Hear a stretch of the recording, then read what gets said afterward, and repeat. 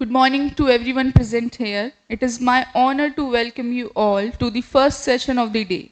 We are privileged to have with us Professor Purnima Mehta Bhatt, Emeritus Professor of History at Hood College, USA. With a distinguished academic career and deep engagement in South Asian history, gender, and diaspora study, Professor Bhart's work offers us new perspective for marginalized communities. In this session, she will guide us through the complex world of Siddhi women, exploring how religion, migration, and exploration play a role in the shaping of new identities. I now invite Professor Bhart to come on the dais.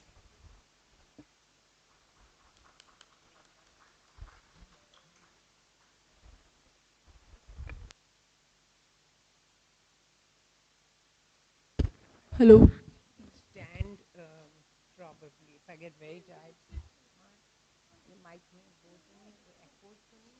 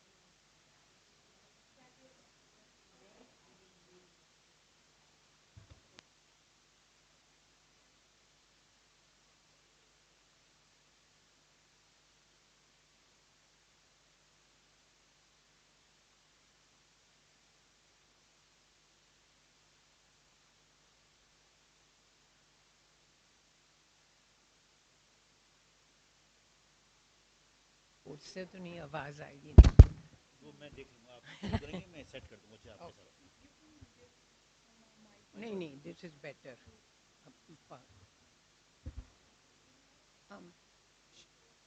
should I begin? Huh? Okay. As always, it's a pleasure to be back again with you. A lot of now I feel I'm not with strangers. It's very familiar. Familiar faces, not strangers, but friends. So I'm feeling good and comfortable here. Okay. I'm trying to make sure.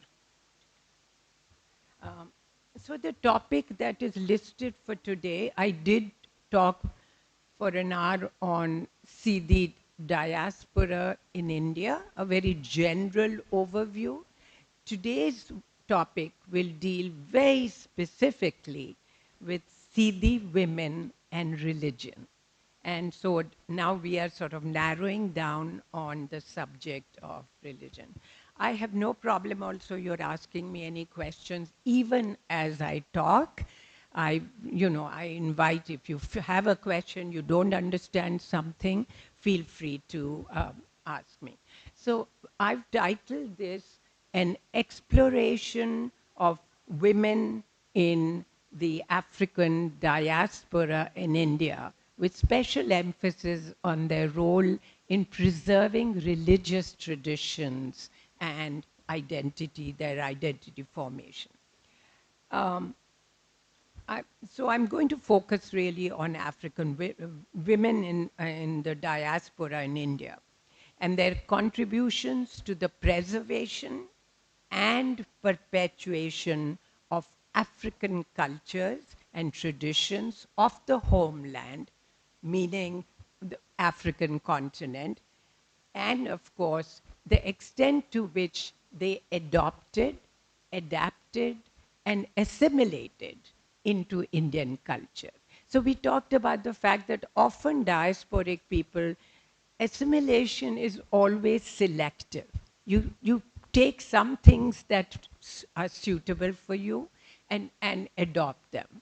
And in other situations, you preserve what is absolutely valuable to you. And oftentimes that is religious traditions, customs, stories, songs, and dance. And we'll talk a little bit about that. This research, as I mentioned to you, is the result of field work that I carried out for my book amongst the diasporic African communities, especially in Gujarat, where I originally come from, and the use of archival and other sources on the subject. And I think this is important to share with you because I believe that the most exciting and the best kind of research is both a combination of field work and also work in the library. So you want to combine the two, looking at scholarship that has already been done in the field. In my case here, there was very little information on the Sidi women. As always, the women are forgotten. While the subject of the transatlantic slave trade, you understand what is meant by the slaves that were taken from the African continent and sent to the United States. You'd be amazed that it is now estimated that there could be as many as 11 to 15 million. You know, it's mind-boggling to think that so many people are snatched away from their homes, from their familiar environments, from their families, from everything that they love, and forcibly, involuntarily brought to the New World, not just United States, but all the Caribbean countries, Mauritius and Fiji and Virgin Islands, and also South America. So we are talking about a very large number to the United States. And a lot of work and good scholarship exists on the transatlantic slave trade. So today we are shifting gears a little bit, and we are talking about the Indian Ocean trade. Then I had shown you the map to show that mostly the Africans who came to India and actually to Pakistan and Sindh and what is Bangladesh now, basically came from the east coast of Africa because of the sea route, the easy access by the sea, and arrived in the west coast of India, particularly Gujarat, but also Karnataka, also Goa, because it's in the western part, and Andhra Pradesh. And we knew, I think we still know, relatively little about these people because it has not been researched and documented by too many scholars. You may be interested to find out that this trade itself on the Indian Ocean, what we call the Indian Ocean trade, lasted nearly 1,000 years. So they've been around in India for pretty much about 1,000 years. And yet, sadly, women's lives, their experiences, their contributions remain neglected and totally overlooked, and they are marginalized. As I mentioned to you, the Siddhis are known in India, depending on where they are, as Siddhis, Shidis, and by many different names. I don't want to use the term Habshis because I consider it negative. They came to India, and now I'm talking about women specifically, starting from the 13th century, really. They came as some of them as slaves, and this might interest you. It's not only the transatlantic slaves were brought from Africa to India also, as mercenaries. People came to fight as soldiers. They volunteered to fight for kings, for armies, whatever, as in return for payment, mercenaries or those who take up the job and come. Some came as traders, so they were not forced, they were not slaves. Some came as palace guards, guards for the palaces of the Nawabs or the rulers. Some came as musicians. They were renowned musicians, and Siddhi music is very exciting. And others, particularly women, came as concubines, as wives to perform sexual services for the rulers. As I mentioned to you, their descendants are found in many parts of India and also Pakistan, Sri Lanka, and the Maldives Islands. But I will focus mainly on the Siddhi women in India. It's unfortunate that the research on the institution of slavery and slave trade in general, as I mentioned to you, has neglected the experiences of the female slave particularly. These women, with just a few exceptions, find no mention in the pages of history, despite the fact that they played a prominent role in the acculturation process, as well as the retention, the preservation of cultures from their original homeland. So they played an enormously important part, and yet they have not been given the credit.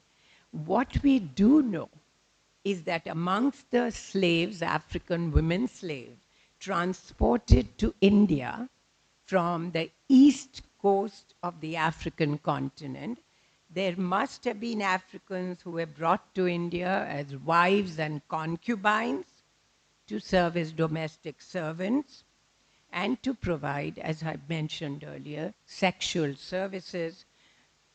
In my work, I strive to recover the submerged, marginalized, overlooked history of these women, the forgotten voices of these women. The written records that I could find also tell us, and this I found very interesting, that the price paid for a female African slave, the payment for the price that they fetched, was often greater for the females compared to the males. And you say, wow, why they're paying more for a woman slave? And the answer to that, if you think about, is very obvious. Women are valuable not only for their labor, but mainly also for their reproductive value. They will bring forth, because they produce children, they bring forth the new generation. They will contribute to the slave population in India. So they fetched a greater price. African female slaves were desired and admired wherever slavery existed. This was equally true in India. So I went to advertisements in the newspapers from the 19th century, from the late 18th century, which provide sufficient, ample evidence of the demand for female African slaves for sexual purposes.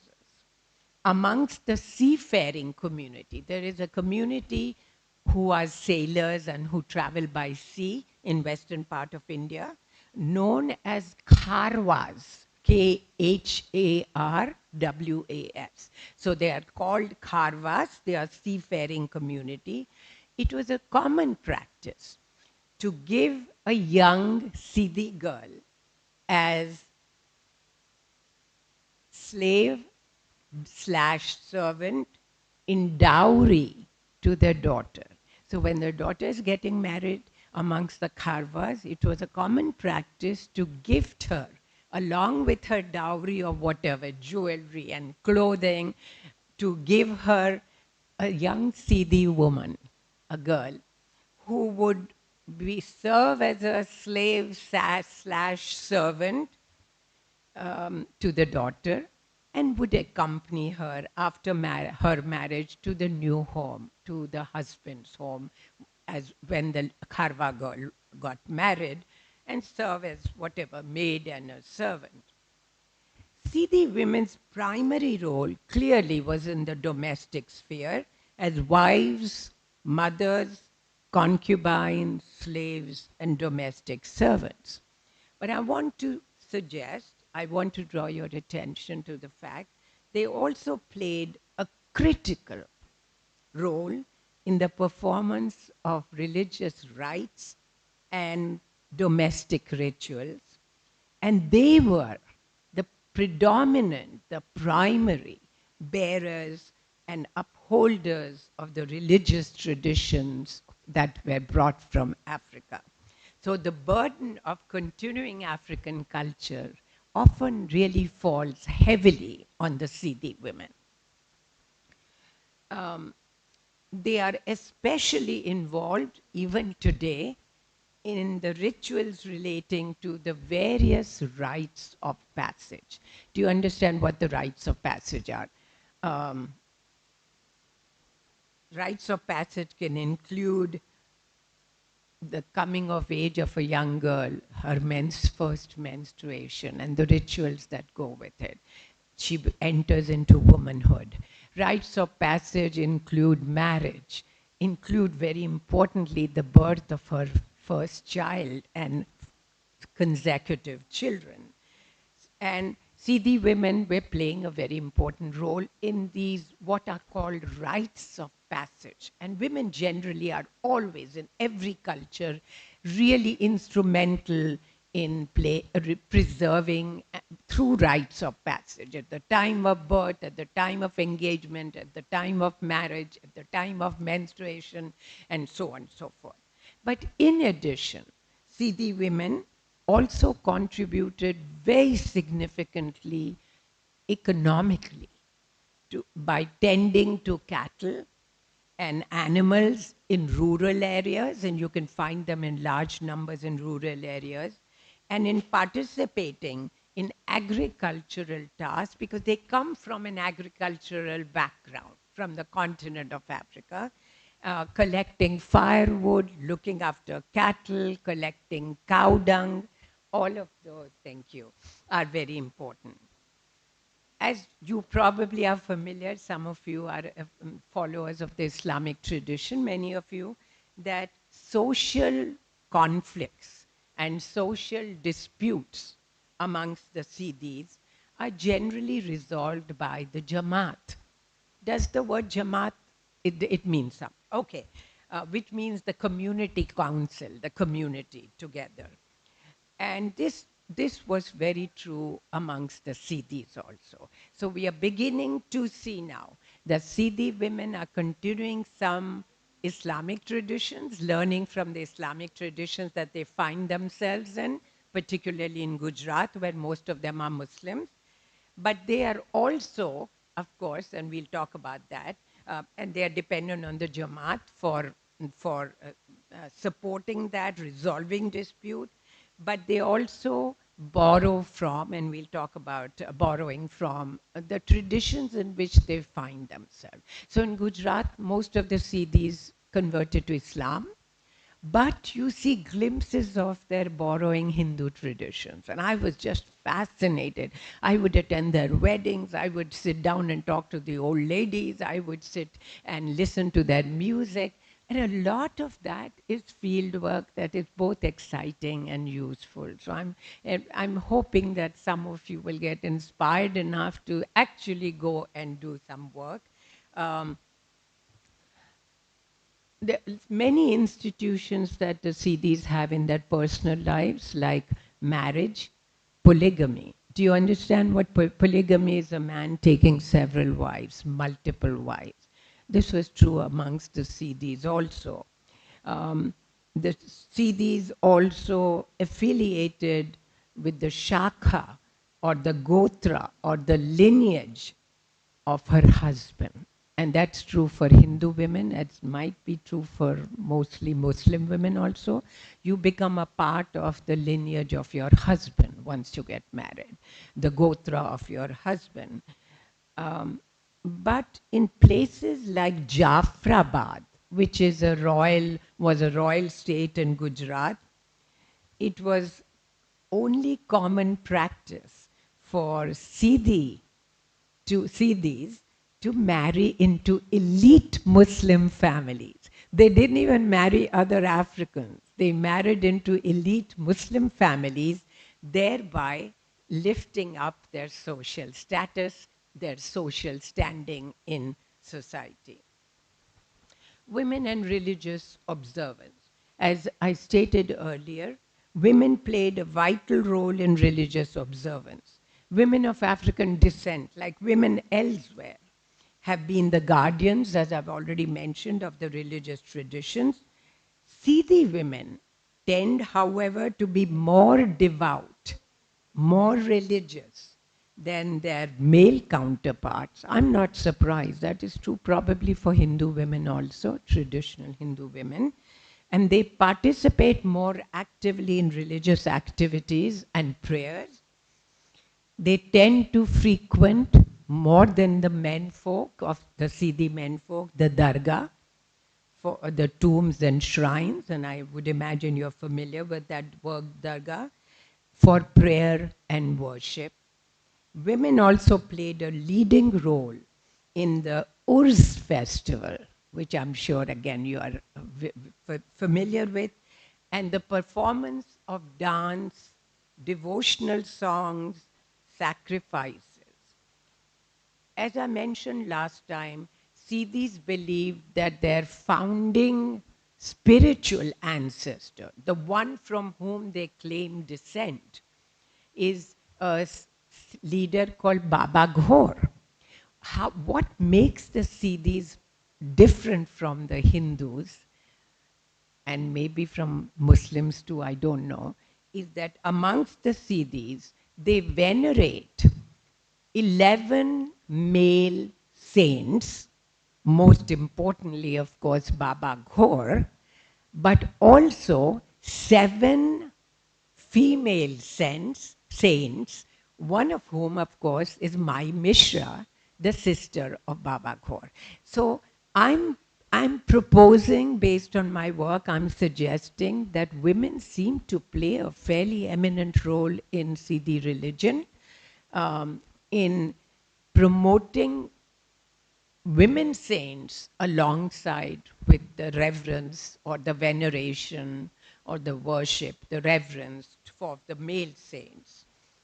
In addition, as I mentioned, mostly it's Mai Mishra, Siddhi women in Ahmedabad particularly, and I can't speak to all the Siddhis all over the country, perform something, a ritual called Basti, Basti, Basti.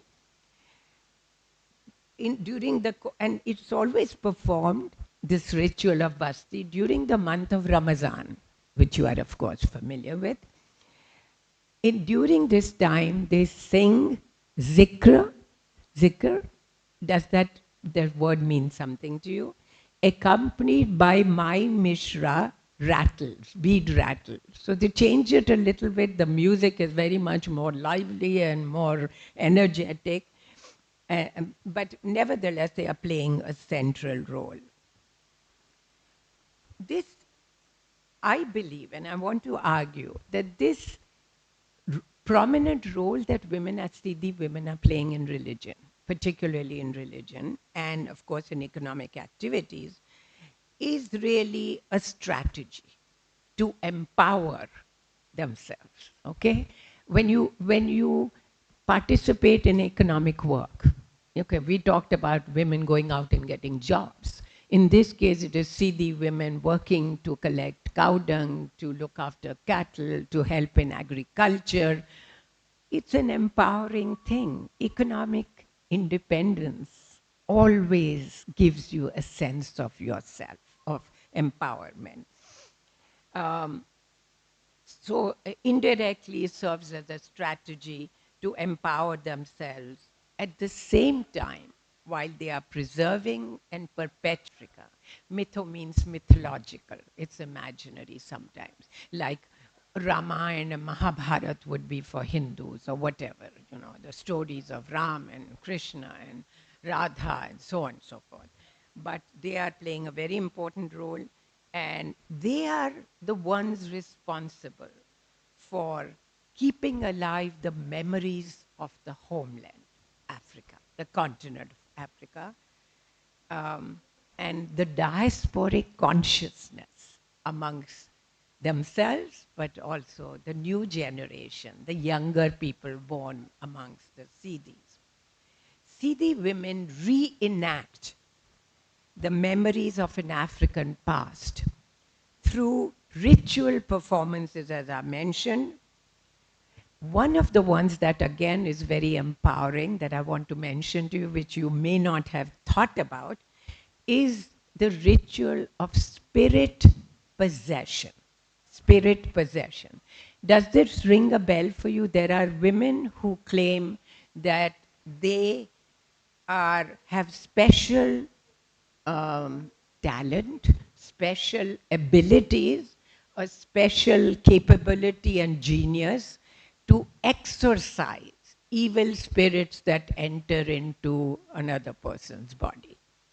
And they are performing this role as a spirit medium to exercise. So if you behave in a strange and erratic way, what others might think is a little crazy behavior, if you tremble and shake sometimes and you talk in tongues, in other words, you are babbling and nobody can understand. In Gujarat, they say ke mata avi. Not to see this so much, but the common terminology is ke ama to mata avi gai, meaning that she is possessed by the goddess. And the only way to help her, to heal her, to make her normal, to restore good health, is to bring in a medium who will perform all kinds of whatever rituals and cleanse and push out the evil spirit from the body and whatever of the exorcised person. And you know what this does? It would give enormous power to a woman. What a medical doctor is in the 21st century. So yesterday I'm complaining my back is hurting very much. And I'm thinking, okay, I go to Ahmedabad. After I finish my duties, I'll go to Ahmedabad. I have 2 days. Can I go see a good doctor who's going to help me get better before I go to the US? Amongst poor people, often what I have, I didn't have, I was not speaking in tongue, mata noti avi, it wasn't possessed, but the reality is for them, this is a form of medical practice. And the Siddhi woman is their local, I don't know what you say, witch doctor, but an important doctor who is helping them get better. And I think this is an enormously powerful, I got so excited about this subject that there is every year an annual conference in United States called the Conference of South Asian Studies. And I wrote an entire paper based on my excitement about possession, on spirit possession amongst women. And it opened up really all kinds of exciting things for me, that women find power in many different ways. Okay, you don't have to be a prime minister or a member of parliament or something, or principal of a college or a women's college faculty. Hey, if you can help possessed people become normal, you got power, a different kind of power, but you got power. So during the course of spirit possession, women serve as mediums, and indirectly it's a strategy to empower them, at the same time continuing African traditions. Another ritual that that they perform, this is a part of the spirit possession, is what I call matavi, okay, that involving rituals. Amongst the Siddhis of South Gujarat, the onslaught, the coming beginning of menstruation for a young girl who is entering now her status of womanhood, is also something that the Siddhis have continued, borrowing from both the Islamic tradition and the Hindu tradition. Now, it's hard to know what the African tradition, I should know, I'm an Africanist, but what I saw amongst the Siddhis is much more a borrowing at the time of coming of age from Indian tradition, in this case Gujarati, but it may be very similar to in other places. In Gujarat, amongst the Siddhis, it is referred to as odhani, odhna, wearing the scarf around you. So when the girl comes of age, um, she dons a headscarf, meaning she's now an adult, she's a woman. And this they are borrowing probably from Islamic tradition, but in some ways from Hindu tradition also. Another borrowing from Indian tradition, which some of you may or may not be familiar with, is called Cheti Beti. Cheti Beti. Okay, Beti word, you know, sitting down. Cheti means sitting in a corner. A little unfortunate, but when she first begins menstruating, she's made to sit at a distance. And you know why this is so, at least amongst the Hindus and perhaps amongst some Muslim communities, that Cheti Betna implies that in the first days of menstruation, a menstruating girl is impure. When I thought about this, I said, oh, something clicked for me. Huh? I used to go to my maternal, not the grandmother I've been talking about, the educated one, but a very lovely, wonderful maternal grandmother. And as we became of age, I suddenly realized that on some days, they would say, kitchen mein na aao. Don't come into the kitchen. Kitchen is a sacred space. If you are menstruating, you don't come and touch food, you don't come and touch utensils.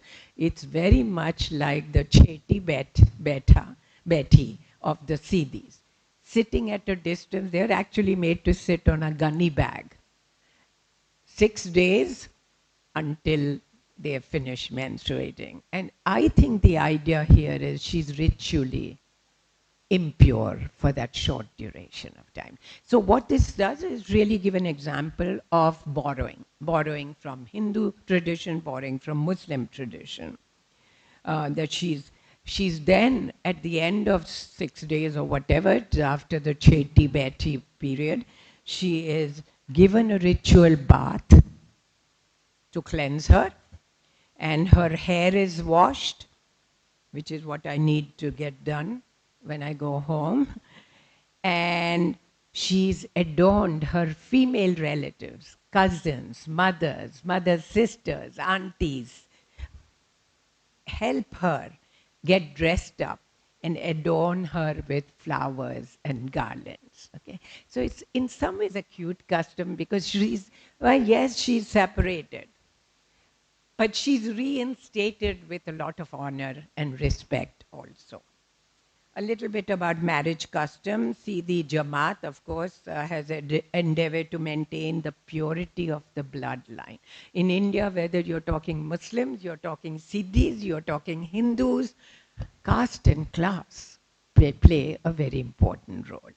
So this is true amongst the Siddhis. Marriage had to be and continues to be in nearly all cases endogamous. You understand the word endogamy, marrying within the group. Okay, so amongst Hindus, if you are a Brahmin, ideally endogamous marriage would mean that you have to marry somebody from the same caste, or if you are a Kshatriya, and so on and so forth.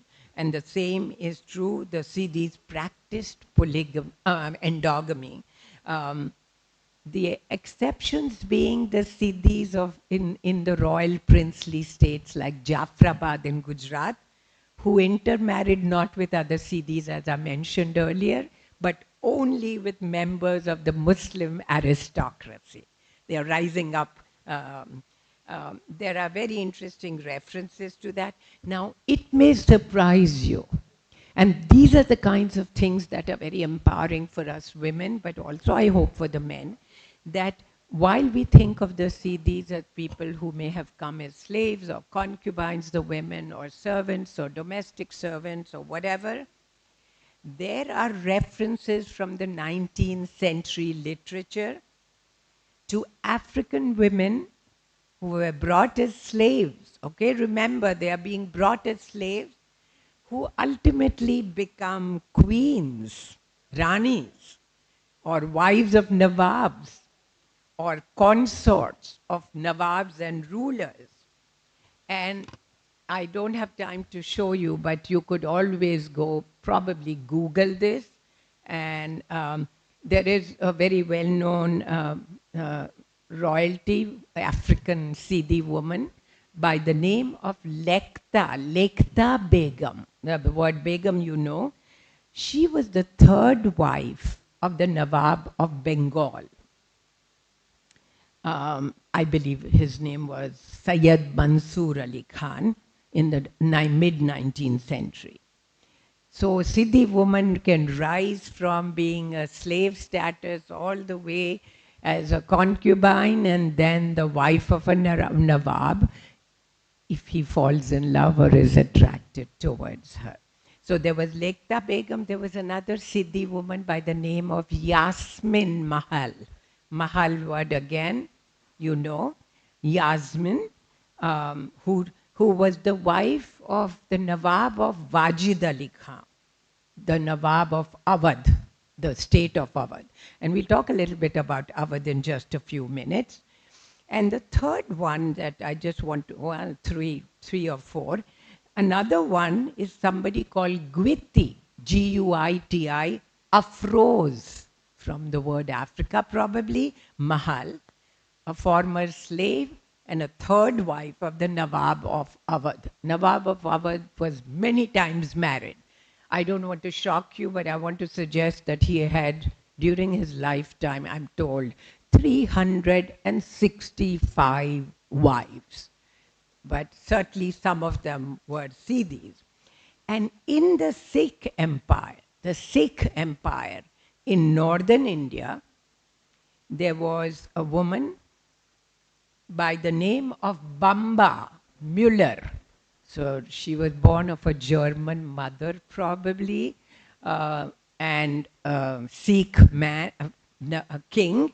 And Bamba Müller in the mid-19th century was married to the last ruler,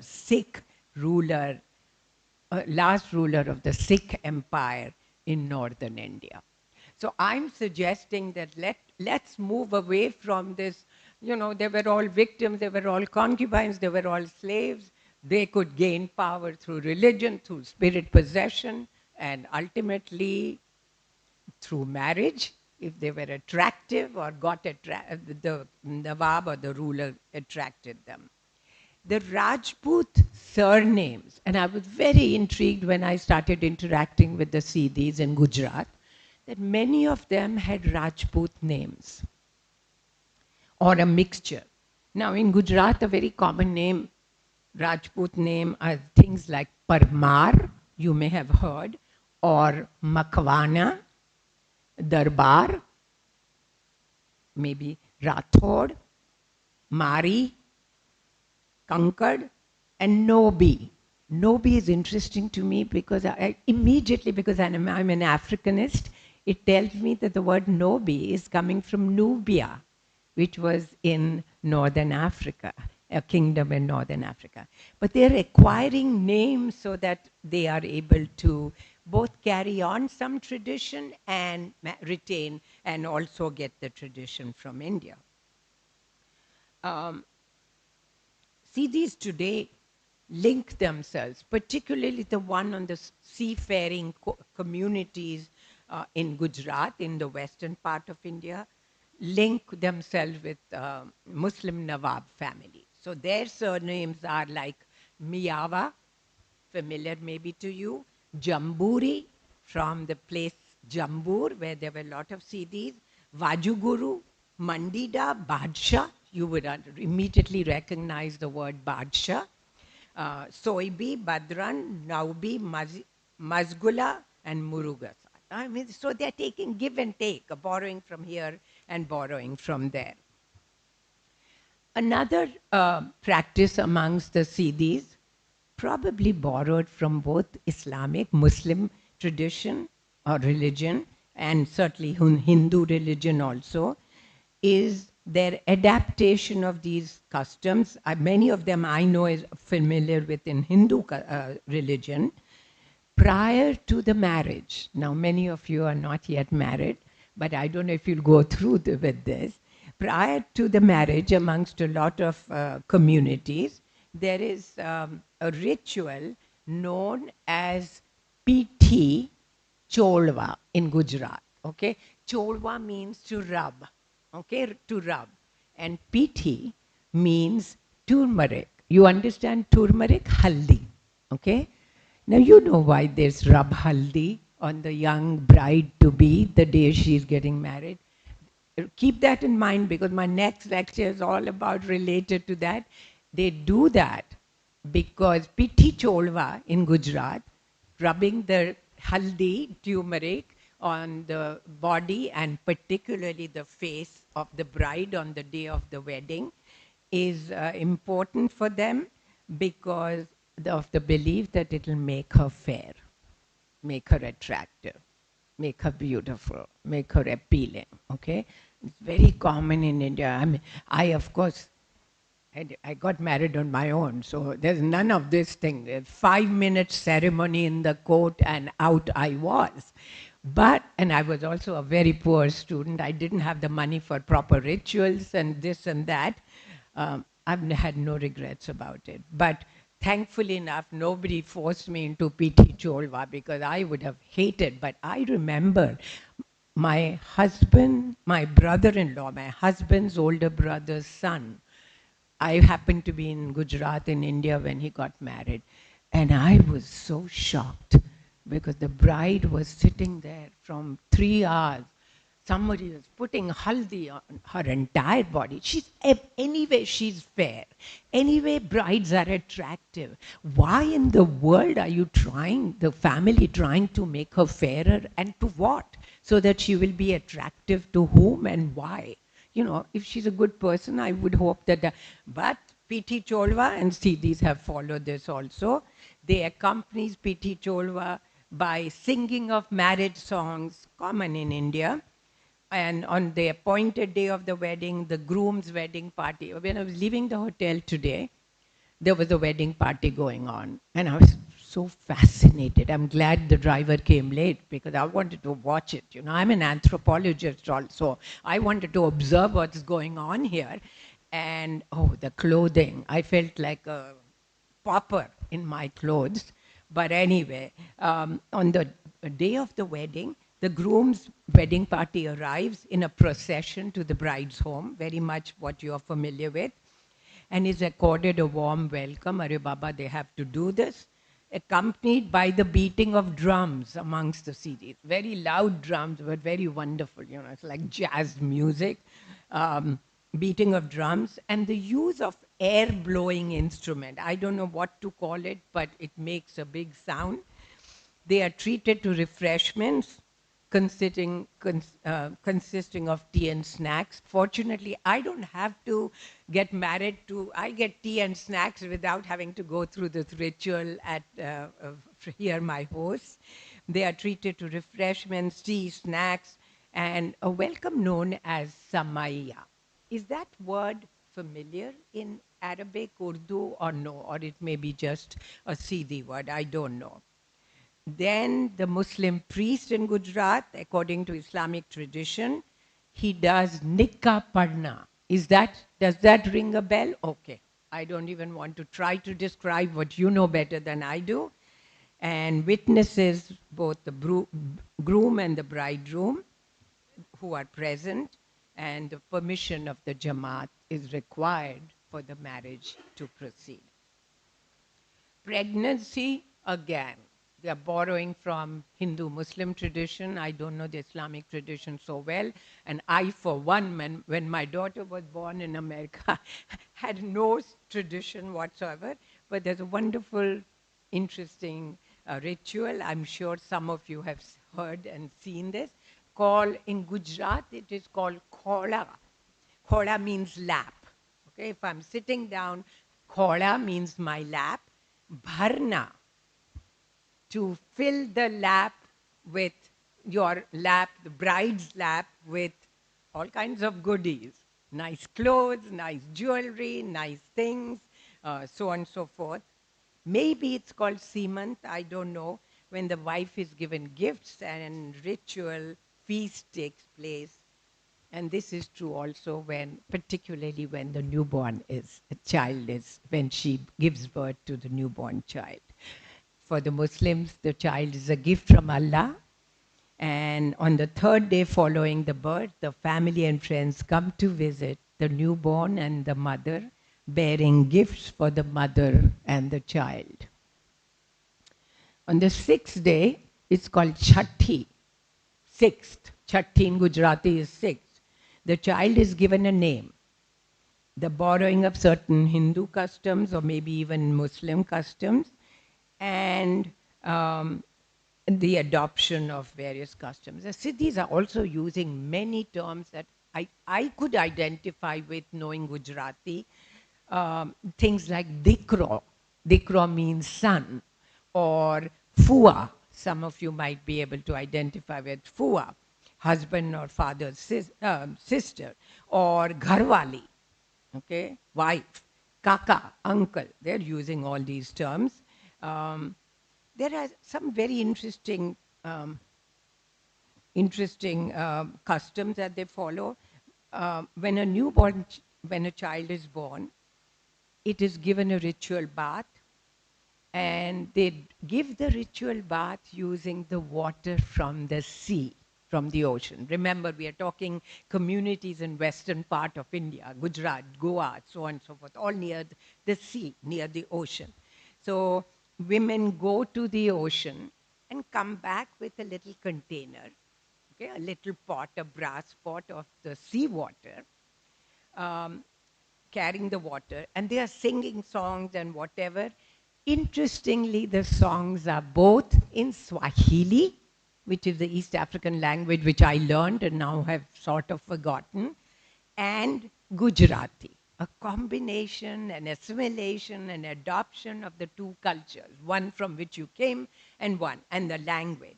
And they sing songs which are in Gujarati, which I see a lot of Swahili words I identify, which says Allah Malik Dangora. So there may be some Swahili words there. Darye. You understand the word darye? Going to the sea. Darya means the ocean. Darye Jaja Dangora. Ghadili Av Dangora, bring something. Bal Navrao. Bathe the newborn child. Bal Navrao, Gujarati word. Bathe the child in the sea water Dangora. Allah Malik Dangora. A mixture of three cultures here in the language. Swahili, that is African, Gujarati, and Islamic traditions also in Gujarati. This reflects the borrowing from, as I said, in the folk songs of the Siddhis also.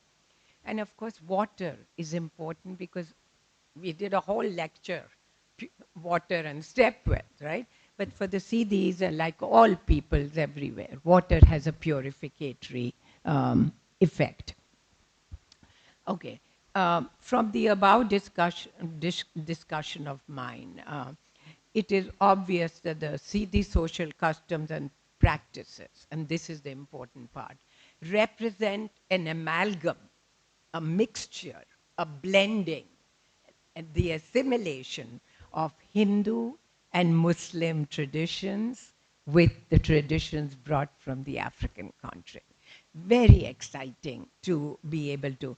The process of acculturation is going on in the community. They are borrowing from mainstream society, from African, and what makes them unique, of course, is the importance given to female saints, which we don't always find in, at least in Hinduism. All of these rituals are a way of a vehicle for remembering and honoring the women of the African diaspora.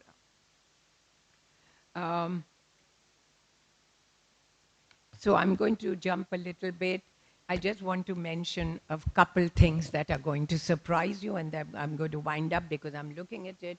I believe I started at 11:15, and I should end in 1 hour, and I want to show you 4 slides before that. It's evident from the discussion above that there are a lot of African survivals amongst the Siddhis. The historical records don't end there. It took me a lot of research, a lot of working in the libraries, a lot of perspiration to find out, and recent scholars have done that. We are shedding new light on the subject of Siddhi women or African women, not just only as slaves and concubines. We know, for example, that in the kingdom of the Nawab of Awadh, you will be surprised at this, African women, in other words, Siddhi women, were recruited as bodyguards for the royal family, okay? Because of their strength, perhaps, because of their perceived ability to fight, and valued for their bravery and royalty. The Nawab Wajid Ali Khan of Awadh employed African women as personal bodyguards, and these female Africans were organized into a female platoon, a fighting force, all women force, who were, and this may surprise you even more, who wore short skirts, okay, very short skirts, over on top of loose trousers. Okay, so short skirts so they can move about and defend the royal family, but on top of loose trousers to enable them to ride horses. During the mutiny of 1857, when Indian troops rebelled against the British, independence, beginning of freedom against the British, and attempted to overthrow them, a number of African slaves, men as well as women, loyal to the Nawab, participated in the fighting. Official records suggest that Africans fired upon British troops from trees and roofs in Awadh. Among those who died valiantly defending the Nawab and his family were many African women.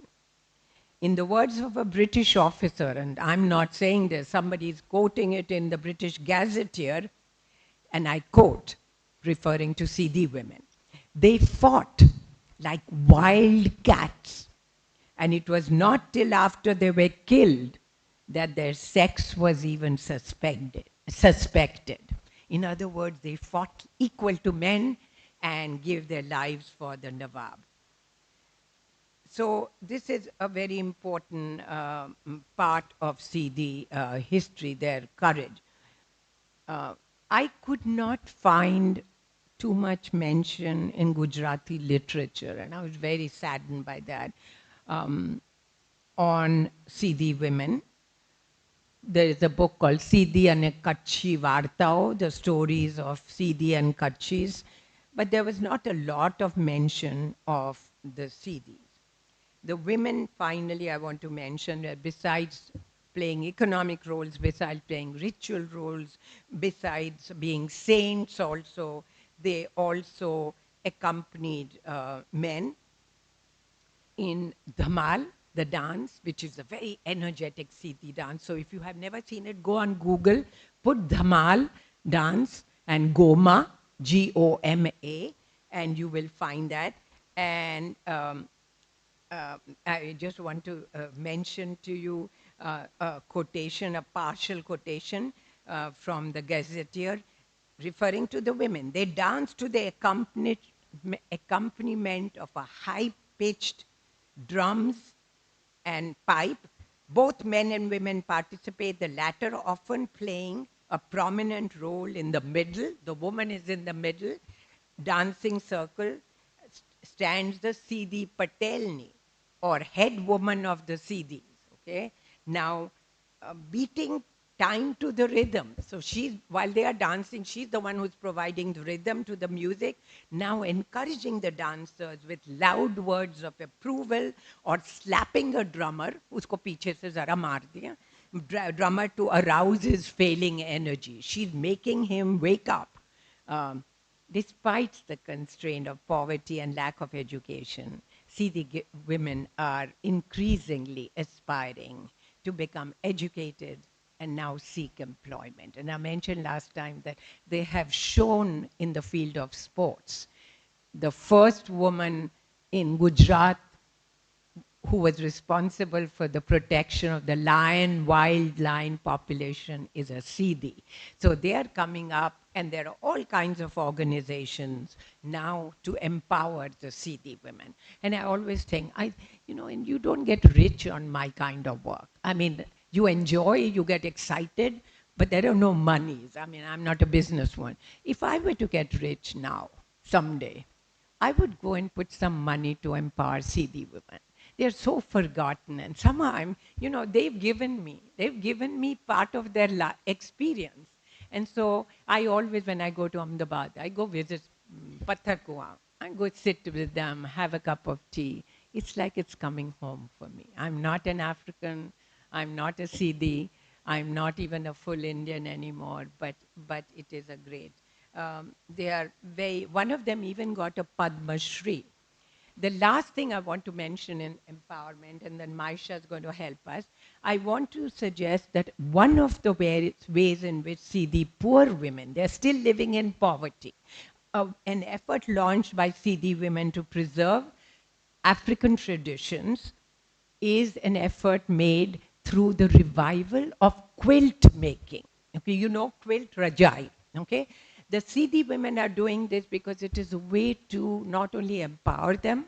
Remember, they're sitting in the chalk and making the quilts with other women, diasporic experiences, but also it is a means of economic empowerment, or giving them economic power and some money in their pockets. I don't possess a single quilt, but by golly, if someday I'm going to get one for myself, and I'm going to show you 4 slides. My chef, can we show? I'm going to move away so that you can see it. So I'm going to end with that and have Maisha show you just a few slides to show you what beautiful work they are doing, and someday go get a quilt or at least like here. Okay. I mean, blew me away. What was I doing when I was working with the CDs? Why didn't I find one for myself? Can we move, Maisha? Another example of Kawandi, the quilt making tradition. I'm not very familiar with textile traditions, but I would imagine that there's an inspiration both from India and from Africa, from Islamic culture and Hindu culture. It's a wonderful blending of the two. Maisha, can we move? Another one? Just one after another. I mean, I'm just giving you a little sample of it. Maisha, I don't know if you have. What a wonderful, wonderful tradition of quilt making. And this will give them economic power, not just a place to hang out. Okay, and we are done with that, right? Thank you very much. Let me see, by the rules of I have 6 minutes that I'm allotted, I believe. Where is, okay, we are in control here. There's nobody looking, um, telling me. If there are any quick questions, I would be very clear. Go study those from Karnataka, those who are from Goa, those who are from Andhra Pradesh, those who are from Gujarat, those who are from Sindh and Pakistan, Bangladesh and Maldives. Go study people. They are the forgotten. Bring them into the limelight. Bring them into the spotlight because they deserve that. Thank you very much. I'm happy to, while I drink water, answer any questions, anything you are not clear about when I spoke to you. We have, according to my calculation, 6-7 minutes.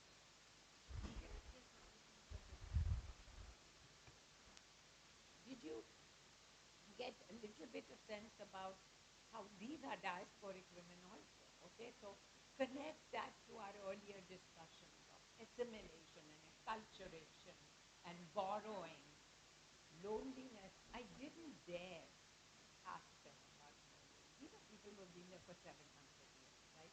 I mean, the generation to generation. Yeah.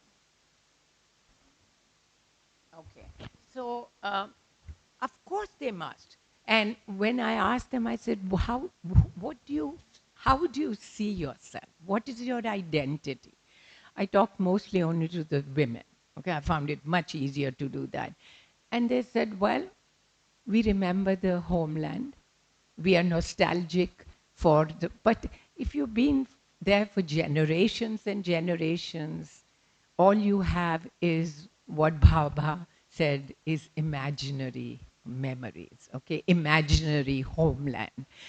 So, but they're keeping alive through song and dance and quilt making and music and certain religious practices. Like they are keeping alive African traditions at the same time borrowing and adapting. Any questions? Don't feel afraid to ask, or if I didn't clarify something, I am here to answer whatever questions you may have. Do we, I don't know what the etiquette is. And it's not just adaptation from African traditions, it's adaptation from Hindu traditions. If they find themselves in a Muslim community, they adapt to Muslim rituals and so on and so forth. It's a lovely ability to assimilate into whatever culture, tradition you find yourself in. Sadly, at least in Gujarat, and I'm sure it is true everywhere, either because of racism, color prejudice, or simply because people don't care about studying other people. These are neglected. In Ahmedabad, where I'm just still an outsider, I go there only once a year, and my family used to once live there. If I take a rickshaw and I say, take me to Patharkua, they don't know.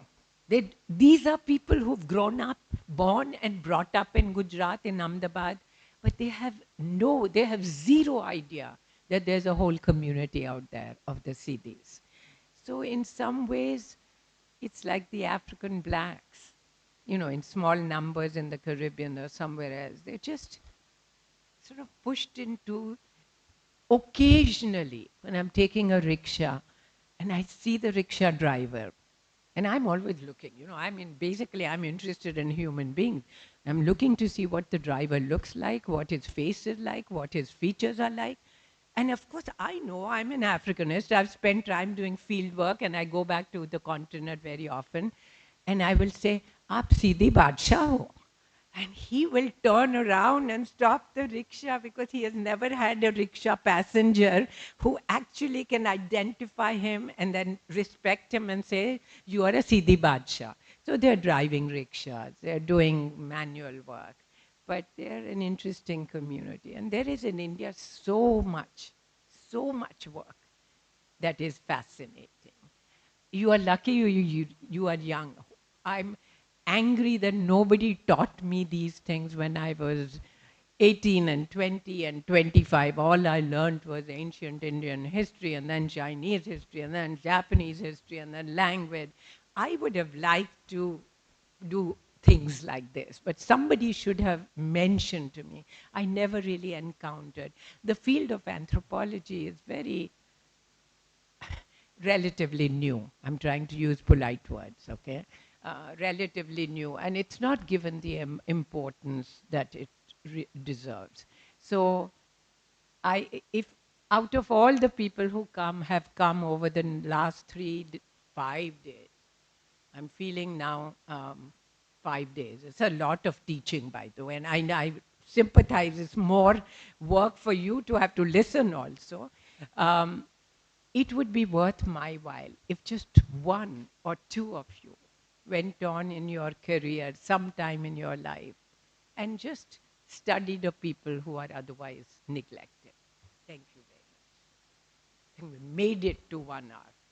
And I don't know, Maisha, now I'm supposed to go. Do they get a break or no? They get a break? These people?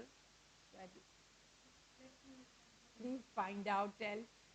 if they are tired, then give them 5 minutes to get free of butt and her talking and move about a little bit.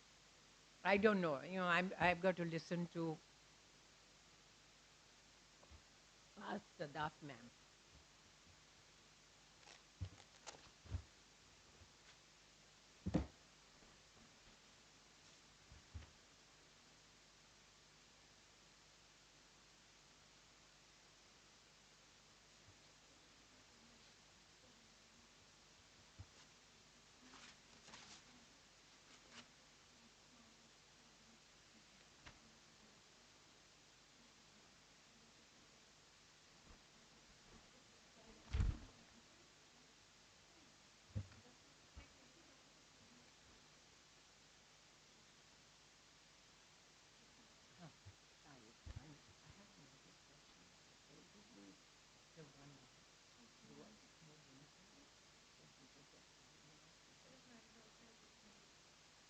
More for them. I have to be here, I will teach, and then collapse. Then you can lift me up and take me to my room. Um,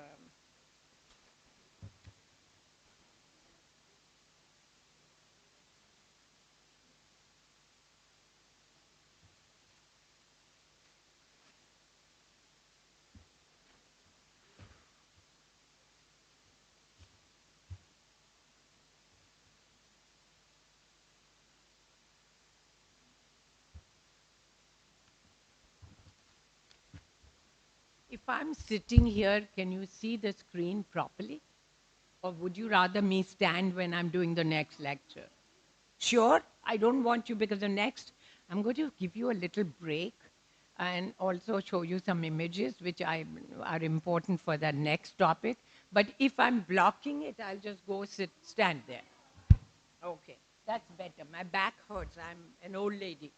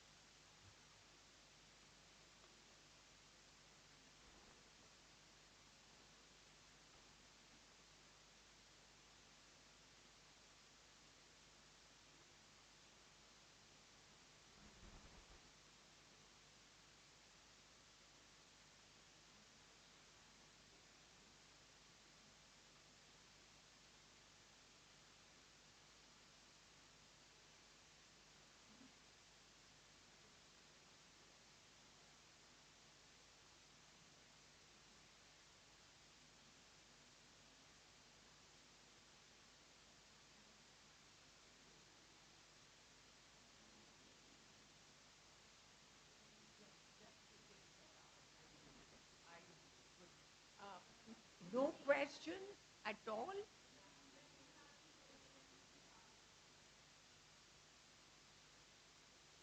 See, the women will feel very sad that you are not thinking about them, that you're not asking a question about them.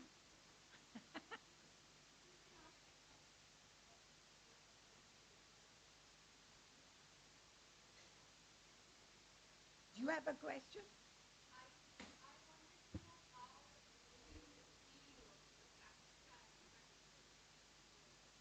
Okay. Oh, Sadaf is here. Um, for the CDs, not for my work in Africa itself, but Africans in India. Basically, I just introduced myself. I knew nobody in the CD community the first time I went there. I just went in there, sought, found the most senior lady there, a Sidi woman, introduced myself and said that I had come with no monetary or any interest. I was a college professor, I was an academic, and I deeply wanted to understand Sidi culture. And my hope was that I would finish my research over a period of number of years, and it took a lot of years, and that out of that would come out a book as it has, which I've shown the picture of. I will send that to the library. In fact, yeah, I'll have Sadaf do that. And then I would go again and again. The secret is to find a well-respected person who's willing to sit down in the chalk and talk to you. And you know, if they are working people, they go off at 9 and they come back at 6 and they're too tired. But this was, and she was like a powerhouse. She was the main matriarch of the CD community. She's no longer alive now, sadly. Rumana Ben, and wonderful woman. And it is from her, they are called in anthropological literature, the person who gives you information to begin with, the most important, is called an informant, a person who informs you. Huh? And Rumana Ben was the first. And then because she was such a strong, powerful figure in CD community, she would take me around and introduce me. And the children, and you saw that photograph that's on my book, the children, after all these years now, those who were then children are married with their own children. And when I go back every year, it's like going home for me. It's like returning to a familiar, to meet good friends. It's a lovely feeling when you do field work. And I hope some of you will have the experience because it's so thrilling. Maisha? And I will, if we are doing Dying to be White, like, huh? Can you sit down so you don't have to, huh? Where is Sadaf, ma'am? Start off with the next one, huh? Okay, and tell me, yes.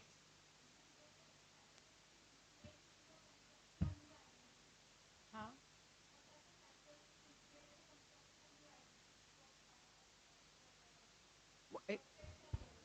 Um, okay, and there's so much I'm not able to. You were talking about Sidi women in terms of, it's a very mixed identity.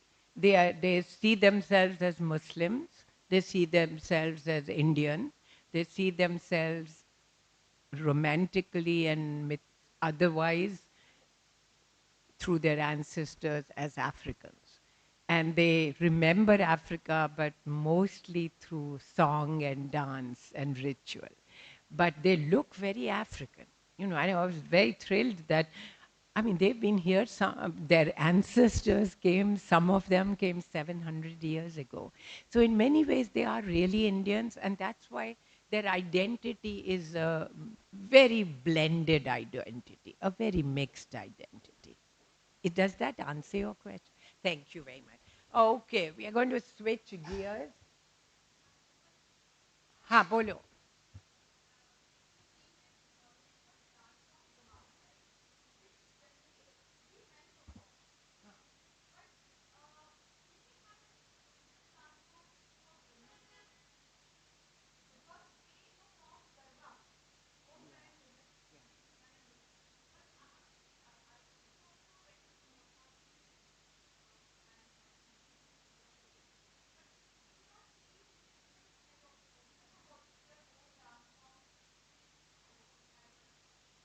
Okay, a very good question.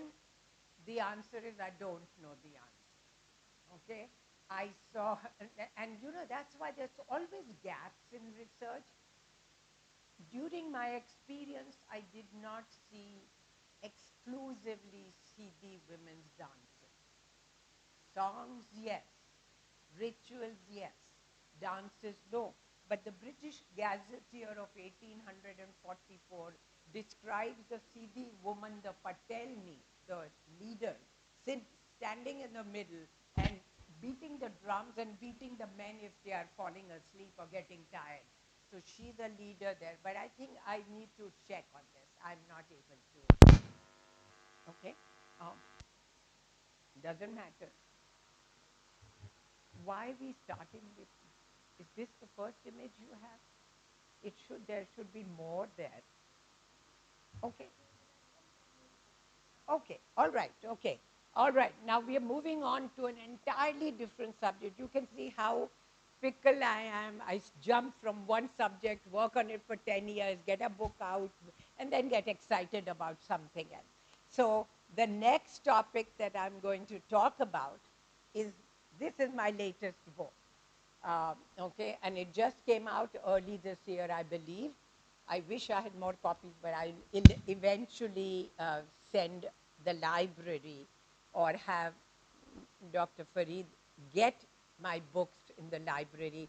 So someday you won't forget me completely. If you go to the library, it'll ring a bell and say, oh, that was that butt who talked and talked and talked while we were falling asleep, okay? But you will read parts of the book. You don't have to read the whole thing. Huh? Okay, you can't hear? Oh, no. Okay, okay. No, ma'am, I'll be careful. Huh? I'll be quite careful. Okay, so to repeat, um, the book is called, now can you hear? आप सुन ठीक है? Sorry, हाँ? हम भूल जाते हैं. आदत नहीं, हम स्टार नहीं है, हम तो just classroom teacher हैं. Okay, the book is called Dying to be White. Okay, the obsession with fair skin in India and the global South. And as I said, this is my latest work, and it, look how beautiful she is, and note the color of her skin. Okay, and I'm going to draw from the book. So this particular book, and I'm going to link it up. Okay, maybe I should start off in a little while, just tell you how it relates to diaspora, because my obligation here is to talk to you, somehow link up things with the diasporic experience. But this particular book, of which I am very proud and excited, you know, books are like children. I don't know how to say that. Anuradha would be very sad if she heard me say this, but the thrill of publishing a book is similar to the thrill of having a child. And I have only one, but I have more books. So I have many more thrills through books. This book critiques and examines and explores the obsession with white skin in India and the global South, and the growing popularity of the use of creams and bleaches, lotions, and other chemical compounds to whiten the skin. I'm not going to pin any of you down and say how many of you actually, in fact, practice this, because it is not my duty, but I'm understanding that my understanding is that a very large number of population in India, in Bangladesh, in Pakistan, in the continent of Africa, in Jamaica, in the Caribbeans, actually girls and women from the ages of 15 to 55 use all kinds of cosmetics to become fair, okay? So I'm not going to pass judgment on that. I'm simply studying it as an academic. I considered, when I first encountered this phenomena, and I was deeply disturbed. It was a disturbing phenomena for me. And I didn't have to see girls doing it. It's all over, as you probably know. The frequent public discourse about whiteness, the proliferation, you only need to open the Times of India Sunday section or the Statesman or the local newspaper, and there are pages and pages on weekends particularly, matrimonial advertisements. Wanted a fair and beautiful bride for my son. Baba, what about some of us who are neither fair nor beautiful? We are somewhere in between and brown or dark. What is this? What is going on here? But the matrimonial ads are all over in India, soliciting fair-skinned brides and the beautiful advertisements, not just in Sunday newspapers, but on television. Pay notice next time. Internet and visual media. You only have to take a rickshaw in Bombay or Ahmedabad or Delhi or wherever. Here I've had the luxury of a car. But otherwise, and you see the billboards, and they show you supposedly beautiful women selling something or the other. How is it that they are all fair? Why is it that they are all fair? And it's all over, it's sort of, you don't even have to consciously go looking for it. They come looking for you.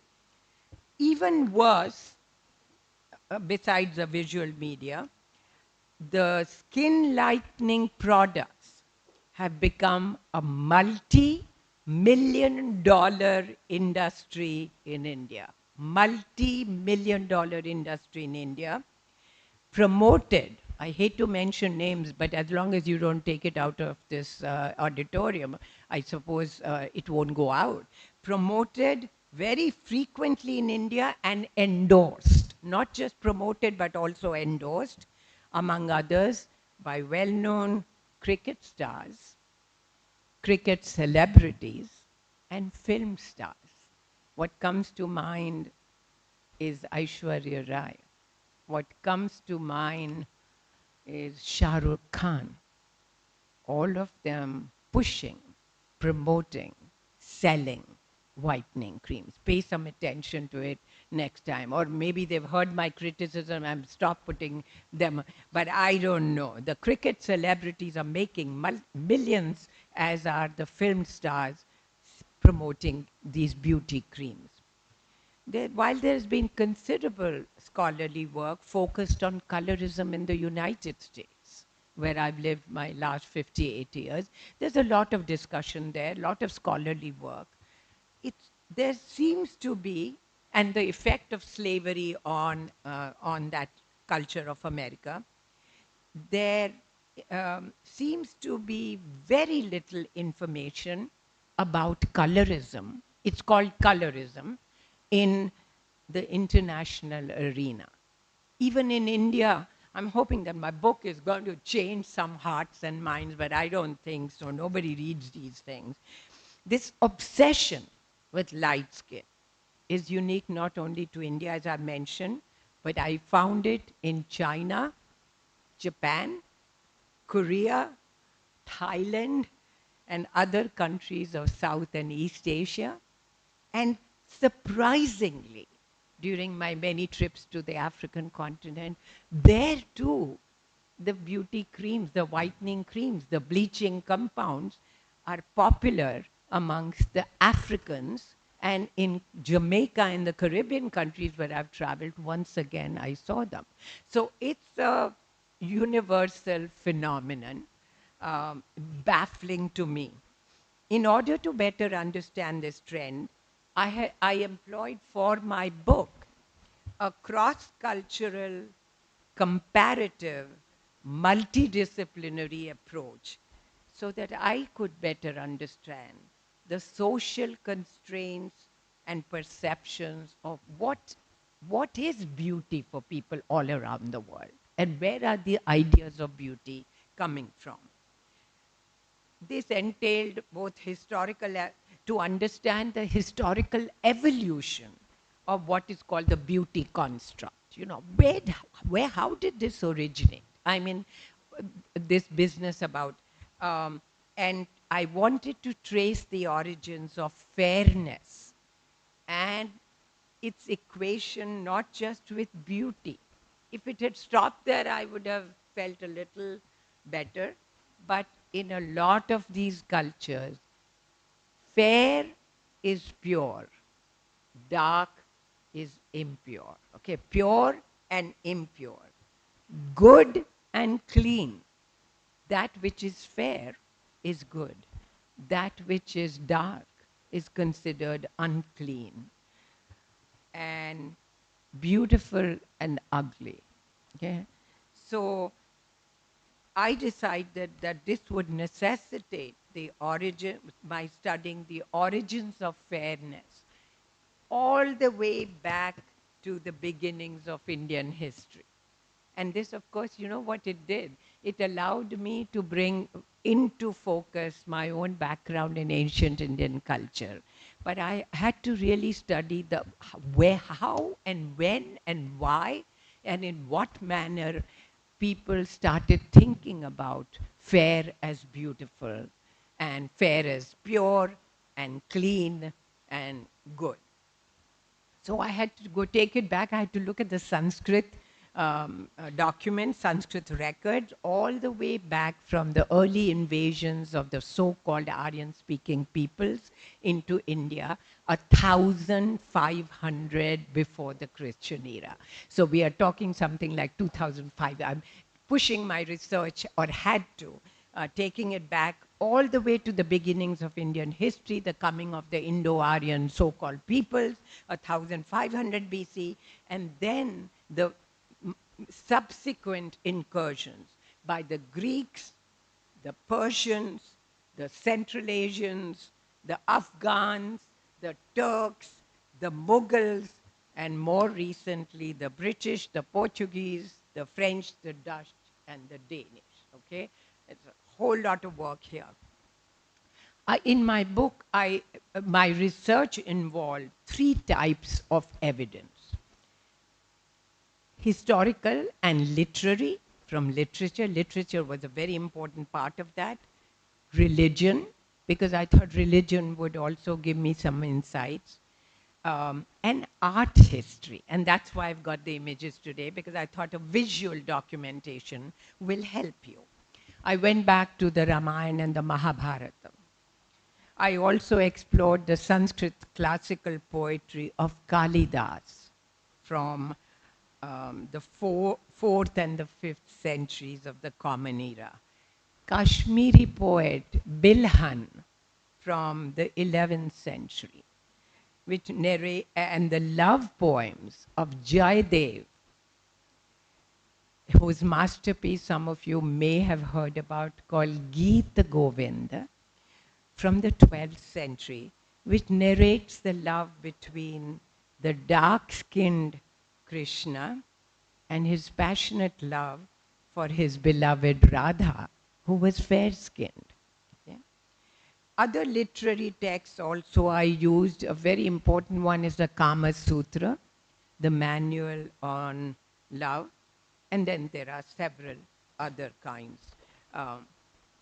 Thus, religious, literary, and poetic sources all were explored to shed light on our attitudes and the origins of skin color and prejudice, being that the white is equated with that which is civilized, and the dark with barbarian, primitive, backward. And of course the difference between pure and impure, as I mentioned, dirty and clean, degenerate and evolved. There can be little doubt that whiteness is created by human beings. It is a social construct. It is not a genetic thing. You're not born with preference for this color or that color. It is a result of society's influences. is a social construct. Um, and therefore, the construction of of whiteness is inevitably charged with manifold ambiguities and contradictions. Since the desire to be fair is prevalent not just in India, but also in countries of South and East Asia and the African countries, one may ask this very important question, which I started off with. Is this longing for whiteness, this desire to be fair, this craving to be white, the result of colonization and imperialism? Okay, the logical thing would be, of course, we were ruled by the British, the Japanese, the Chinese, the Africans. Um, we had colonial masters who were fair-skinned and light-skinned. So is the origin of it really to be blamed on colonialism and imperialism, or did it really originate much earlier? Um, I think one has to, in order to be fair, acknowledge that while it got intensified, this obsession with whiteness, the desire to be fair, after the coming of colonialism and imperial rule, the origins of it really go back much earlier in Indian history, and to a great extent, they are influenced by caste, class, race, and gender. And all of those are important in shaping these attitudes pertaining to skin color. So while we want to blame the British, they are not the only ones. They came much later. We've really got to go back to the beginning. The Aryan invaders came 1500 BC, already in Sanskrit, the classical language given to us by the so-called Aryan-speaking people. The term for caste is varna. Okay, some of you familiar with this term, V-A-R-N-A, varna. It is the same term that means social class or caste. Okay, so instantly we can say, Varna, the caste system, as early as the coming of the Aryan invaders, for them, caste was equated with color. Those who had the conquering caste, in this case the Indo-Aryan peoples, speaking peoples, versus the ones whom they defeated and conquered and subjugated, known popularly in Sanskrit as the Dasyus. And the word Dasyu also referred to the dark-skinned people, the slaves who were. So it's a very important word in Sanskrit, the equation of Dasyus with slaves and dark people. Um, Fairness as an indicator of social status is also found in the ancient societies of Egypt. So I took myself off, or managed to get myself to get a grant to go to Egypt. I always wanted to see Egypt and study Egyptian civilization. And in the Egyptian royal paintings on the walls of Egypt, I saw the same thing. The upper classes, the aristocracy, the queens and the kings, all portrayed with light skin, and the farmers, the workers, the laborers, slaves, all of them with dark skin, white and black, caste, upper caste, and lower caste. So it's not unique only to India. In Egypt, for example, we encounter the term, and it's not important to you, Nafr, N-F-R, Nafr, which translates into fair and beautiful, immediately evoking what we are talking about about India. In Egyptian tomb paintings, as I said, the laborers are always dark-skinned. The slaves are always dark-skinned, and the royal aristocracy always shown with fair skin. In Japan, the same case. Okay? Have you ever wondered, sometimes just for fun, and this course doesn't really deal with Japan and China, we are talking about Indian diaspora, but I just wanted to hint to that in Japan, during the last several centuries, the Meiji period, the Tokugawa period, it doesn't matter, you don't have to remember them, um, the courtesans, the ladies of the court, the geishas, maybe some of you have heard the term geishas, they are not just prostitutes, they are upper class courtesans, they provide entertainment, perhaps sex, but they are very highly respected in society. All of them, even today, I was so shocked, even today the geishas put white powder. They go out in public always with chalk white powder on their faces. I found the same thing in China, where women were putting, and the Chinese, ancient Chinese have a saying that if you want to be fair, you should drink 3 white soup. Don't ask me, they probably are made of some vegetables, all of which are white in color. You know, maybe squash, maybe cucumber. You got to go try at home and see whether you become fairer. I think not, but anyway, whatever this concoction was in China, the ancients are telling you if you want to be fair and lovely, you better drink 3 white soup. And even more surprising, the Chinese traditions say that in order to achieve whiteness on your skin, you have to have a concoction of grind up pearls from seashells.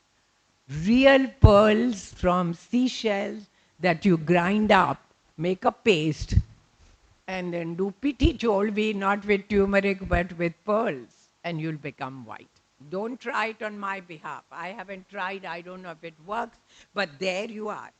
All the Japanese novels, which are so beautiful, literary texts, like The Tale of Genji and The Pillow Book, describe beautiful women as fair and light skinned. It can break your heart, but that is the way, the reality. This obsession with light skin is found everywhere, including Hong Kong, the Philippines, Taiwan, South Korea. There was a research firm in London called Synovate, Synovate, and they did a study of it by actual asking people questions and found that 4 out of 10 women, okay, we are talking nearly half, a little less than half of the women in Hong Kong and the Philippines put something on their faces and on their bodies to become white. Okay? Advertising is the culprit here. People are, the social media can be advantageous, but it's also an instrument of such oppression because young minds get influenced by it. And there are examples of that here. And the same is true in Latin America. I was amazed. I mean, African continent, I go to Nigeria, where everybody is even darker than my skin. 88% of the young girls, 15 to 35, lighten their skin. And I came home to Gujarat, and we had a young girl, then my mother was still alive, a young girl who came to help my mother, who was in her late 90s. And so she would stay the night. And in the morning, I saw her going to the laundry room. She often helped with washing the clothes. She's using the bleach. Okay, this is not going to a beautician. This is not going to a cosmetologist. She's using the bleach, the household bleach for washing, on her face. And I said, oh dear. I said, Anjana, do you realize that this kind of chemicals that you use without thinking, without knowledge, can cause cancer, kidney failure? When you get pregnant, you can have an unborn child who already suffers from deformities when they will be born. and all kinds of rashes. I took photographs in many parts of the world when I did field work to show you how awful sometimes the negative effects of bleaching can be. But there you are. This is what people want. So it is really surprising to me that people have this hankering. Um, Finally, my research concludes with a discussion of the detrimental. You know, I'm hoping in this book, I don't like to give advice. I don't advise anybody too much.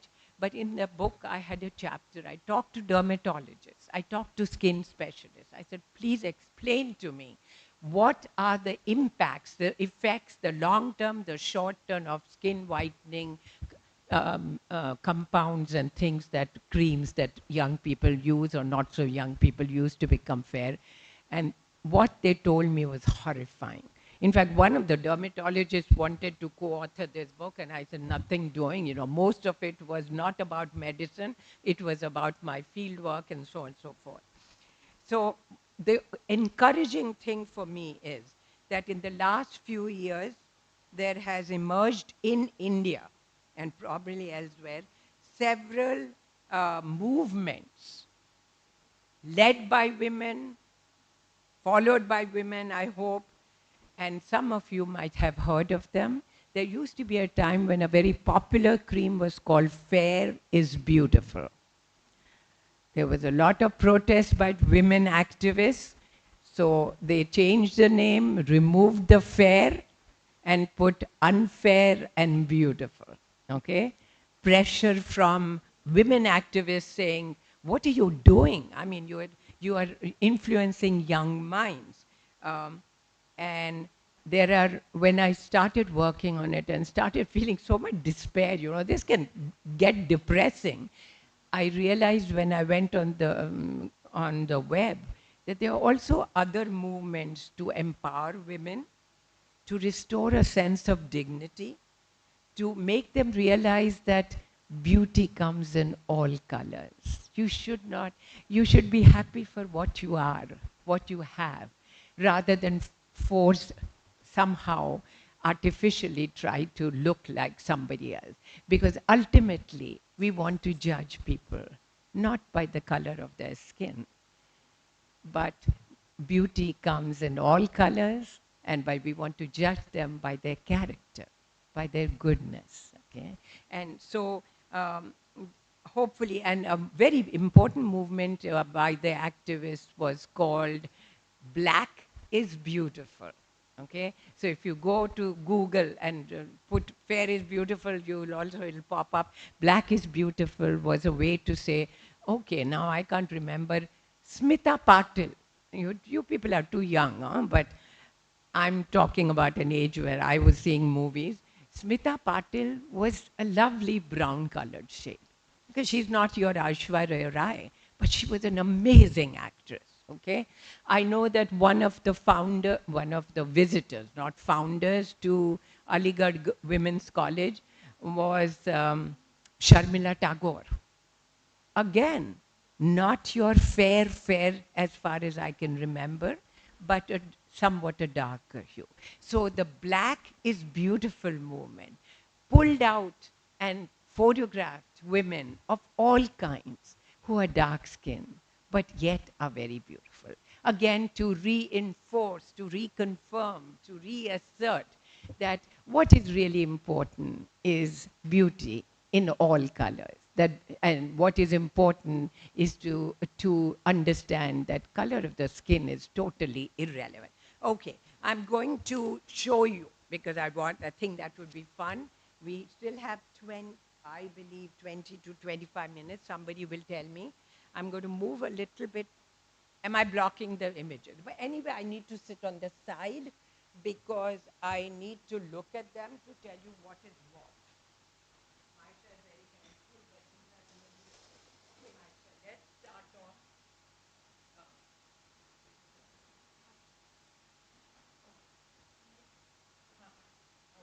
The mic. Okay. Okay. Are we starting from the beginning? This is the first image you have?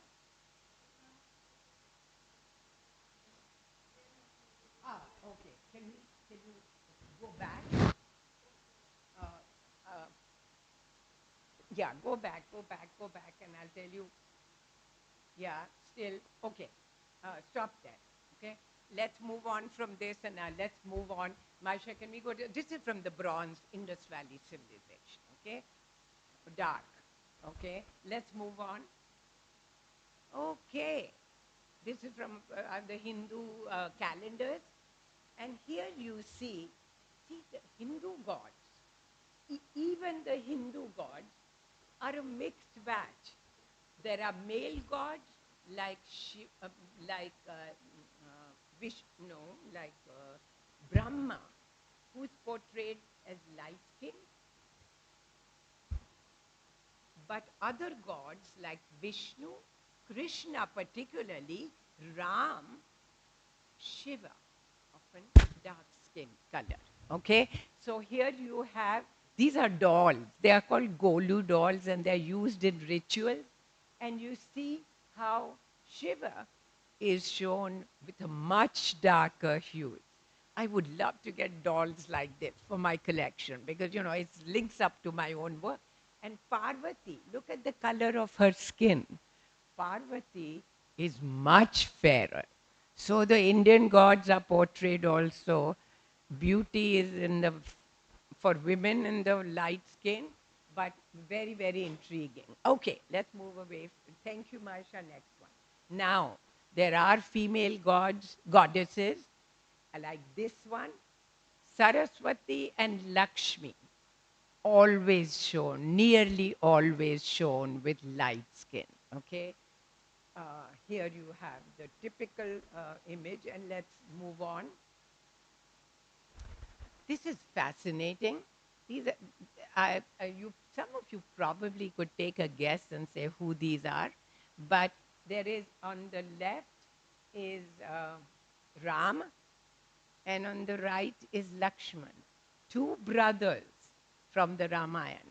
One is dark and the other is light skin. Now, of course, Hindus will argue and say that dark is not black. Dark represents spiritual depth. You know, you can make an argument for every darn thing in the world that you want to justify. But of course, Krishna laments, you know, you've popular songs, Radha tu kyon gori, main kyon itna kala. Okay? So basically, you are, here is Ram and Lakshman. Okay? Can we move on? I like her because she is powerful, she is fierce, she is empowered, and she's dark. Kali, the great goddess. And there are wonderful, and look how she's stepping. She's got her tongue out. It's full of blood. She's dripping from her mouth. She's got a head of her, one of her victims in her left hand. The other hand, she's got a sword or a knife or whatever.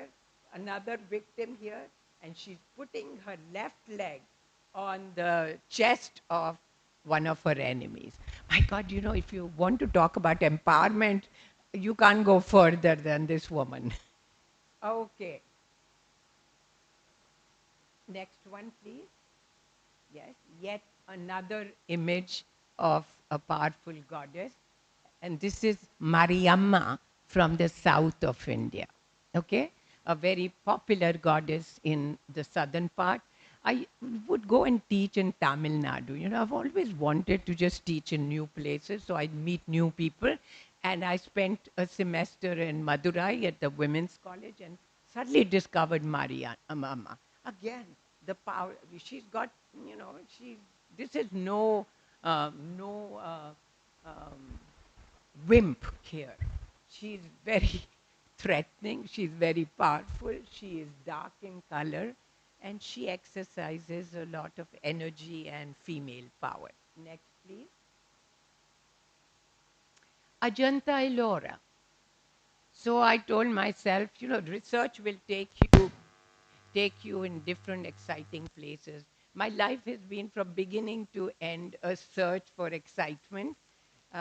My poor husband gets dragged with me and is getting more and more interested now in what I do. He's an economist, an urban planner, but here you have, okay, you saw that. I've forgotten what that was, but Ajay, oh, good, good, good. Thank you very much. This is, don't worry, even if it goes off, you've seen enough. In Ajanta Ellora, when I went to Ajanta Ellora, once again, the paintings of Ajanta, if you look at the sculptures, it's very hard to talk about color.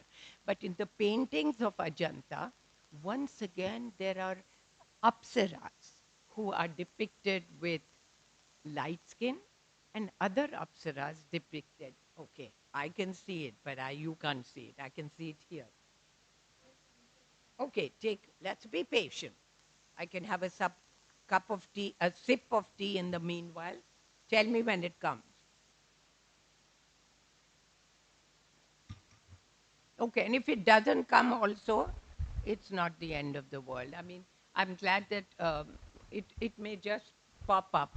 But in Ajanta Ellora, if you look very carefully at these old paintings, and I'm seeing it in front of me here, the apsaras, some of the very beautiful paintings are of women in very dark brown skin. We can move, don't worry. Okay. Maisha, my help tells me, my friend tells me that it'll come. In the meanwhile, maybe you're thinking of questions. Lovely. Okay, so you can see that. This is from Ajanta. Can we move next? Whenever, huh? Another one, lovely one from Ajanta Ellora. So graceful. Who says it matters what the color of your skin is? You know, literally, I mean, I was blown away by some of the apsaras, depictions of apsaras. And they are fair, they are dark. And here you see a beautiful, beautiful apsara. And this Ajanta Ellora, so someday when you go to Maharashtra, to Mumbai, go to Ajanta Ellora and see the paintings, the real ones. They're fading now, unfortunately. Okay, can we move? Oh, here's our friend Krishna, the beloved god of the Hindus.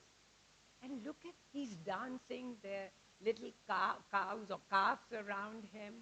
He's engaged in a dance. It's a dance of love. And these two women, both are fair, depicted as fair. He is noticeably darker in skin, noticeably darker. So Hinduism doesn't offer us a real clear explanation. There are gods that are dark, there are goddesses that are dark, and there are gods that are light-skinned and also dark. So basically, it reinforces what I'm saying, that beauty comes in all colors, and we shouldn't assume it is red. Okay, next, please. Okay, I think oh, wait a second. Yeah, all right. Let's look at this. Again, a Hindu deity standing on a lotus, in this case, a god, fair skin. Okay, let's move on. I particularly wanted to draw your attention. You'd say, where did she drag this image from? It took me a lot of effort to get this.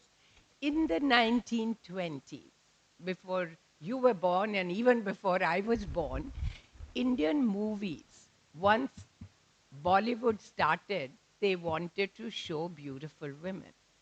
Indian girls generally did not, and certainly not Hindu girls from families, were not allowed to go into movies. It was considered an occupation a little questionable, so they did not act in movies.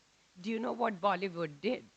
They hired Jewish women, they hired some European women, but mainly Jewish women. I mean, you've heard of Nadira. Now, she has a Muslim name. She dresses as a Muslim, as an Indian woman, but she was not a Hindu or a Muslim. So many of them like this were hired.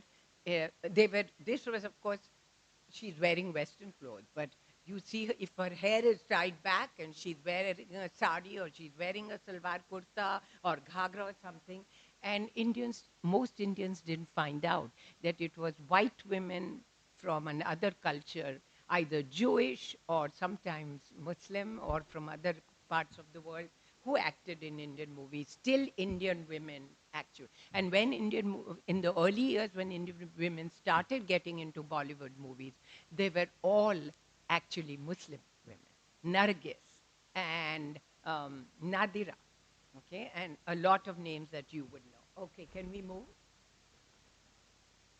There was a woman called Patience Cooper, again, a foreigner, brought to India to act as an Indian because no Indian was willing to act in, and they show her as a white woman.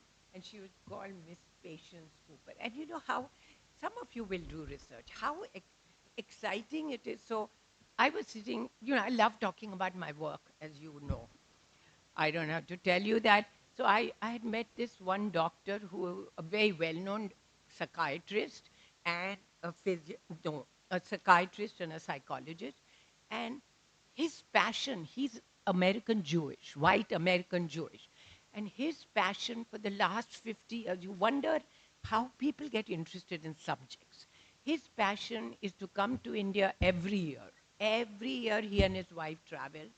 And his email is Robbins, Nawab Jada, whatever.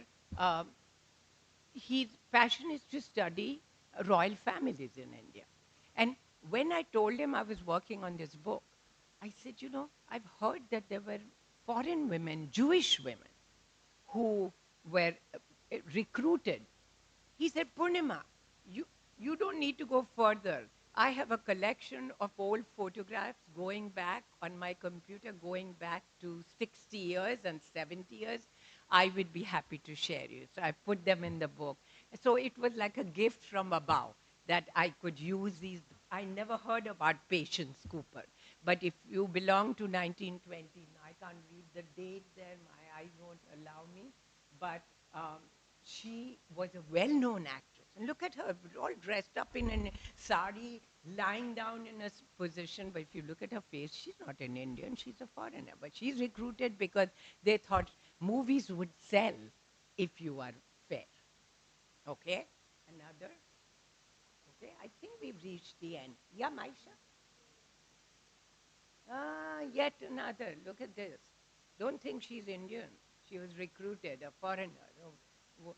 Look, well, she's very lovely, but she is not you and me. She is a foreign woman picked out for her fair skin and the fact that she is willing to act in Bollywood movies, which very few girls from good families did in those days. Okay, are we done? Okay, from Orissa, if any of you are from Orissa and Assam, Kalamkari, again, the paintings will give you information about color and how men and women, Radha and Krishna, Ram and Sita are shown with different hues, and how prominent color is in Indian art, in the depiction of gods and goddesses. Okay? Anything else? Maisha, yeah? Oh, like you didn't need this from me. You see it in your daily newspaper. Seeking marriage for son. Makes my blood boil, huh? Anyway, what is underlined is parents of only Sunni, very fair, slim, and really good looking.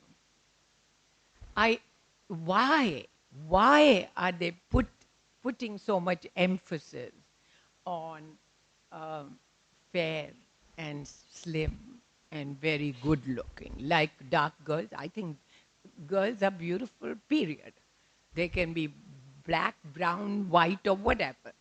But you see, this is not, I didn't produce it. I picked it up from newspapers like this.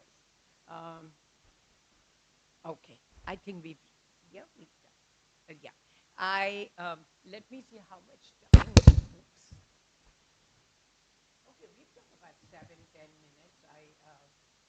I'm very happy to answer any question or to have you comment on anything, ask questions, make a comment. Yes, please. You want to come here and sit with me and take the mic or whatever?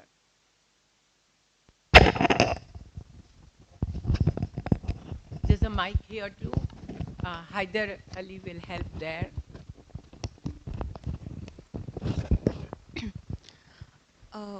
Ma'am, my question is like, as the Britishers ruled and colonized Asian African countries, and they used this, fair skin or like white man's burden kind of ideology in order to make others feel inferior and to have a rule on them, right?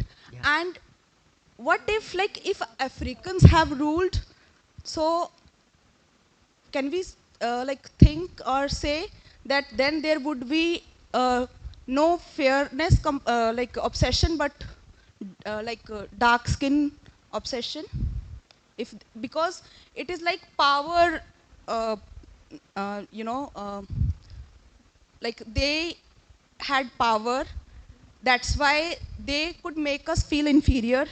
So if the Africans had power, then the whites would have like obsession for dark skin complexion. Possibly, I don't have an answer for that though, because I don't know. Now, I don't know when African kingdoms existed, did the rulers have a preference for dark-skinned women or fair-skinned women? I haven't done enough work to be able to confidently say that. I really am not sure. But I think that at least the beginnings of this prejudice against darker skin in India cannot only be blamed on the British imperialism and colonialism, which came so much later, okay? If already with the Aryans they are talking about Arya versus Dasyu, that means it appears that the conquerors who were light-skinned, wherever they came from, Persia, Central Asia, the Caucasus region, and then of course the British eventually, all of the conquerors were fair-skinned, and the conquered, the vanquished, who were controlled were dark-skinned. And automatically, therefore, the association between the white being the conquerors and the dark being the conquered, the Arya versus the Dasyus. But beyond that, so I think, there are multiple factors that are coming into play. Myself, I do not believe that this is a genetic thing, that the eye, okay, and there are some very interesting questions, and I'm not a science student, and my husband, who is a scientist and an economist, and always is prodding me and saying, why don't you look at whether the eye, for example, if you wake up in the middle of the night and it's pitch dark, as I do when I can't sleep, I want to turn on the light, okay? Somehow I'm a little fearful, okay? I'm a little scared. And I want light, or I shift the parda so that outside light will come in. Now, does that mean that my eyes, I really don't think I grew up with prejudices, but why is it that I am safer with light than with night, right? And this is a very complex question. I really don't know. But why is it that we don't like the night? Why the association of evil and danger and fear and violence with black color? These binaries are like made so. And I don't know. And I don't know if it's an inherent thing in human beings. I don't think so. But isn't it true that not many people choose to live in a dark room? Okay. Dark is related to evil and all the bad things. Totally. And which comes first is the important thing. Is it that because there was evil that was dark, that you associate evil with darkness, or is it the other way around, that somehow one wants to see light color? No, I'm not really sure. I mean, every time I argued this with my husband, I'd say, well, I like dark colors. I like to wear dark saris. I don't want always pale things. But I'm not sure I have an explanation for that. I really don't know. So, but that's a very fascinating question that you need to address. Some other researcher needs to address. But I appreciate your asking. Thank you, Okay, ma'am. we've got 1 or 2 more minutes. Yes, please. We need the mic. You need the mic because otherwise they'll say they can't hear you. And then Dr. Farid will tell us when it's time for this session to end. Do we have a minute or two, or there are questions? Okay, okay. All right, go ahead.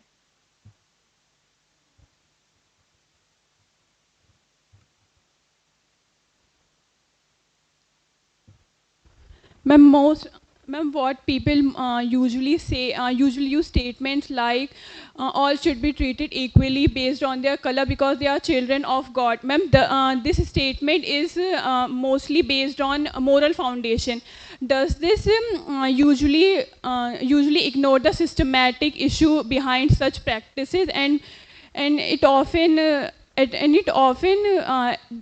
does not address the main issue or the culprits who partake in such practices in enforcing fairness? Yeah, but I'm without an answer for that. Sometimes when you do research, even though it will do 10 years you don't always have the answers. And you accept that research is all about searching. And what I cannot find, maybe some of you will find. I mean, because otherwise I would die before it got finished. So at some point you have to say, well, my job is done. I'm going to move on and have a life of my own. So, but the point you raise is very interesting, but it's something that I'm not sure that I have an answer for. Okay, should I? Okay, I just want to say, I think this is the last session. I finished with all my lectures. I just want to say from my heart, thank you very much. I know you have to learn and you have to hear me, but for me, it is also, learning is a two-way process. You may not think so, you may not recognize that, but we as teachers are also students. We are first and foremost students, and we learn a lot of things from our students. So I will carry with me the memories of a very, very good workshop with a lot of people whose faces I shall remember and stay in touch. Thank you.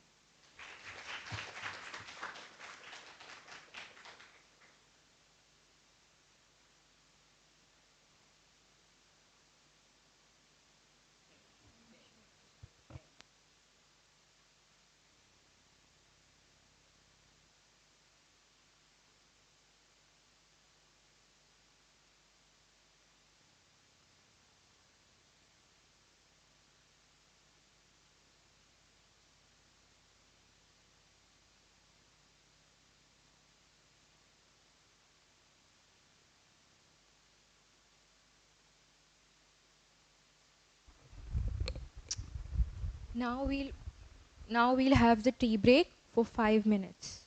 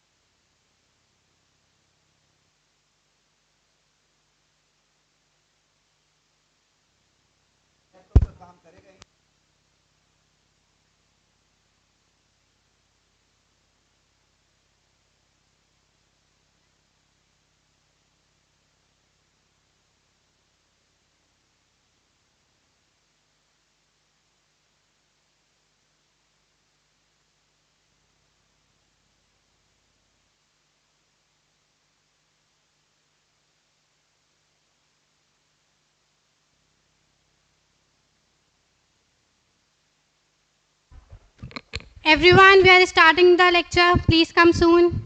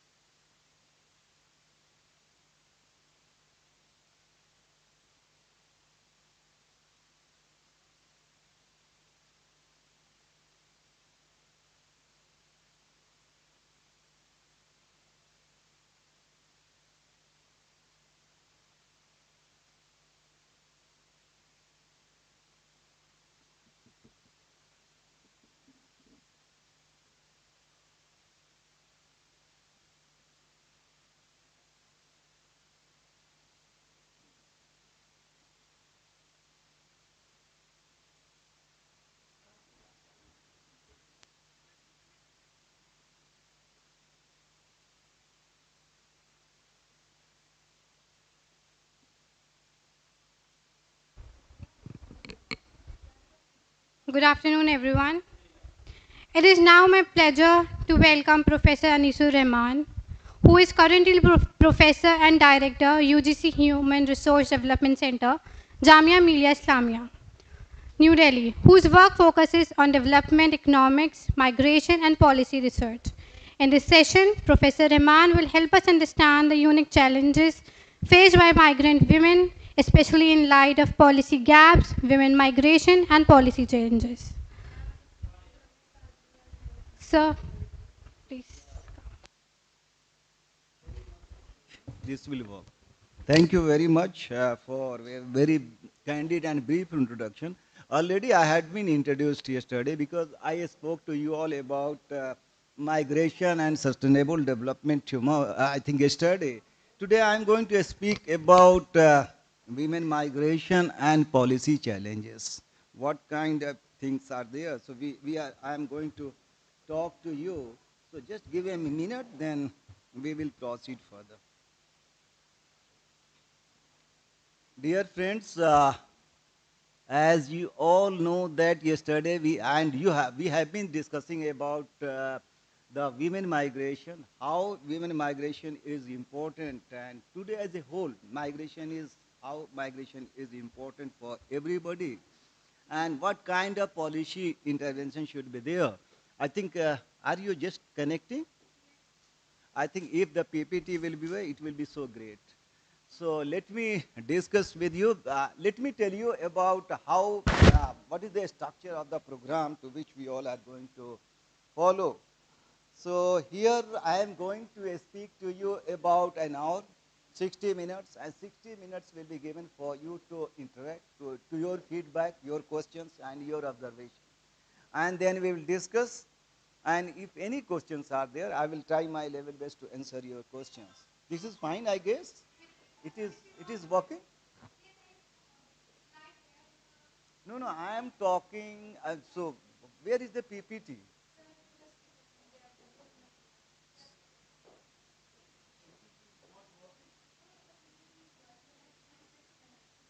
Oh, he is connecting. Okay, okay.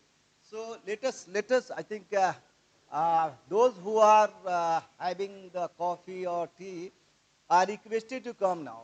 And what I will request you to come over here, I think. So we will come a little bit closer so that we can discuss with you without taking the aid of the mic. I think come over here. Come, and the first and the second, I think, row. That will be so great. And I am a professor, I'm a teacher, so I will be audible enough. Yeah, people, uh, can that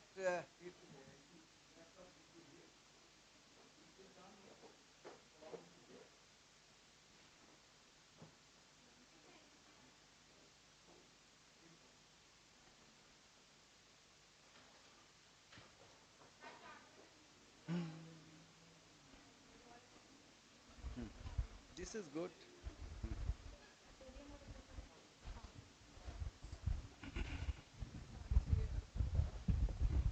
this is great.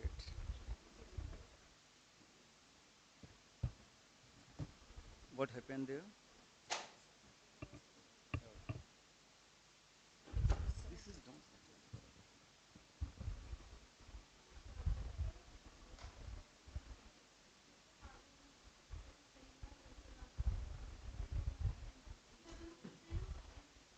There must be some technical glitch. Whenever we use this modern technology, sometime it ditches us. So, is it okay? Okay, I think just. I think it will be. No, no, no. Just I think this cord is. Okay, this is okay. Just. Yeah. So you all have come. Can we begin now? Okay, let us begin. So this is the topic, this is the issue on which I am going to share my thoughts and experiences today. And yesterday we have discussed about migration and sustainable development. So we have discussed that how migration is relevant as an strategic, economic, and in the context of the IR, how it is relevant. But today we are going to talk about policy, means policy implementation, policy challenges relating to migration as a whole, and more specifically women migration. As we discussed that if you talk of migration, that has become the reality. Means I think 304 million migrants are there today. And we have seen the data since illegal or undocumented migrants go and they cross the border.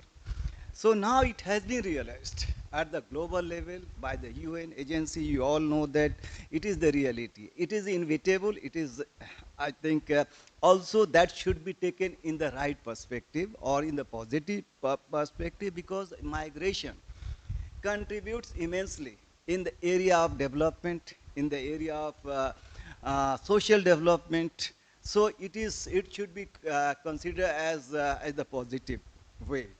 So here, if you see the entire, I think for the last 7 or 8 days, migration, more specifically the women migration or diaspora, because there's no any kind of difference as such between the migration, because migration leads to the formation of diaspora, either women or the men.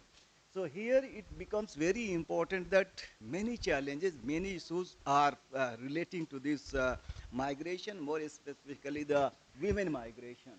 So let me now go a little bit further about one.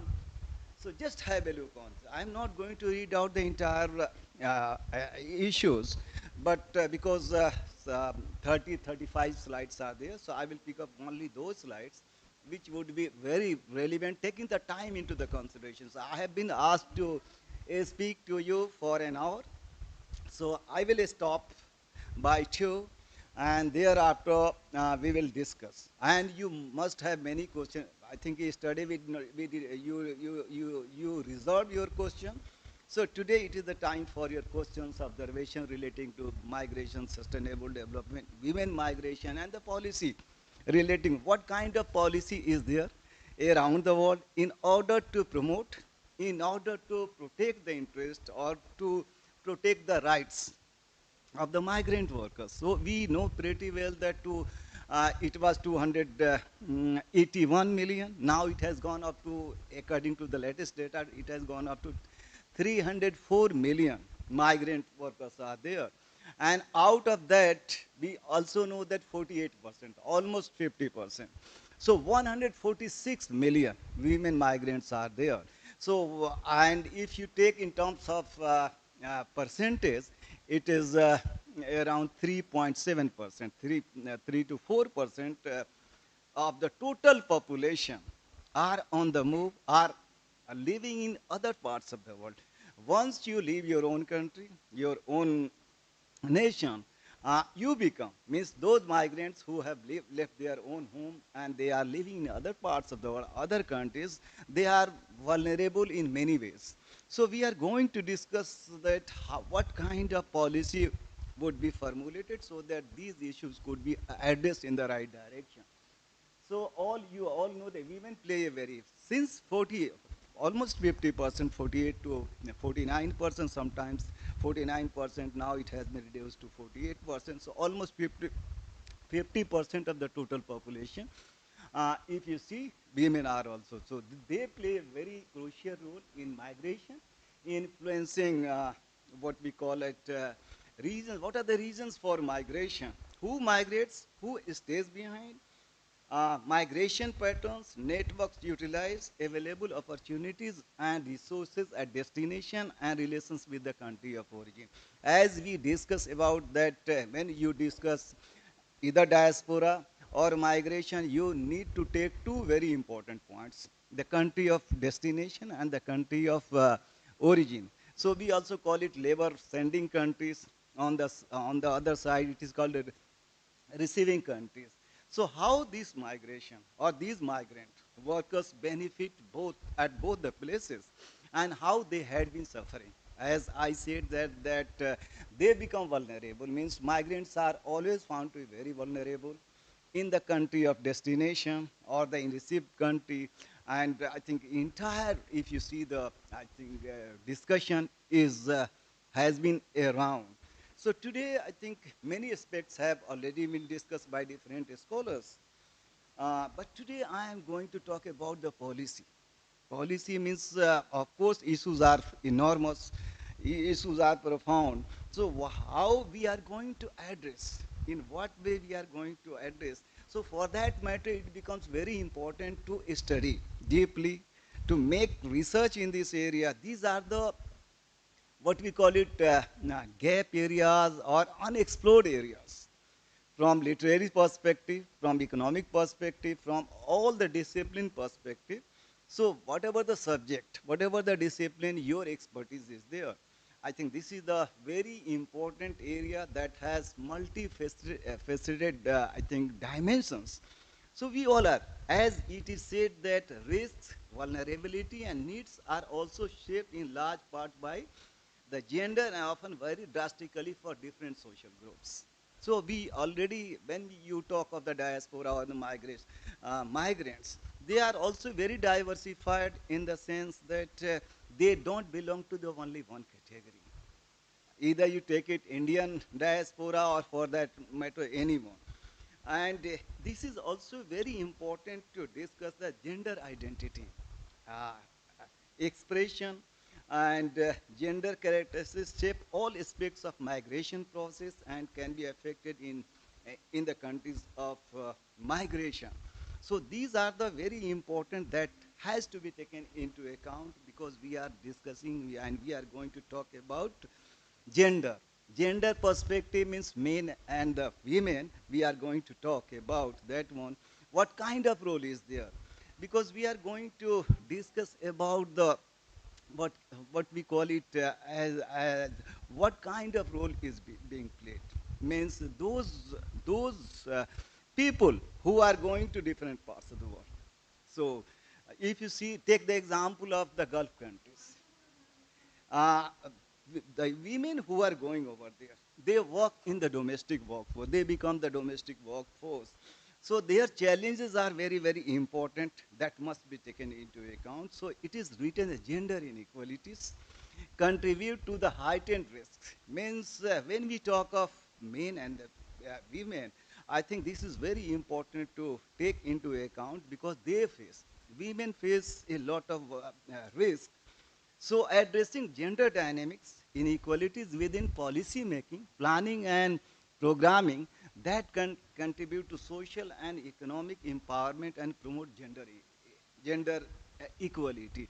So what basically we are going to talk that if you see this situation of that one, of course, problems of vulnerability, risks, all these factors are there. So what basically we are going to, with the help of the planning, with the help of policy intervention, I think how we are going to do so that these migrant workers can become the asset, economic assets or the strategic assets, or either you call it diaspora. So how this diaspora is going to contribute for the development and growth of the society, wherever they are. I mean, I'm talking of the place of destination and the place of origin. At both the place, how we can intervene with the help of the policy so that these social group, which we call it migrant workers or the migrant or the women migrants, they can become the positive assets for that economy and the society.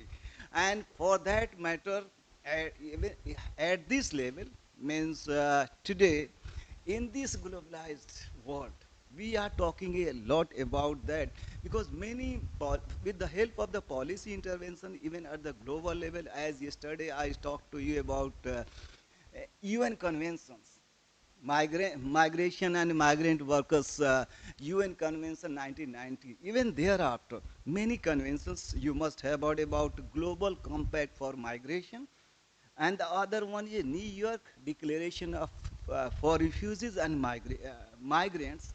Call for more migration data could be disaggregated by gender or the age. So here I would like to bring to your notice that many conventions, international conventions have been enacted. And yesterday we also talked about sustainable development. Taking the sustainable development into the mind or into the view, if you talk of global compact for migration and the refugees, these two, I think one came into being just after sustainable development in 2016. I am talking of New York Declaration for Refugees and Migrants. If you see in the public domain, a lot of literature is available. So what my argument, what I will strongly suggest you to just have a look. So the whole debate and the whole purpose of this program is to generate interest amongst you so that you could pick up some of the areas, the specific areas, and you can do your research in this. And when you make your research, that would become the food for, I think, policy intervention or policy formulation. That is the whole idea. So do you have some idea about the Global Compact for Migration, which came into being, which was enacted in 2018, just after New York Declaration for Refugees and the Migrants? So all these countries, means all the UN states or the UN countries or the states gather together, and they have decided at the global level that how we are going to protect the interest, how we are going to ensure the rights of these migrant workers, because they are very, very, it is the also demand of the humanity that their rights, they are contribute, even they are the human being, and their rights are violated, are being violated. So there is a consensus, there is an agreement with the help of these two agreements that let us try to protect the interest, let us try to talk about the welfare of these migrant workers, especially to the women, in the sense that they constitute almost 50%, and their challenges are, they face a lot of problems, but economically, from the economic perspective, they contribute as the other male counterparts are contributing in the development and growth of the nation, because they also remit money to their home countries, to their origin countries. So this is very important to discuss. I think I will give you some of the picture and some of the statistics so that you could have a look and you can understand the importance and the significance of this one. So here in 2024, that is data.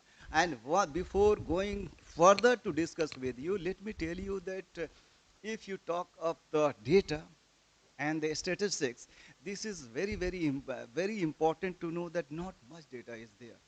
Not much data has been generated, so there is a very serious problem in terms of the data collection or the, so this is the area where the academics or the young scholars like you need to come and study deeply so that we could realize and we could contribute something for the sake of policy formulation.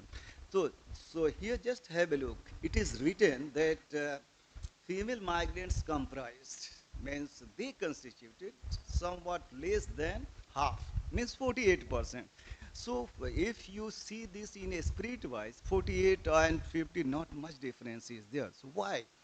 They contribute, so 48 and sometime, and this varies from region to region, in the sense that North America, that constitute United States of America and Canada, and then if you talk of the Europe as a whole, uh, it is the other region, and South Asia or Asia, the other region. So I will just give a glance as a whole. So globally speaking, 146 million women are the migrant workers.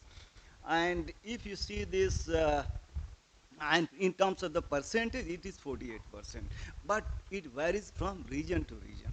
So what is the situation? The share of the female migrants has remained relatively consistent over the past many years, almost if you see from 2020. So it is just hovering around 49 to 48%. But it varies. Just have a look. The lowest share, lowest percentage, if you say, so in case of Asia, to which we all belong, means Asia is around 42 to 43%. So lesser than what the situation in case of the Europe. 50, if you talk of the migration or the women migration in the Europe, they are more, here it is more than 50%. Here it is 52%. In case of the United States of America, especially the North America, it is again 51%.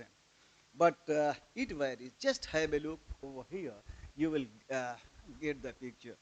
And here I would like to bring to your notice that when we talk of the migration, if you go to any university, any academic institution in Europe, even in North America, United States of America and Canada, you will find either department or the center. These centers deal with the migration and the diaspora. But unfortunately, if you see in our own country, India is a leading country in terms of diaspora and the migration. But you will, I think, you you will not find any kind of department or the center that deals with this migration and diaspora.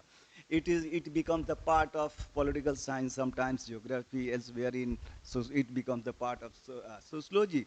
So not exclusive center, hardly few. I think Gujarat University is recently having Center for Diaspora Study, and then Central University of Hyderabad, even the premier institutions like Aligarh Muslim University and many, Banaras Hindu University, even Jamia or Delhi University, JNU, completely lacking, completely missing this kind of center.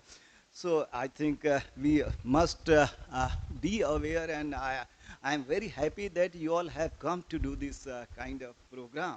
And you must have got some ideas, at least, and you have been oriented towards these migrant people. So just all these, I think, regions or the, I think, areas have been written.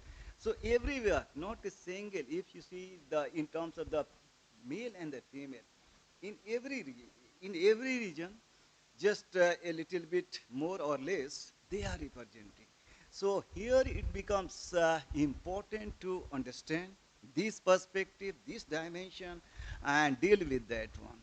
So yesterday also we have talked about the number, size of the migrants in our own country, diaspora. If you talk of diaspora, it has gone up to 33 or 34 million in case of India. And here I would like to again bring to your notice and that now it is considered. So India is having the diasporic policy today, but not since India's independence. So now we have woken up. If you see the case of China, you must be aware of this fact that China is the leading country in terms of the Chinese diaspora. I think if you see in case of China, I think 45 to 50 million I think Chinese are outside China, and they are contributing hugely for the progress and the development, or especially into the economy of the Chinese economy. Their contribution is profound. So thereafter we have realized the importance and significance of the Indian diaspora. which is almost more than 126 countries have been identified over there. Significant number of Indian diaspora or the Indian migrants are there. Yesterday I also told you, just I'm reminding you, and I'm just reiterating that 125 billion US dollar. And it's a huge amount. And India has acquired the first position since 2010. So it's very important, even in terms of economy, in terms of strategy, in terms of many ways, these diasporic people, Indian diaspora or migrants have become very important. So they need policy intervention. So whatever the policy we are having, even then that is not good enough, in the sense that we are not able to address the challenges. Of course, at the global level, all these issues are there, and people have woken up, and we have realized, as a conscious citizen of this nation and the global citizen, global, because now we are talking a lot about international community and the global community. So we, as a part and parcel of the global community, we need to know what are the challenges pertaining to, since we are talking of this issue relating to diaspora and migration. So we have to understand what are the challenges, what are the uh, policy challenges, in the sense that whatever the policy we are having, are they good enough to address the challenges? We will have to see. We will have to examine. So just have a look. I think just 50% in case of Latin America and the Caribbean, 42%, that is the lowest. So if we are saying that lowest, why? I think it is also, I think, important to know that these issues need to be addressed in the right perspective, even in Asia. Why? If you talk of female migration, let us talk about India, South India and North India. If you see, female migration is not taking place, has not taken place from, I'm talking of the international migration. Okay. So if you see the total volume of migration which is taking place, almost in every Indian state, migration is taking place. Diasporic people would be there. But if you go to South India, I think female migration is taking place. So is not the case happened with North India. So what are the reasons? We need to examine, we need to see. So there's a need to study this issue deeply. Why? What are the reasons? So we will discuss. Just I am highlighting some of the important points so that you could come with your own questions and remarks. Women migration in Africa. Of course, we all know that this is very much related with, I think, migration is very much related with poverty, relating to the crunch of the resources. So how we are going to see all this is again very, very important. Just have a look on this.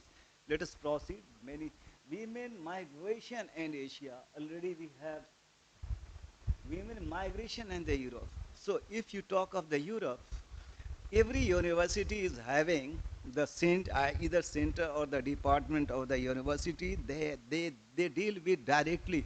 So in terms of the policy, they have the policy, and policy also requires some of the changes, taking the time and the issues into the consideration. Of course, if you see that New York Declaration for Migrants and the Refugees, they talk a lot about how to protect the interest of these migrant workers, and of course compact. GCM means Global Compact for Migration. Migration is again, so many, what I would like to talk to you, that many conventions, international laws are there. Like you all know that way back in 1961, Anti-Dowry Act was passed in our own country. So if you evaluate today, then you will realize its ineffectiveness. Still, dowry system and dowry is going like anything. It is rather, has become rather rampant. So in terms of the theory, in terms of the conventions, many are there. So we need to examine how, why these international conventions, international laws, or even the national laws are not effective. We have to examine as an academic, as a scholar, we have to see what is the need to examine so that we could understand the pitfalls, shortcomings of these acts and the international convention. So it is very important why these kind of things are being taught or imparted in the class, so that you all are the young generation, young minds. You can come with your own understanding, and your findings could be found more relevant if someone is going to formulate the policy. That is very important to understand, and that taking that points into the mind. Women migration and Latin America. So every region, just I have taken some of the statistics and the facts and the figures and just putting before you so that you could formulate and you can understand the urgency, importance, significance of the migration. So see over here what is the situation is there. So just go a little bit further.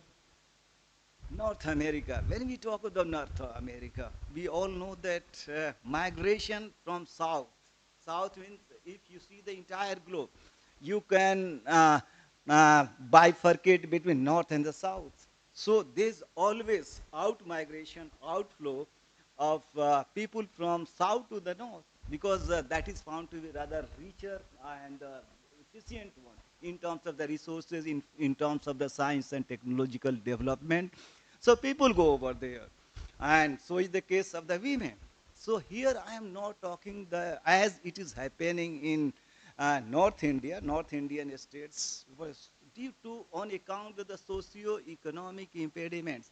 Women are not allowed, women will not be able to go to other countries. So how we can provide the congenial atmosphere, how we can do something so that even women can contribute, women can go over there. So it has nothing to do with the gender. I think in terms of male and the female, both would be allowed to go and contribute immensely, and they could earn. And it has been found that this migration is empowering the women in many ways. I think there's many studies which has been done by many scholars, and they come with their own idea. They come with their own findings that I think empowerment, gender empowerment, women empowerment is taking place on account of the migration. See the situation. I think this. Take the example of Kerala. Take the example of Tamil Nadu. Women migrate as the male counterpart are migrating. But here it's completely a male due to, I think, very rigid patriarchy which is taking place, which is still found in North India. So this kind of situation, on account of that, only male migration is taking place. So let us go a little bit further, women migration in Oceania. So I have taken all the regions. So only Asia, especially the South Asia, if you will see, I think as compared to male, less migration is taking place from South Asia in terms of male and the female. So just have a look. Why I am showing, just I think this picture I have taken down. So if you see, it is representing the entire picture. So just 304 million migration. And this is very important that despite all ifs and the buts, migration and the trend of migration is upward. And it is in the ascending order.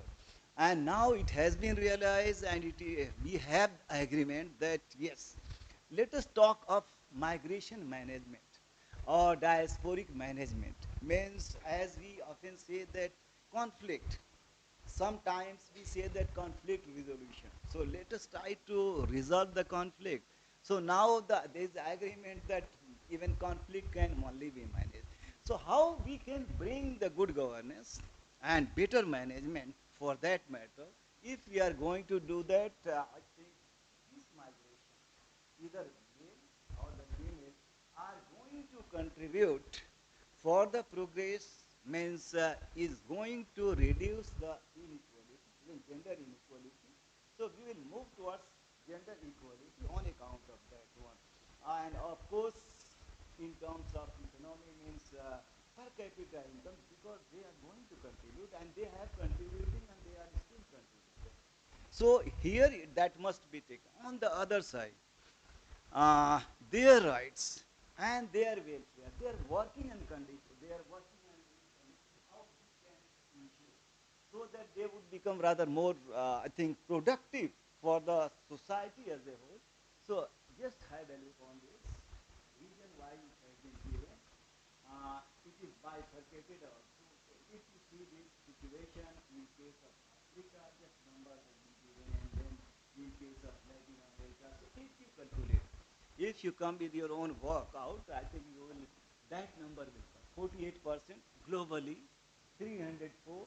And yesterday I was talking to you and I gave the data up to 100 if you want. And in 2018, it was 175 million. The number is increasing. And now we have the agreement with the global compact for migration and then New York Declaration that we are not in a position to control, rather we have to, and we have to connect this migration with the sustainable development goals. So I think how it could be done, it could be only done with the help of all the academics, all the policy makers and the governments as a whole, states as a whole. So all these states means those who are the member of the UN. 193, I think, members are there. India is one of the very important members of that. So they all agree, they all have agreed with this. I think if you see this GCA, Global Compact for Migration, then UN conventions for migrants and their families, and then this one. So lot of convention, international standards are playing their role, but it is not so effective as it ought to be. So how it could be a strength, to which we need to talk and we need to see to it. Just have a look among the female migrants. Just I am showing the data, then we will, let us be a little bit quick.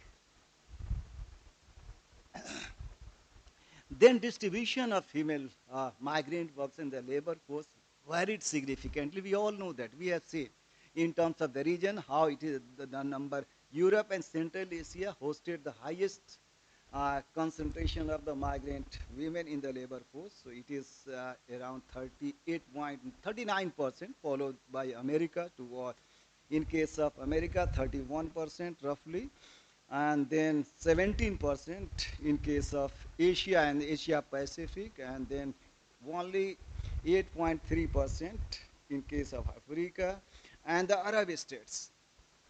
I am talking about the women, 5.2% only. So here it is also indicating the status of the women, especially in terms of the region. You will understand. Migrant women working in informal labor, unpaid domestic may also not be represented. So here, again, my hunch is that if you talk, these are the data which is provided by the World Bank and the UN body. I think United Nations Department of Economic and Social Affairs. So these are the only reliable agencies, and this area needs to have a lot of attention on the part of the scholars so that data could be generated. So it's a worry and it's a concern that this is a big issue at the that has been realized at the global level, at the national level, at the local level. We all know that. We talk a lot about migration, not only international migration. Even migration is a serious issue within the nation. People are migrating from those, take the all these Indian states. So from northern India, like Bihar, Uttar Pradesh, people are migrating to Maharashtra, Gujarat, and many prosperous states. So issues are there. Even women are migrating. So that has to be taken into account in order to channelize, in order to, so not only they could be used for the productive purposes in the sense that what happens to their working and the living conditions and their rights. So how their rights could be protected is a big issue, is a big challenge, or it's a policy challenge. So whatever the policy we are having, there is a need to rectify, there is a need to bring a lot of change in the policy matters or in the policy. Then we will be able to address this challenge in the right perspective. So just so let us now talk this issue in details about that. Women migration and policy challenges in India. Let us take and then we will see these challenges at the global level. So India is one of the largest countries of origin, transit and destination for international migrants. As already I have talked to you in details that India is a leading country in terms of sending, not only sending, even in terms of the receipt, means a lot of foreign workers, foreigners are also in our own country. And people go through India. So it is written the country of origin, of course, transit, and then destination for international migrants are very much there. So that has to be taken into account. So policy challenges, women migration, the policy challenges are very, very important that must be taken into account. Then we will see to it. So over the years, for the last many years, we all know that there has been an increasing trend of feminization. I think we have been talking that feminization of South Asian, feminization of South Asian migrants. So I think the number of women, if they are increasing in terms of as compared to male, so this kind of situation has been happening today, even in case of South Asia. Take the example of Sri Lanka, take the example of Philippines. This kind of thing will also happen here if you take the Kerala or South India. But this is unique in the sense that from North India this is not happening.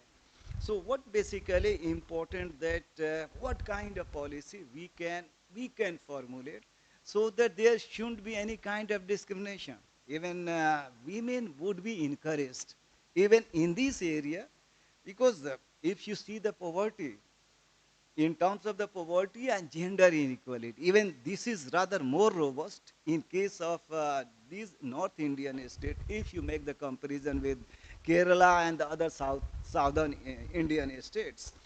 So this is very important that must be taken into account. And here it is domestic work is the largest sector driving international female labor migration. You must have heard human trafficking and then domestic workforce, I think, which comes out of the purview of this, whatever the national or the international conventions are there. So these international standards are not dealing with that, but I think domestic workforce is is a acute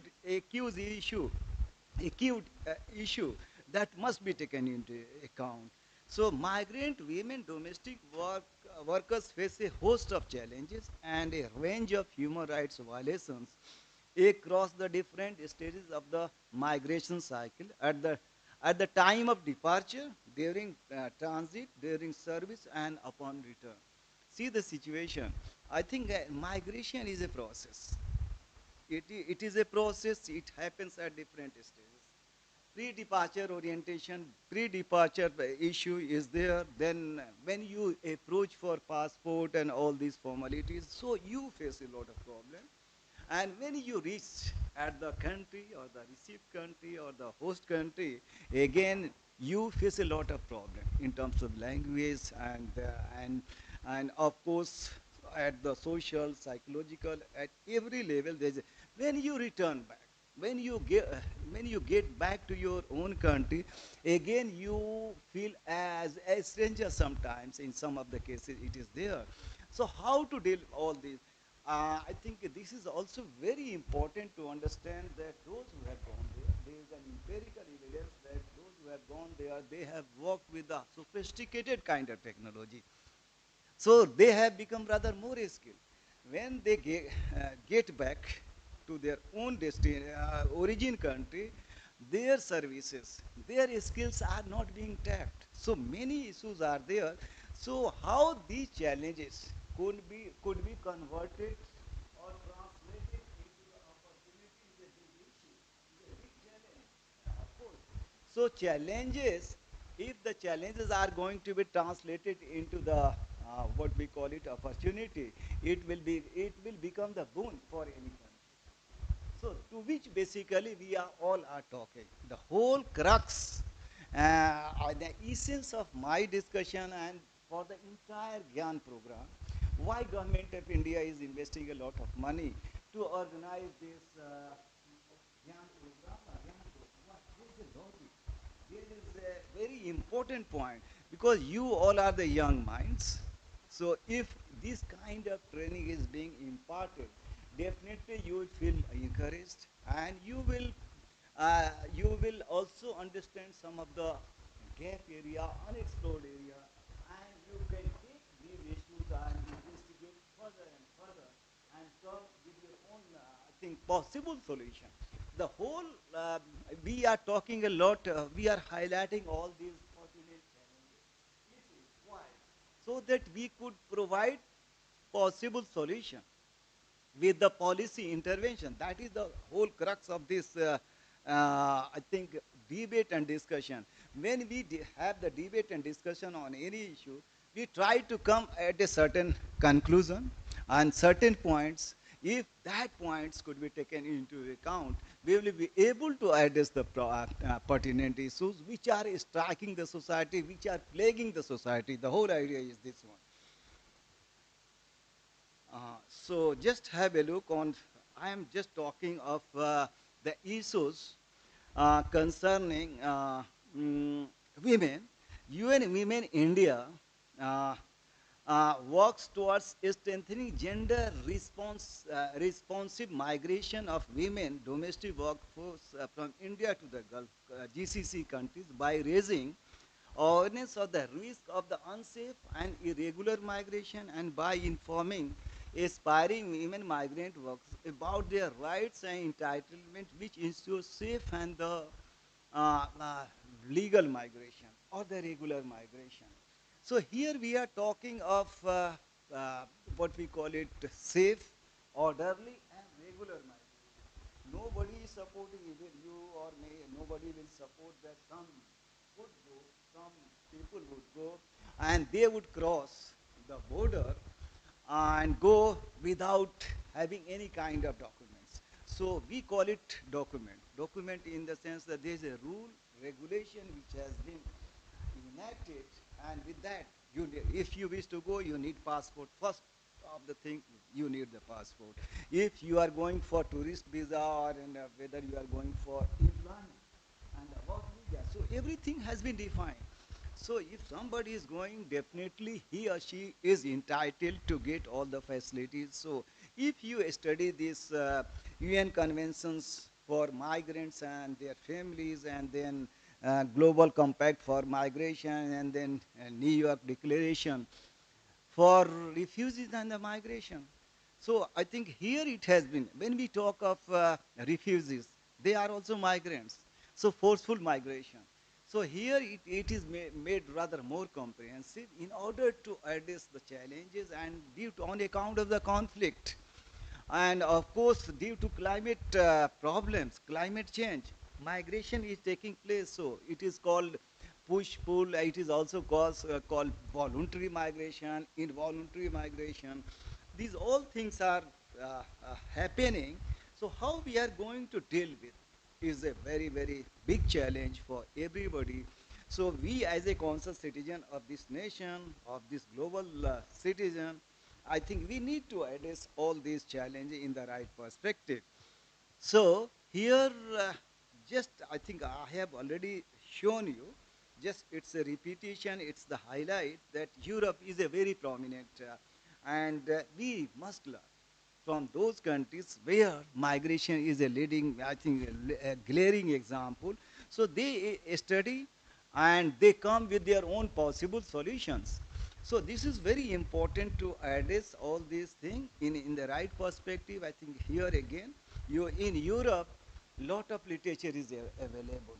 And of course, so far the case of Asia is concerned, our country is concerned, not much data has been created.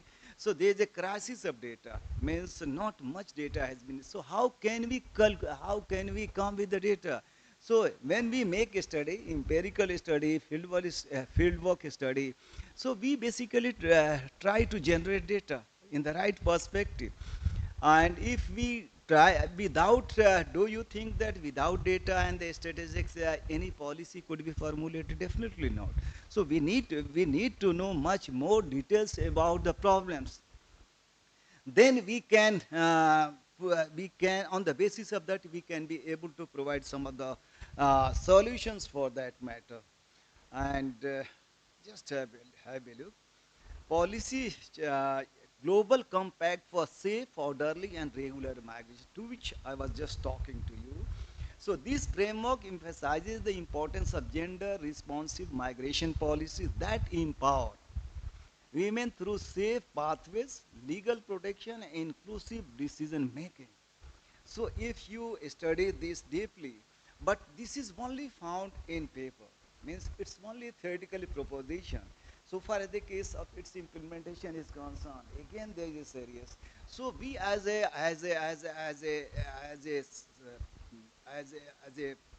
citizen, conscious citizen, we need to highlight all these points so that the day would come. This could be taken into account, and this problem would be able to serve to a larger extent. So the European Union policies are regularly shifting towards a more gender-sensitive approach to migration, with the effort to improve integration and address the specific needs of the migration way. So those who have gone there, so it's a big issue, and they think that how they would be integrated. So not assimilated. So they are not talking, nobody is today talking about assimilation, but integration has become the need of the day. And of course, yesterday I also talked about, do you know any pure or impure per se culture exists? So today it is nothing but the amalgamation of many cultural elements. So those migrants who are going, they go with the cultural baggage. So I think that host culture or the host society is also being enriched in many ways if we take this issue in the positive direction. So that is very important. Various European countries are implementing national strategies and programs to support the integration of migrant women, including language courses, vocational training, and access to health care and the social services. So I think if you go and then you will see, as I said to you, almost in every university and educational institutions are having a big or the very important center of learning that is confined for research, even for training, for even teaching. So they provide masters in international migration, sometimes in diaspora. If you go to any university, in majority of the university, they have realized. So what basically I would like to put it before you, that they have realized the imminence or the prominence or the inevitability of this issue. So we need to learn. I think it's very important that this kind of Gyan program has provided this opportunity to all of us to gather together, and we are learning. We are being sensitized by this, I think, platform that how this issue is important. And of course, community-based support, all these are informal networks and community organizations play a very important role in providing support and resources for migrant women, particularly in addressing issues relating to employment, housing, and social integration. So many more institutions are required. If we are going to place, I think, take the example of those migrants who are returning, those who return to their home country, to their origin country, their talents are not. So some sort of counseling agencies or this kind of institution must be taken into account for for the betterment of the society as a whole. And advocacy and activism. Migrant women are increasingly organizing and advocating for their rights, demanding better policy and greater recognition of their contribution to Europe, because we are talking. So is the case of Asian society. So these kind of things must be taken into account. So far as the case of policies, what are the policy challenges? What are the future direction? What are the prospects of this issue? So just I have tried to capture with some of the important points. The addressing systemic barriers means when we talk of anything, take the example of higher education. So it's a system. Take this as we talk of migration management. So unless until we create the system, I think we will not be able to manage the issue per se. So it will not be on the ad hoc kind of arrangement. Rather, we have to have the system. So if we have the system, we will be able to overcome. So migrant women continue to face systemic barriers, of course, related to gender, ethnicity, and social class, which require multifaceted policy interventions.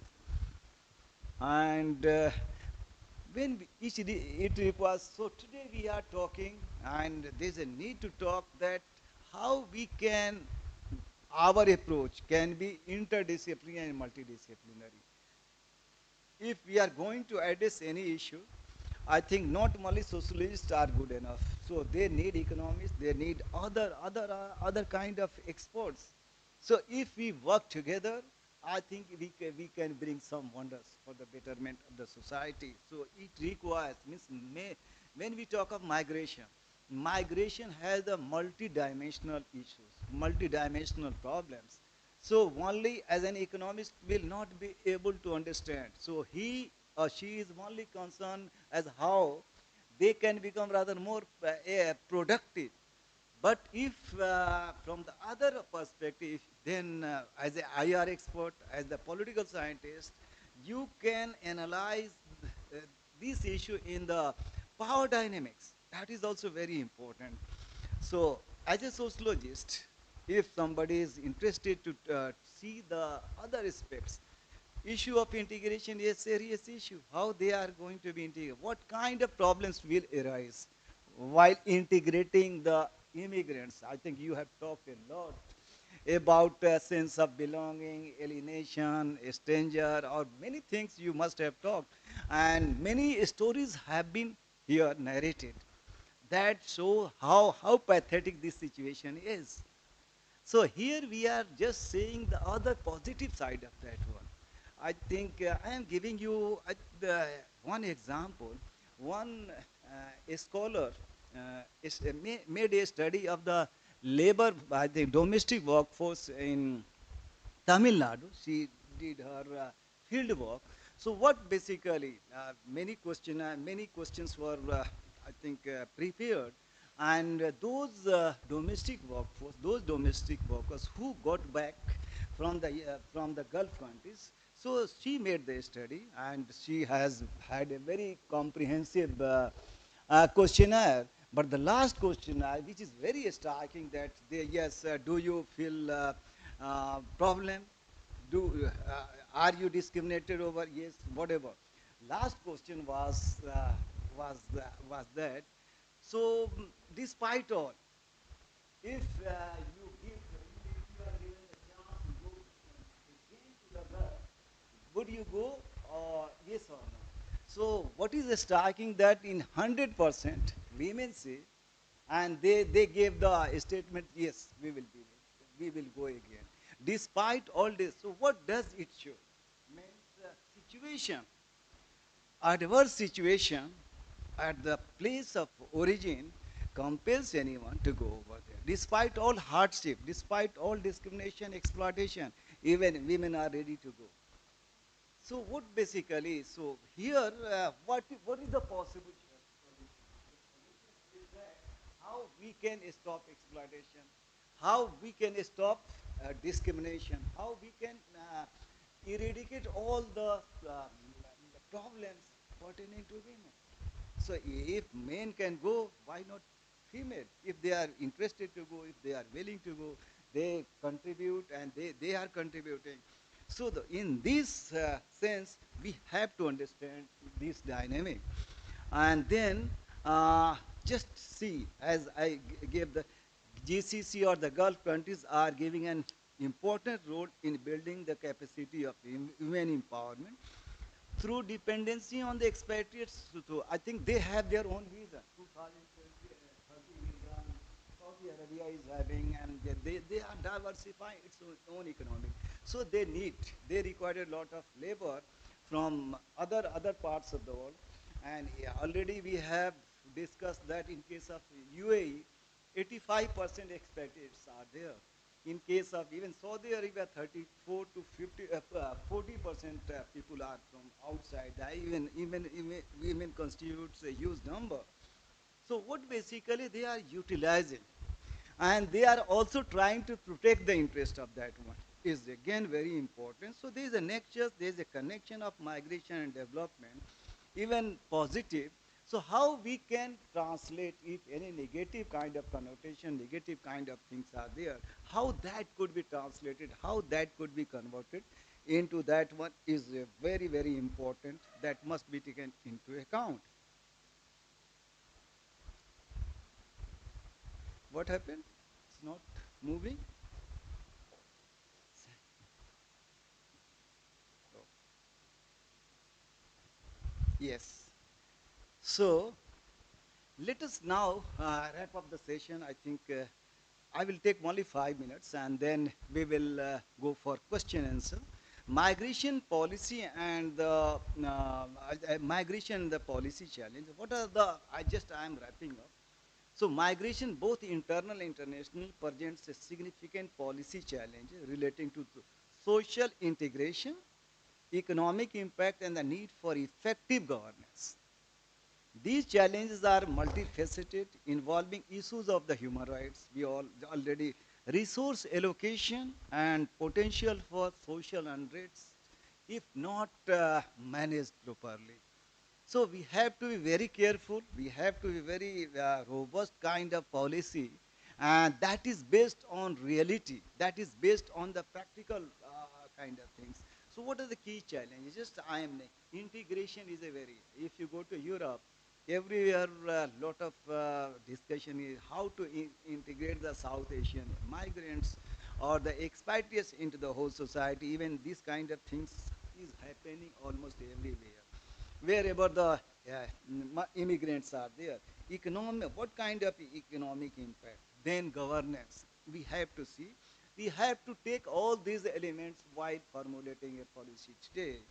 And then forced displacement, we all know that exploitation and trafficking. So these are the negative. These are the fallout of migration that has gone into the negative one. So we have to check, we have to control, we have to manage, and we have to convert into the how it could be policy responses. How we can respond with the help of the policy. Integration policies. We have to be very practical. Governance need to implement policies that promote social inclusion, language acquisition, and access to education and employment for migrants. If you are going to provide the education to their children also, even in case of refugees, and you all know that economic policies should aim to maximize the benefits of migration for both sending and receiving countries, including skills development, diaspora engagement, and the remittances, to which we are doing to a certain extent, to a moderate level, but we have to come with a more robust and more profound way. Cooperations and governance. International cooperation is crucial for managing migration flows, addressing root causes of displacement, and ensuring the protection of the migrants' rights. So many, even at the international level or even at the national level, many acts and the policies are there. But we need to make it rather practicable. We need to take the practical aspect. Feasibility and pragmatism is very, very important. And what are the root causes? What are the primary causes? We have to understand. If we are going to understand the primary causes, main causes of migration, I hope or we are sure that we will be able to provide a apt kind of solution that would be benefiting. Human rights protection.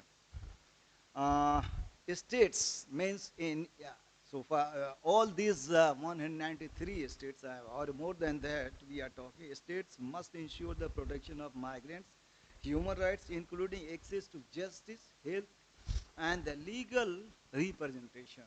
So if you are going to take all these issues into the account, I think we can come with a very policy and we will be able to make a society because they are the migrants are the part and the parcel of the society.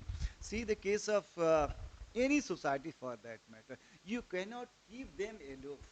I think unless until you are going to uh, provide the integrative policy which would be very effective, very positive, then we can think of. Otherwise, if your policy, if our policy, if someone policy, some country's policy would be restricted, that is not going to be acceptable by the people. That is not going to be create a healthy kind of society. It is not going to create a sustainable society to which we are talking today. So we talk a lot about sustainable societies. So everything should be sustainable. So unless until today, in this world, as it is said that it's a man's world, unless and until we make this world a human world, I think things will not move, things will not rest in the right direction. So that it is the demand of the time to address all these challenges. And the greatest challenge to my mind is the issue of the gender, issue of the male and the female, in the sense that they constitute 50%, 40% in case of these. So it's a number. And if you talk of labor participation, if you talk of representation, political, I think representation in politics, power, everywhere. So they are relegated into the background. So unlike in the rural areas. So what is happening to the women over there? You are extremely privileged, let me, as we are. But unless until, since we are the privileged ones, so we use this privilege for making the society all inclusive, better society that would be based on equal justice and all that. So in case of India, situation I think just I will, India faces a significant challenge related to international migration, particularly the influx of the rural population. Means, just I thought that yes, I think international migration. If you talk of India, I think there's a hue and cry sometimes. The people are going from one Indian state to another Indian state. It becomes a problem. It becomes India is a unitary state. Even Constitution guarantees the India Constitution allows. Even then, problem. So we have to see that this kind of situation should not emerge. So international migration is good enough, even internal migration, and see the situation, what is happening. Why I am saying that policy is very much required. If we provide the employment facilities even at the rural areas, wherever it is, nobody would come to Delhi, nobody would come to Mumbai, nobody would, I think, if rampant kind of exodus or migration takes place, so it will create the slum or it will be not be able to cope up with the resources, available resources. So policy intervention and the apt kind of policy has become the need of the day, not only relating to women migration, not related to only migration, but all these issues. So these are one of the pertinent issues according to our understanding, because it is the demand of this topic. Of this topic, in the sense that the Gyan course is basically centered around Indian women diaspora or migration related to, I think, linguistic and language. So that's why we have talked. Otherwise, there is no dearth of the problem. But if we are going, we have our own, I think, limitation that we can pick up only one or two issues if we work. And if, as an activist, if you work for that, I think this is good enough. So it is the responsibility of the entire humanity. It is the responsibility of the international community and the global community to come with a possible solution. And we work together for making the society, for making this world a better world, sustainable world. So this is what I wanted to share with you. So once again, I am very, very thankful to the coordinator and to this institution authorities for having provided this great opportunity to all of us to interact. So whatever I wanted to share with you, I have already shared. I think 1 hour is there. So let us come with your questions. I will be extremely happy to take up your questions, observations in the forms of the comments. So I am sure that you will ask questions. So the question is relating to any, not only per se to this topic or to this issue, anything relating to diaspora, migration. So how, because we are going to wrap up the session in the, I think this is the last session, technical session, I guess. Thereafter, we are going to have the ceremonial kind of program, means inaugural on the very first day, first session. Now we are going to conclude with again another ceremony. So in between, I think you got delayed. Otherwise, I had the session from 12 to 2. So it's a technique, it happens. So now I'm looking forward to having your question, and I will definitely try to answer your questions, and I will give my own response. But your responses are very important for my encouragement also. Thank you. Thank you so much.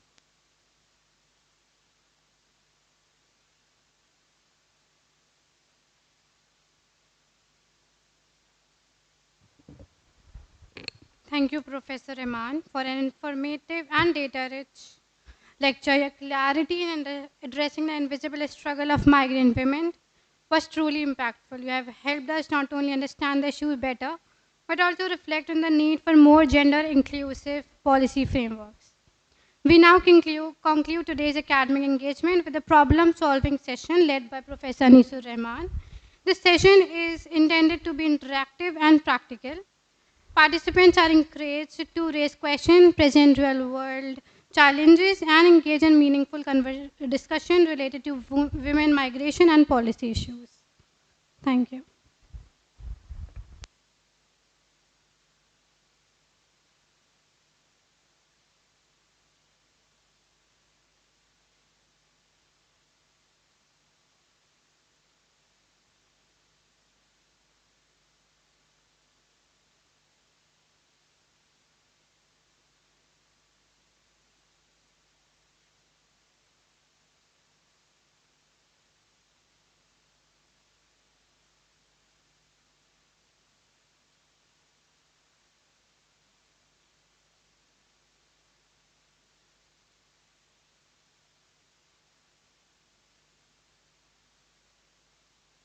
Hello.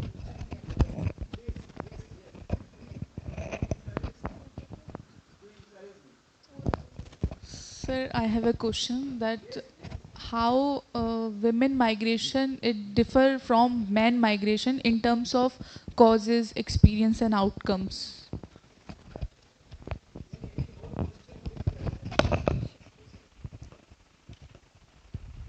I will take up one by one.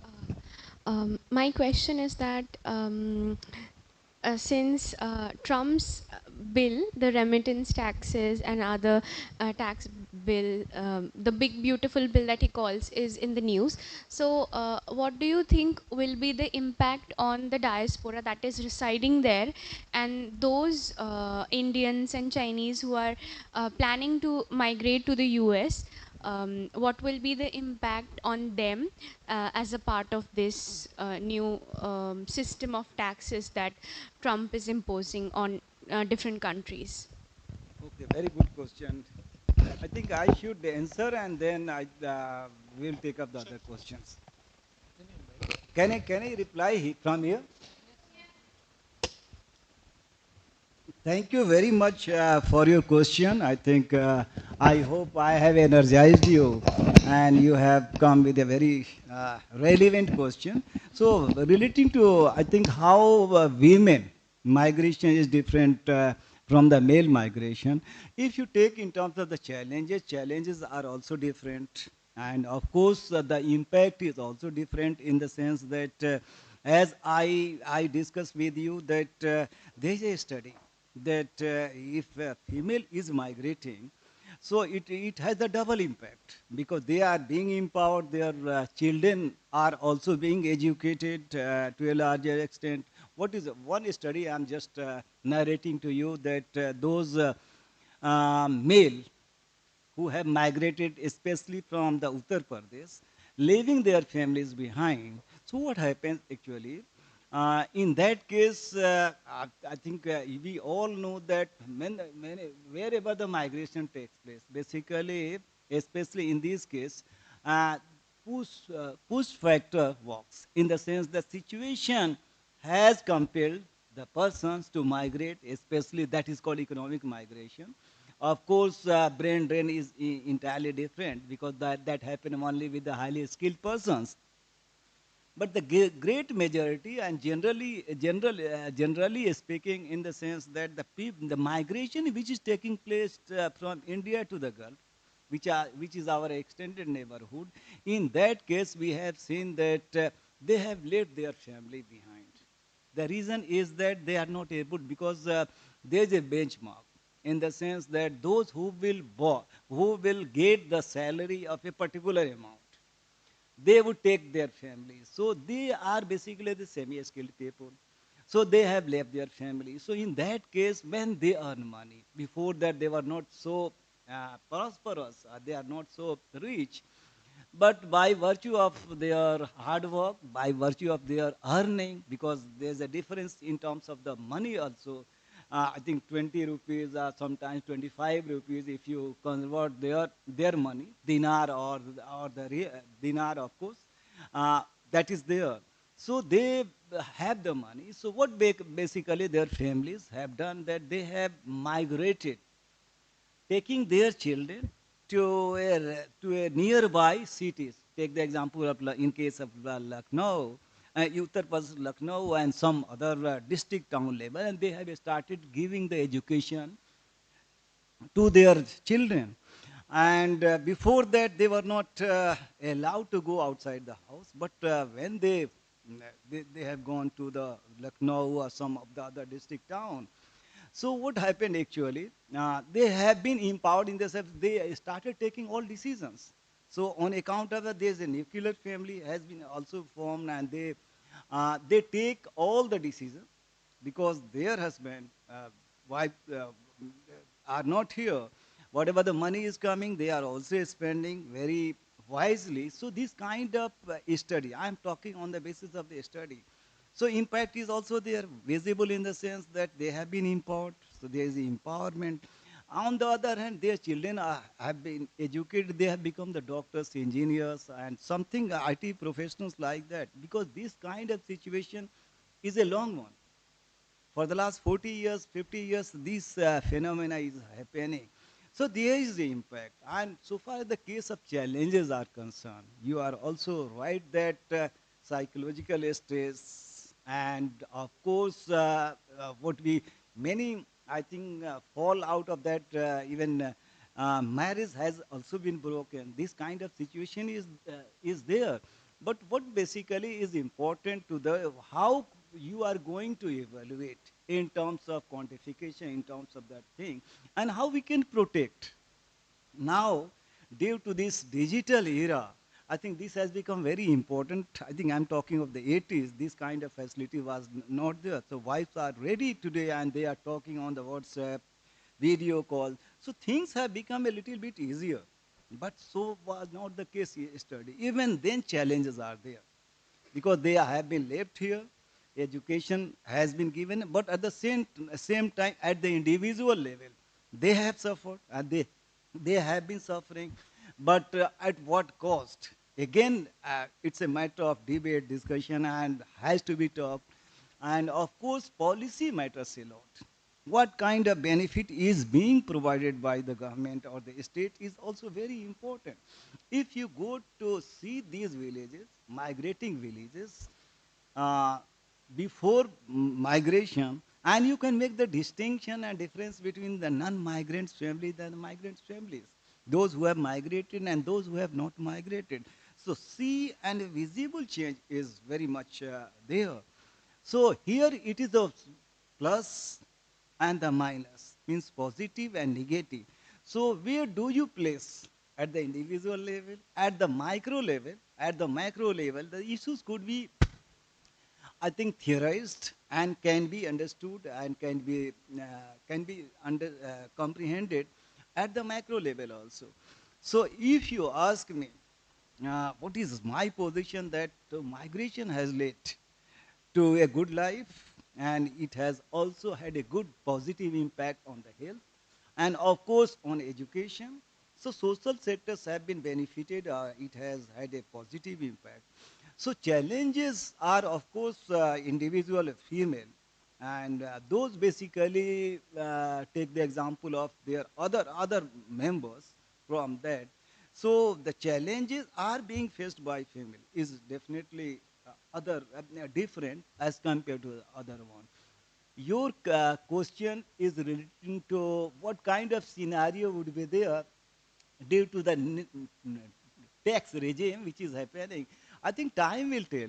But so far the case of, again, India and the Chinese are there. They are outshining, and things will get settled in the right direction, to my understanding that yes, this migration is going to benefit to a larger extent despite all these hardship, despite all these nitty-gritty kind of things.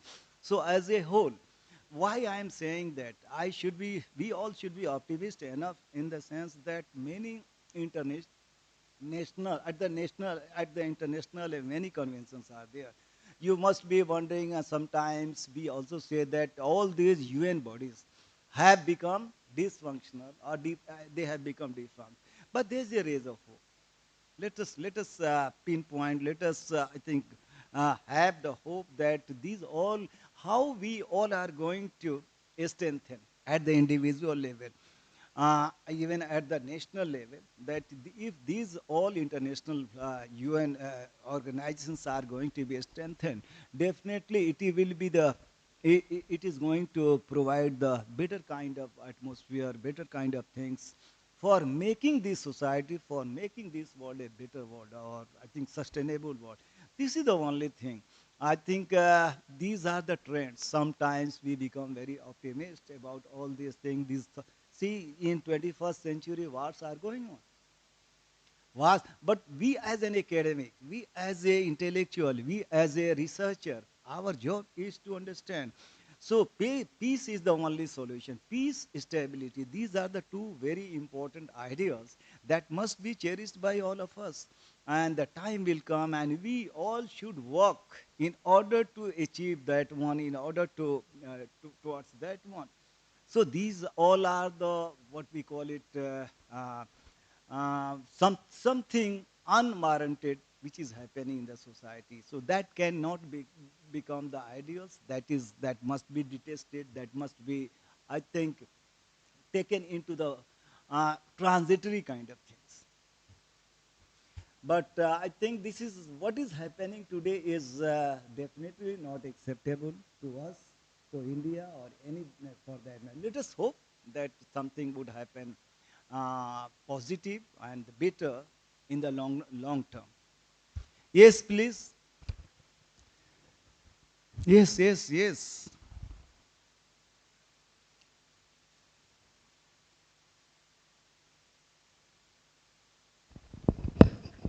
Good afternoon, sir. Good Uh, afternoon. so my question is that what kind of migration is to be combated more, is being needed to combat it more effectively, internal migration or external migration, which needs to be like needed more attention, like since internal also it leads to women suppression and all, like women are deprived of their rights. So Yeah, what could be yes, very regarding that? good question. Let me try to answer your question. I think both the migration, both kinds, international or internal migration, both must be appreciated, must be encouraged, must be promoted. But equally important thing is to ensure they are working and the living conditions and the welfare and as migration is important, same is the case with the protection of the migrants. Protection of the rights of the migrants is equally important. So migrants should not be considered as the commodity. They are not sold for the goods. I think their rights, their welfare must be taken into account. And let me try to talk to you about internal migration. India is a unitary. But there is a use, and Bihari are coming to Maharashtra, Bhaiya is coming to Delhi, like this sometimes. So this is very disgusting in the sense that what basically as an academic we should talk, I think it is based on the demand and supply. Whatever the resources are available, that must be channelized in the proper way. I think where there is a shortage, what happened in Kerala? Take the example. Kerala is the most migrating state since early times. It means 70s. So there was a shortage of there's shortage of manpower even in that area, labor. There was a shortage. So what happened? Bihari and North Indian from North Indian states, they started going to fill up that gap. So if there's a shortage, and I think if it is going to be supplemented by any Indian state, that must be welcome. At the same time, I think how we are going to make India as a unitary state is also very. Take the example, language becomes very problematic sometimes. So how we are going to cope all these things without I think hurting the sensitivity of the any community. So if you see the national education policy, I think this kind of provision, how we are going to cherish our own local language, at the same time, how English is going to have the linked language and national language, you all know that. Taking all the, and this is very much possible, and this is the responsibility of the scholars or the young scholars like all of you to make that one. So how migration is going to become the tools not in the technical sense, but as a catalyst, let me tell you, not tools, but as a catalyst for the progress, for the development, for the sustainability of all these things. I think we need to channelize, we need to come with a very apt kind of policy recommendation or policy intervention. So it is the need of policy intervention to do this thing. But whenever we talk of migration, sometimes that must be stopped wherever they are. So if possible, I think this is not possible. This is not possible that you can stop anywhere, either within the country or at the beyond the border. So now there is an agreement. Now how we are going to manage, how to give the good governance for that matter. If that is whatever the resources, again I am telling you theoretically possibility is that whatever the resources are we are having, if we are going to use these resources, so whatever the population we are having are not beyond that. As yesterday I talked to you, again I am repeating that we are talking today only about demographic dividend. So how this is going to become the demographic dividend?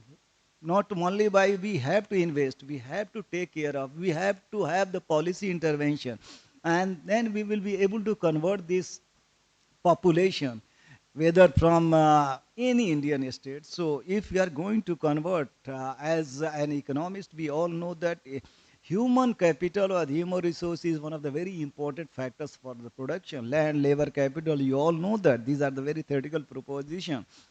So if we are going, entrepreneurship and the labor come from that, I think, stock.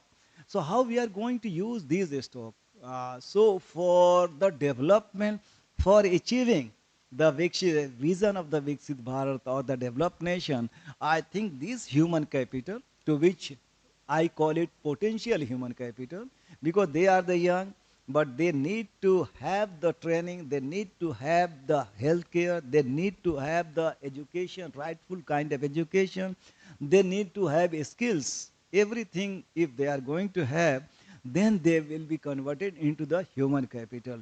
So here again, I think this our constitution, Indian constitution guarantees, I am telling you, that you can go anywhere and settle down. Any, either you can go to north east India or west India or central India. So your constitution guarantees, constitution allowed. But how we are going to create the environment, means culture of acceptability, is very important. I think here again politics steps in here, but you all know that to create the congenial atmosphere, we as an academy can play a very significant role. So according to my understanding, migration must be promoted, must be encouraged, provided you need to have the regular, orderly and free with the human rights, with the condition of providing the welfare. So ours is a country which is a welfare country, our welfare state. So to what extent we are giving is again very important. As I said to you, Anti-Dowry Act passed way back in 1961. Still it is only found in the paper. What is rampant is over here, we all are witness to that one. So how we are going to, unless until we create the atmosphere, culture or environment, nothing is going to move in the right direction. Way back in, I think you must be aware of this UN convention, ILO has created lot of convention, 1999, 49 again, then 75 and then 90 and 2016 and then 2018. Many conventions have already been enacted, but again, it is only found on the paper, theoretical propositions are there, so we have to see. So here, internal migration or international migration, both must be taken into account.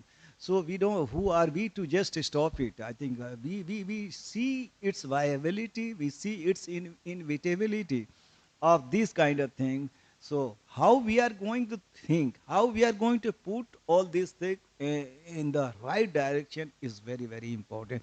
For that matter, we have to, whenever we talk of migration, whether internal or international, what are the sources? Can you tell me some of the sources? What are the major sources through we get the data? For internal migration, where can we get the source? What are the sources through which we will be able to get the data? Without data, we cannot move. We need data. On the basis of data, statistics, we can formulate policy, we can have some sort of ideas, or we can analyze the issues in the right direction.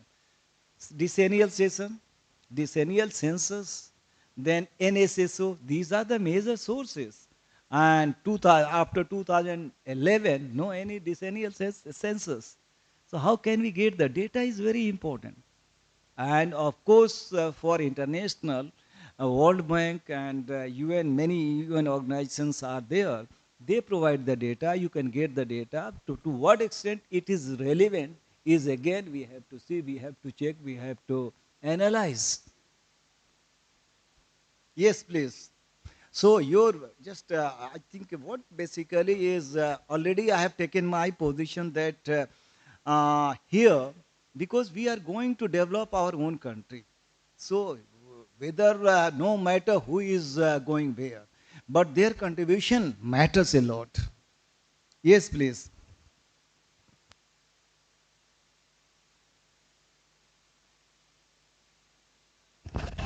Good afternoon, sir. My question is rather based on an observation. So my question is, most of the Indian elites residing abroad, they often boast about they often paste a picture of India which existed years back, because now the picture has changed a lot, and they often talk about the culture, they often only paint a culture tapestry, while often ignoring the discrimination differences and the economic disparities in India, and the massive cultural gap that exists.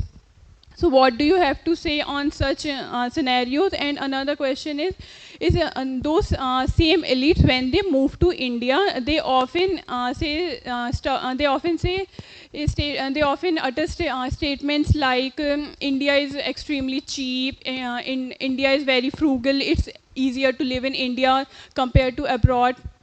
But while they often forgetting they are exploiting the daily wage workers. So what would you say in such in such situations?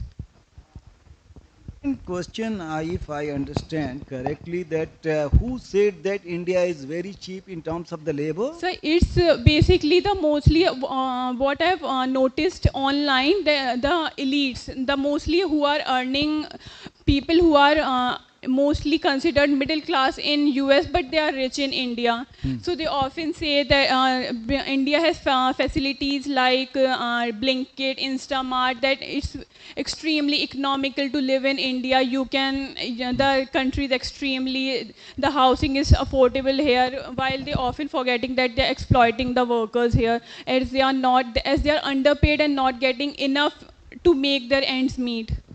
Uh, let me try. Let me first of all tell you that if you see the system to which we all are undergoing is purely capitalist system, and the very nature of capitalism, you understand that exploit. It is completely, it is majorly based on exploitation, and they understand that of course India is cheap in terms of the labor. So see the situation. So if you go to any European cities or anywhere, very, very expensive, at least 10 or 20 times more than what we get it here. So one cup of tea, you can imagine, I think at least 10 times more than. See the case of dollar, see the case of what pound. Pound 118. 1 pound means 118 rupees, 116, 17 rupees. So they, I think this is very much that it is the intention, it is the objective of any, if you have the entrepreneurship, you have the business, then definitely you will try for the market, you will try for the labor which would be cheaper. And we cannot say that it is exploitation in the sense that those who are working, sitting here for the American companies, for the MNC's company anywhere. So it's very difficult to say that it is, I think they are getting a lot of money in the sense that if they work, if they are free hand, if they are unemployed. So in that situation, what would happen? Anyway, they are getting their money, and already I have told you that system to which we all are having is exploitative. It's not ideal. So I think we have to see the reality also that yes, due to the see the situation, globalization, we are talking a lot today, and for the last many years we have been talking of globalization. Globalization, some people say that globalization has created havoc, has created inequality, has created a lot of cultural issues. Hmm? So these are the negative fallout. These are the shortfalls of the. But it has, globalization has been used as an opportunity also. See, I think not we are sitting one to one in the same in person, but now online has become very, I think, often. It has become the reality. So we, wherever you go, sometimes we sit in our own room and just get connected anywhere in the world.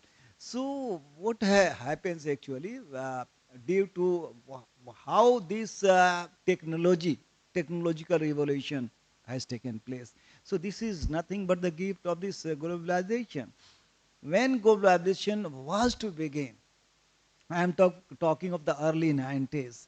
So in the 80s, mid 80s, lot of hue and cry was going on that this globalization, LPG, liberalization, privatization, and globalization is going to create a lot of havoc in terms of creating unemployment.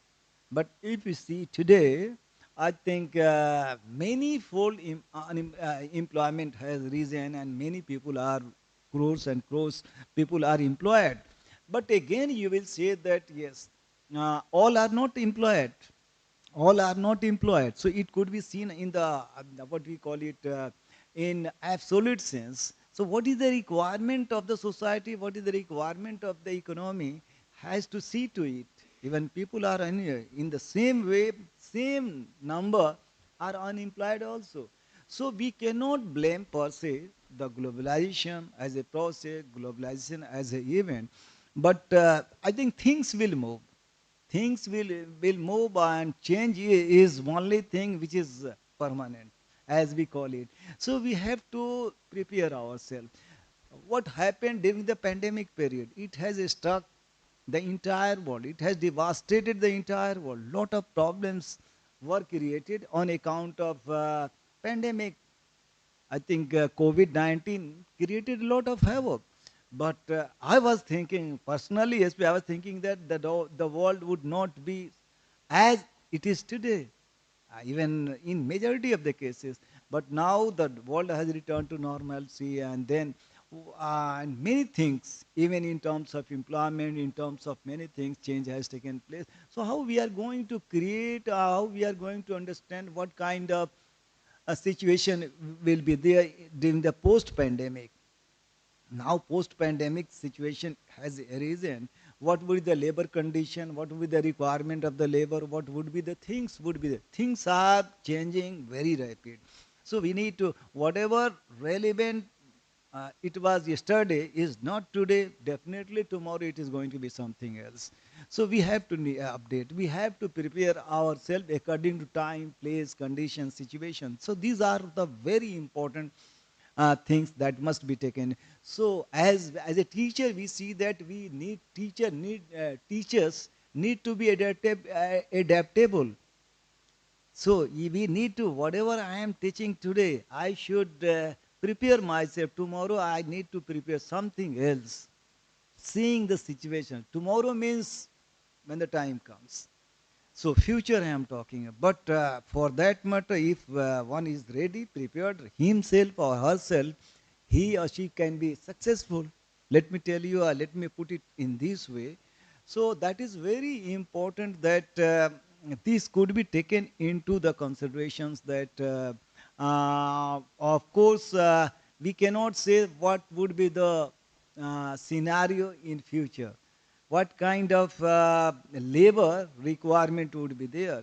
But seeing this situation, if you see, I think everything is extremely cheap, and this is that must be celebrated also, and that must be taken in the positive way.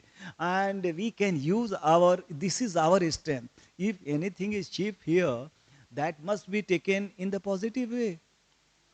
If you go and just buy $2, $2, 1.9 a pound, just 3 4 days before I bought one like yeah, like this, a little bit bigger one, 1.9 pound.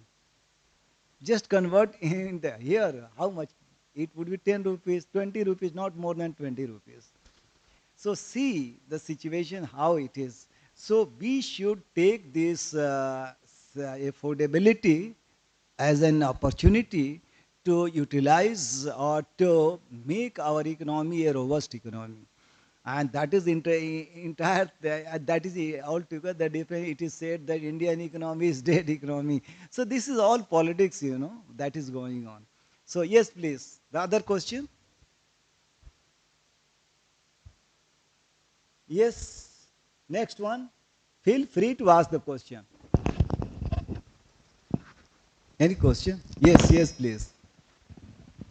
So if we look into forced migration, which is usually the refugees, so do you think that international refugee policy truly consider the voice and experience of women, especially women from marginalized communities like the Rohingya refugees? Very good question. I think here, this is my take, that we belong to the international community. We as a scholar, we as an academy belong to the international community. We are the part of international, global community, international community. Why I am saying that these all are the national issues, whatever it is there. I think the issues are there, but unless until we look and we deal this issue at the global level, I think things will not move in the right direction. See, all these conventions are not binding. What is it? These all agreements, these all international covenant conventions are not binding. What does it mean?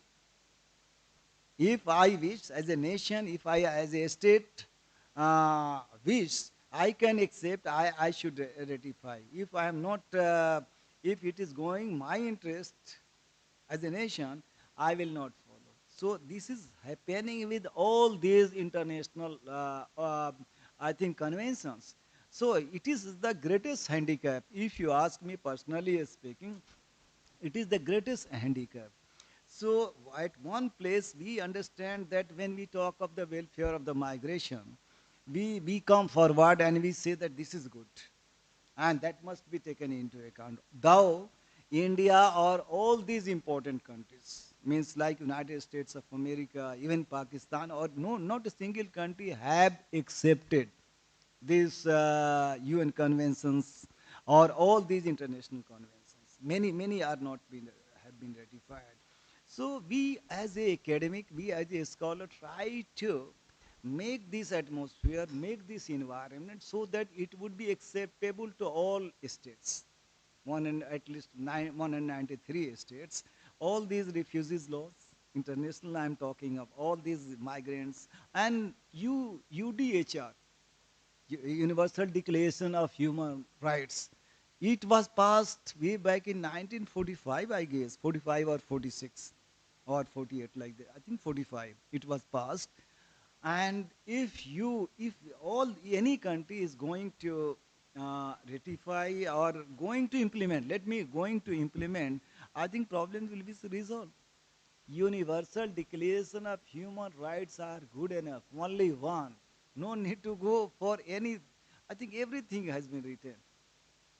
So the protection of the refugees, protection of the migrants, the protection of women, especially, I think in 1951, one see what is this? I think relating to the women completely. If that is going to be, I think, implemented in true sense of the term by all these states, the problem of women would be resolved to a larger extent.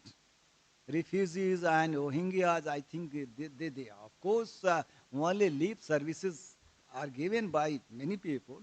But what basically, so these kind, take the example Syrian women, how they have been suffering, and like that many.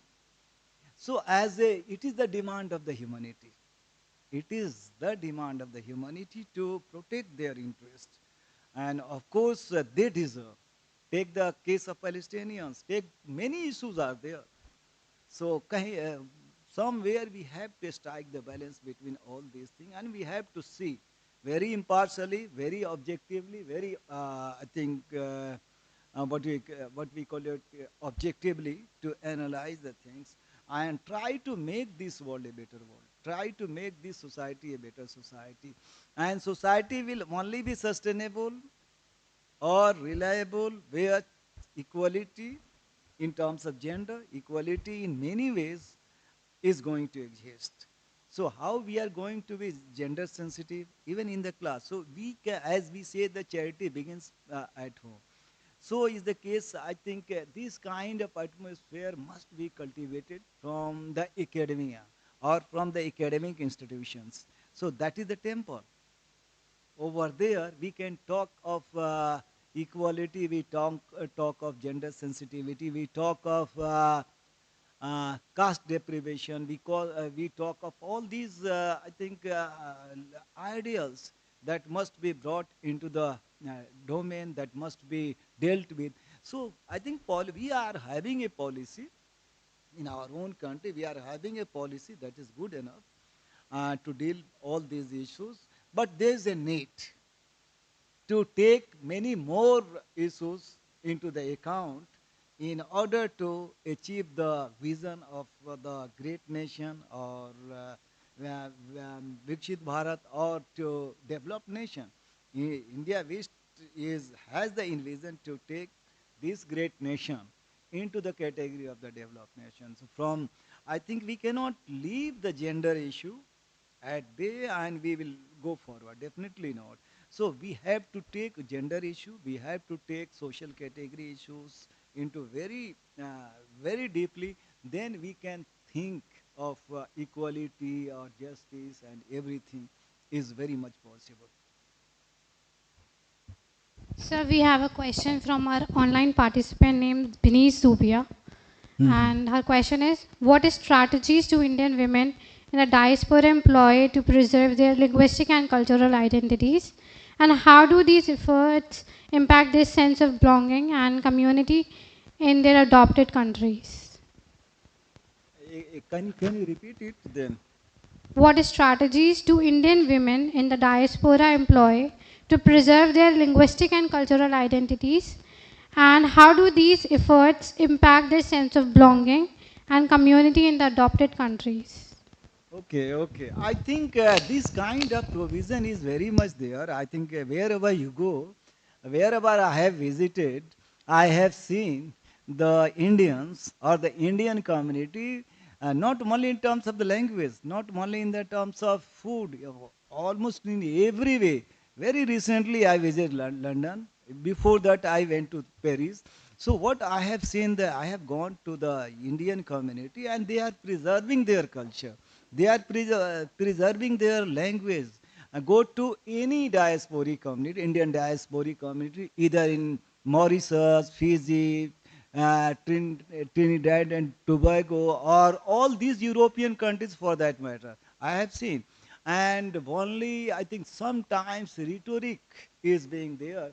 Otherwise, I think they are maintaining and they are very conscious of this fact that they are maintaining and not much challenges are there. But how, if any challenges are there, so that could be seen, and of course they are conscious of this fact that they have to maintain, they have to preserve. As if you go to Mauritius, see the situation they speak, I think they are from Azamgarh and then eastern part of Uttar Pradesh, and I think those who are here in Banaras or Jaunpur, I mean, they can interact and they speak very good Bhojpuri. And they are preserving there. So that is great that they are preserving. Not much challenges is there. But since they are very strong also, so this kind of situation is there. But sometimes some sort of problem crop up. But that could be overcome. So my final I think response to this question is that, of course they should be conscious, to which they are.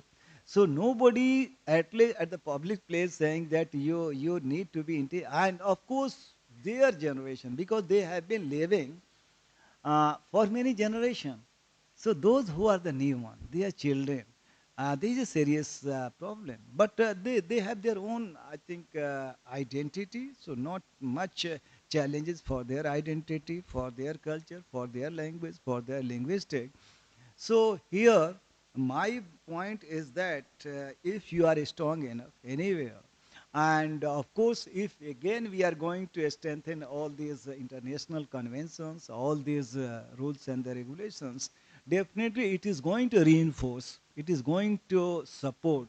So if we are getting this kind of support, today nobody will say, nobody is saying that you are going to be assimilated. I think no. I think your preservation of culture, your heritage are as important as anyone. So this kind of situation is very much there. So once again, I'm very thankful to the participant, online participant, or online friend. So this is my take about the question that has been raised by the online, I think, scholar or the participant.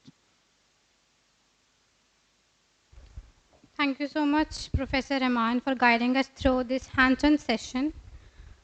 With this, we conclude day 5 of our academic program. My heartfelt thanks to all our speakers, including Professor Anisur Rahman, sir, for his valuable contributions. I also thank all the participants for the thoughtful presence, engagement, and questions.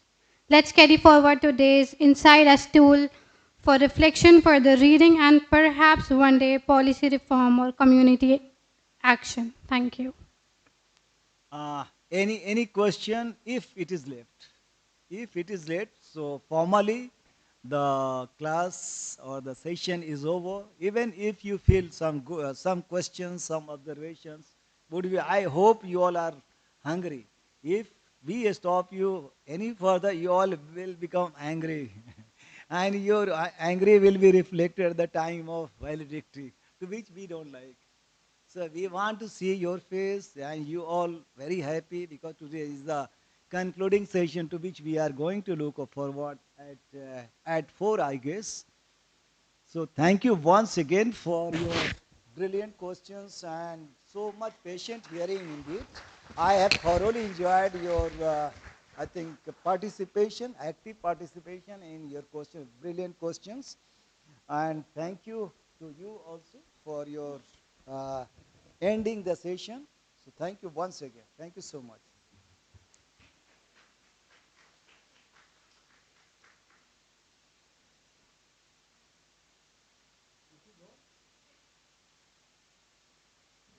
See you then at 4 at your valedictory session.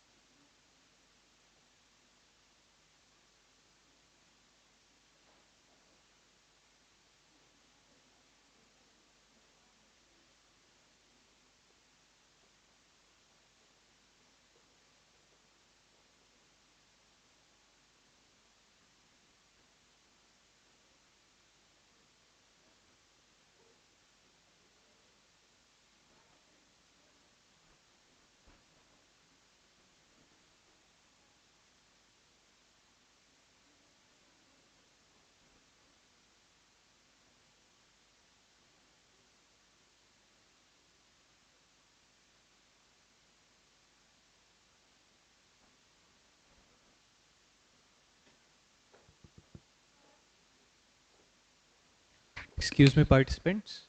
The people who want a vegetarian lunch, can you please raise your hands?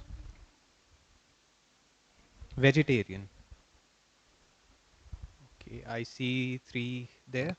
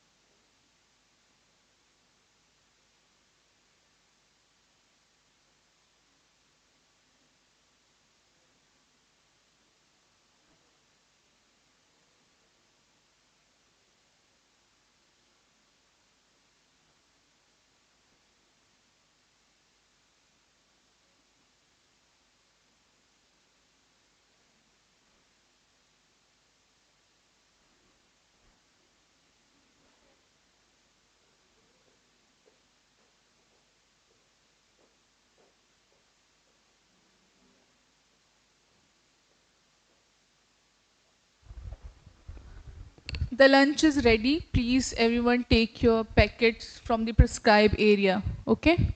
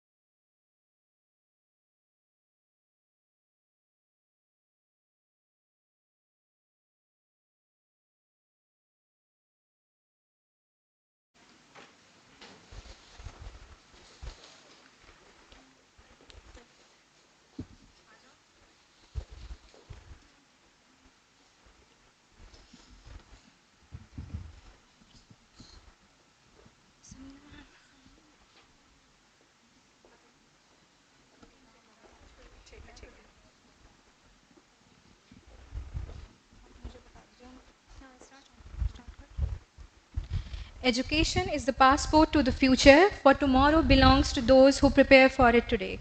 Greetings to everyone present here. Assalamu alaikum and a good evening. I, Maisha Manal Taj, a third year student of English Literature, Women's College, your host for today's event, would like to take a moment to welcome you all to the valedictory session of the Gyan course titled Indian Women Diaspora, Preserving Linguistic and Cultural Identities, hosted by Women's College, Aligarh Muslim University. Before we dive deep into the program, to honor the tradition of Aligarh Muslim University, I'd like to invite Mr. Mufazzal Hussain to the stage for the recitation of the Holy Quran.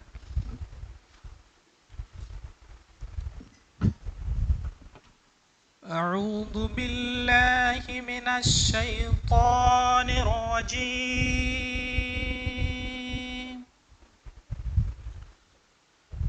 بسم الله الرحمن الرحيم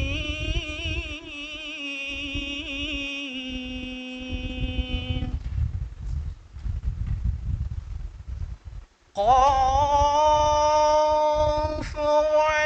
والقرآن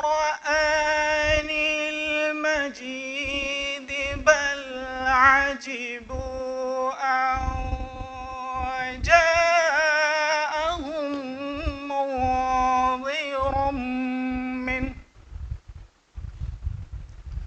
منذر منه فقال الكافرون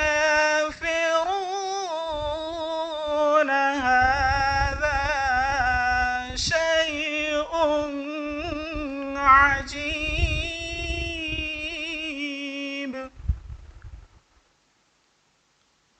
أإذا متنا وكنا ترابا ذلك رجع بعيد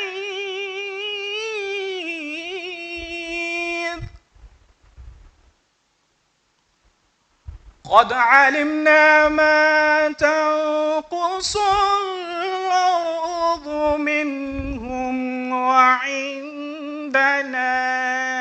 كتاب حفيظ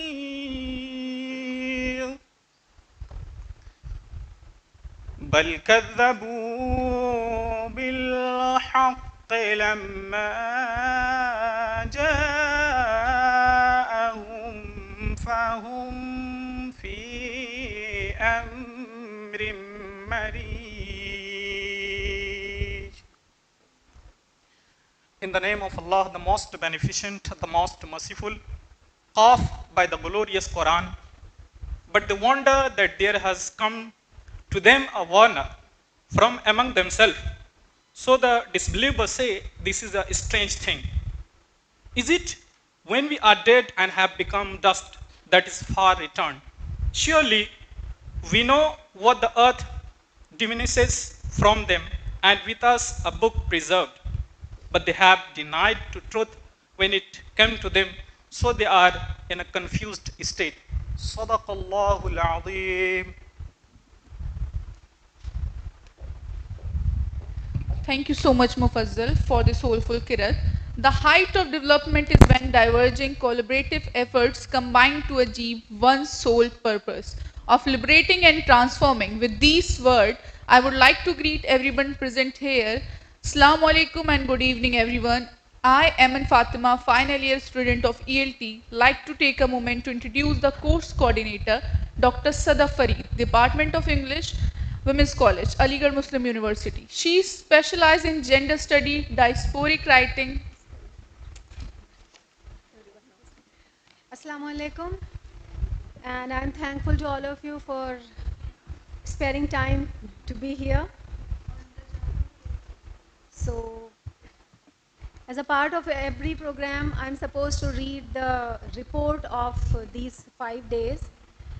So, as we mark the culmination of the insightful Gyan workshop titled Indian Women Diaspora Preserving Linguistic and Cultural Identities, hosted by Women's College, Aligarh Muslim University from 29 July to 2nd August 2025, I am pleased to present a report on the successful completion of the course.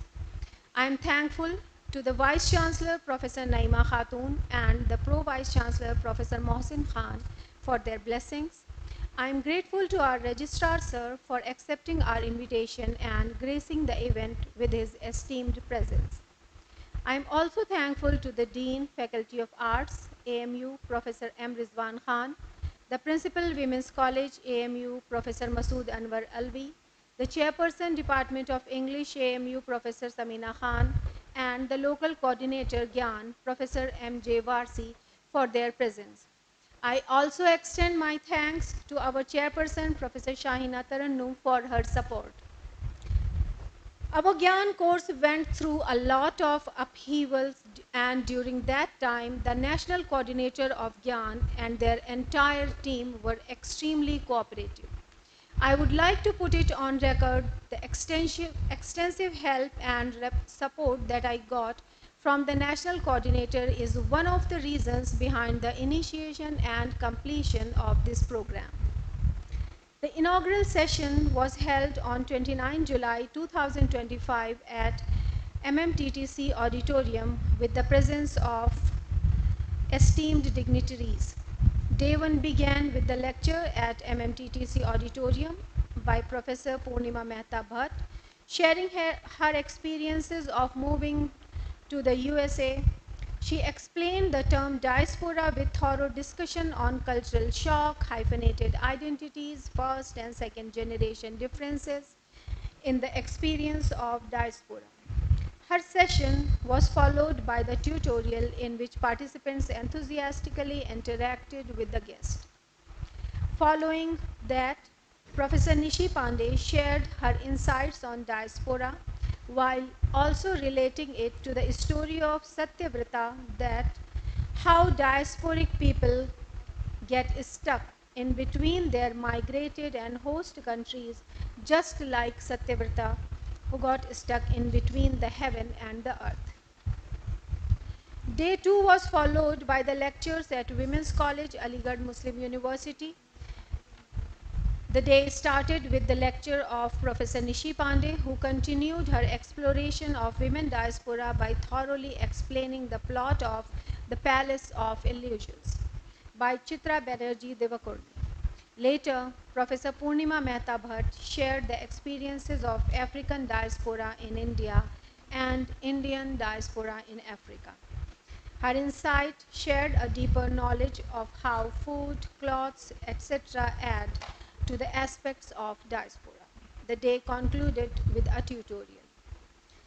The third day was inclusive of the lectures delivered by Professor Nazia Hassan, who explored the differences in the experience of diaspora of men and women, taking the help of works by Jhumpa Lahiri and Kiran Desai. Moving further into the workshop, other lecture was delivered by me, Dr. Sadaf Farid. I explored the themes of linguistic and cultural identity formation by sharing the views of some educationists, William Safran and Robin Cohen, exploring the colonial and modern diaspora as well. Later, Professor Purnima ma'am shared her experience of moving to abroad from India, the struggles, the challenges, and eventually the acceptance. The day concluded with a problem-solving session by Professor Purnima Mehta. Day 4 began with the lectures delivered by Dr. Sadaf Farid discussing the women in diaspora and their feelings of belongingness, using poetries and short stories along with exploring the concepts of globalization relating to privatization, etc. Professor Anisur Rahman explored the effects of diaspora in sustainable development while discussing migration and elements of diaspora. Moving forward, Professor Purnima shared her experiences of exploring the lives of diasporic women in Gujarat, with presenting pictures of stepwell inclusive of the goodness and more goddesses and more than gods. The last day, day 5, began in the morning at 10:30 and lectures were delivered by Professor Purnima Mehta about how the Indian people and other feel alienated in diasporic situations. She had also discussed different criterias and the characteristics which have been set by the people in assessing the beauty of women. Her lectures were followed by the lectures of Professor Anisur Rahman, where he had talked about policy making and women diaspora. This course has opened new fields and areas for young aspiring scholars to research the topic thoroughly and discover new perspectives of the same. The 5-day lectures have explored the two faces of one coin itself, the diasporic people moving to abroad and then coming back to the motherland. Around 83 participants had enrolled for the course. Around 60 participants attended the sessions offline, and 12 participants who could not manage to travel were allowed to join the sessions on Zoom app. It is a moment of great pride that our course had an international participant as well who joined from Germany. I would like to take a moment to extend my heartiest gratitude to our participants and everyone else involved in the process of making this event a success, wishing the best of future to the cherished participants. Thank you so much.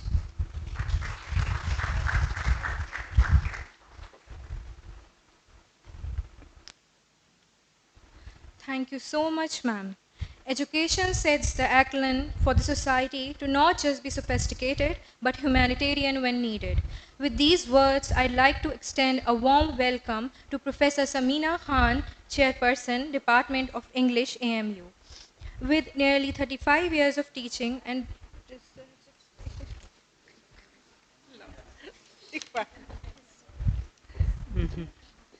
Thank you very much for this opportunity. I extend warm greetings to our patron, Professor Naima Khatun, Vice Chancellor, Aligarh Muslim University, our distinguished chief guest, Muhammad Imran, IPS, our Registrar, Aligarh Muslim University, and all the dignitaries present on the dais and those who are attending the program from here or online. I welcome all of you and greet all of you. It is with great pleasure that I extend my warmest appreciation and congratulations to all of you, and especially to Dr. Sadaf Fareed, Course Coordinator and Principal Women's College, Masood Anwar Alvi Sahab, who brought this course, and department is really very proud to support this course, and the outcome of this course will not only be beneficial for our students, researchers and faculty members, but for all those who have an interest in literature, culture, and especially the issues related to women, their betterment, their improvement. I hope, I personally believe that this course might have unsettled or dismantled the very popular notion, in the words of a poet, log aurat ko faqat jism samajh lete hain. How women are really the custodians of good soul, good thoughts. So I hope this course, the success of this course lies in dismantling this notion, and also because wherever women are, whether they are in India or abroad or they go anywhere, or they express themselves in any creative form, either they dance, they cook, they write, they sing, they not only create culture and literature or preserve or become custodians, but they also can change and challenge these stereotypical notions of the society, deep-seated prejudices in the society, and can change the society for better, can change humanity and contribute to humanity at large.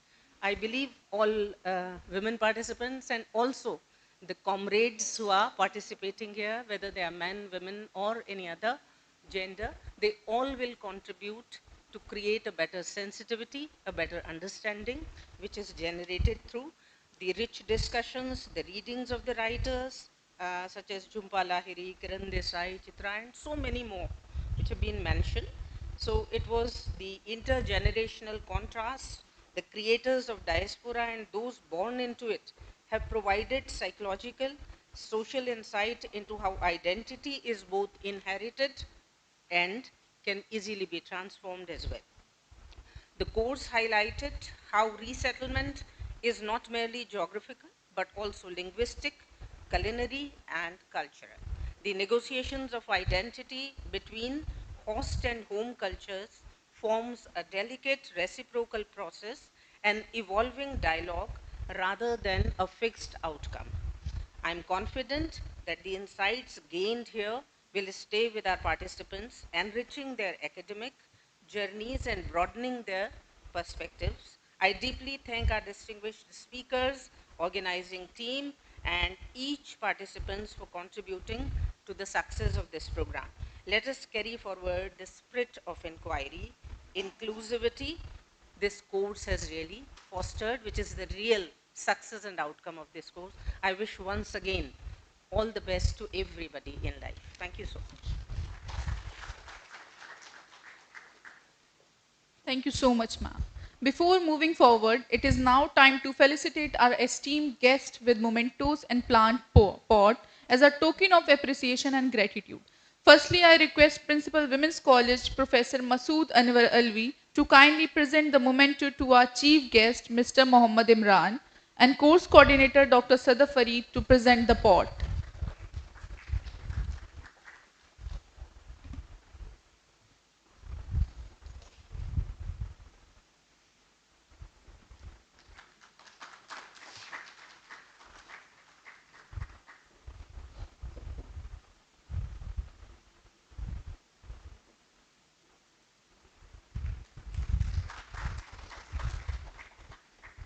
Now, I request Professor Shagufta Imtiaz to kindly present the memento and pot to our guest of honor, Professor Anisur Rahman.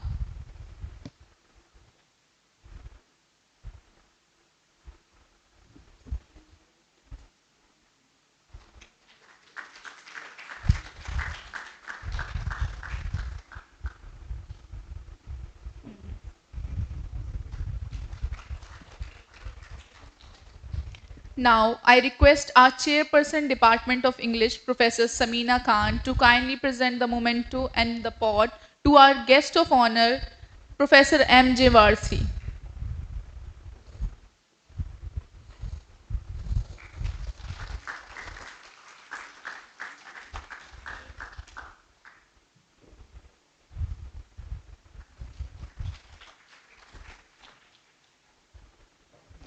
Now, I'll invite our Principal Women's College, Masood Anwar Alvi, to present the memento and pot to our Dean Faculty of Arts, Professor Rizwan Khan.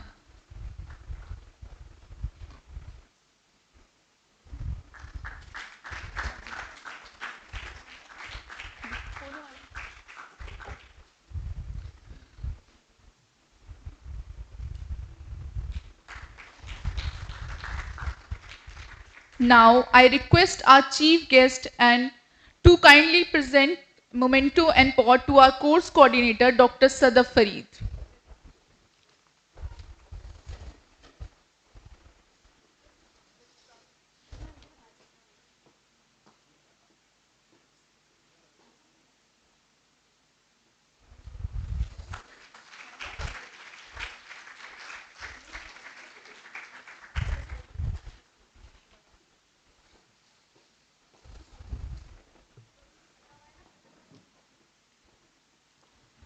It is my privilege to introduce and warmly welcome Mr. Muhammad Imran, an IPS officer of the 2011 batch, currently serving as the Registrar of AMU. Mr. Imran brings with him over 11 years of distinguished service in the police force. He was honored with the Director General's Commendation Disc Silver in 2019, a testament to his dedication, service, and excellence in command roles.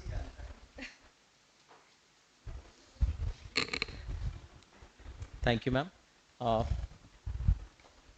Respected Dean, Faculty of Arts, Principal Women's College, Coordinator for this course, Local Coordinator Gyan, distinguished resource persons, esteemed participants, volunteers, everybody else who has worked very hard to make this program successful.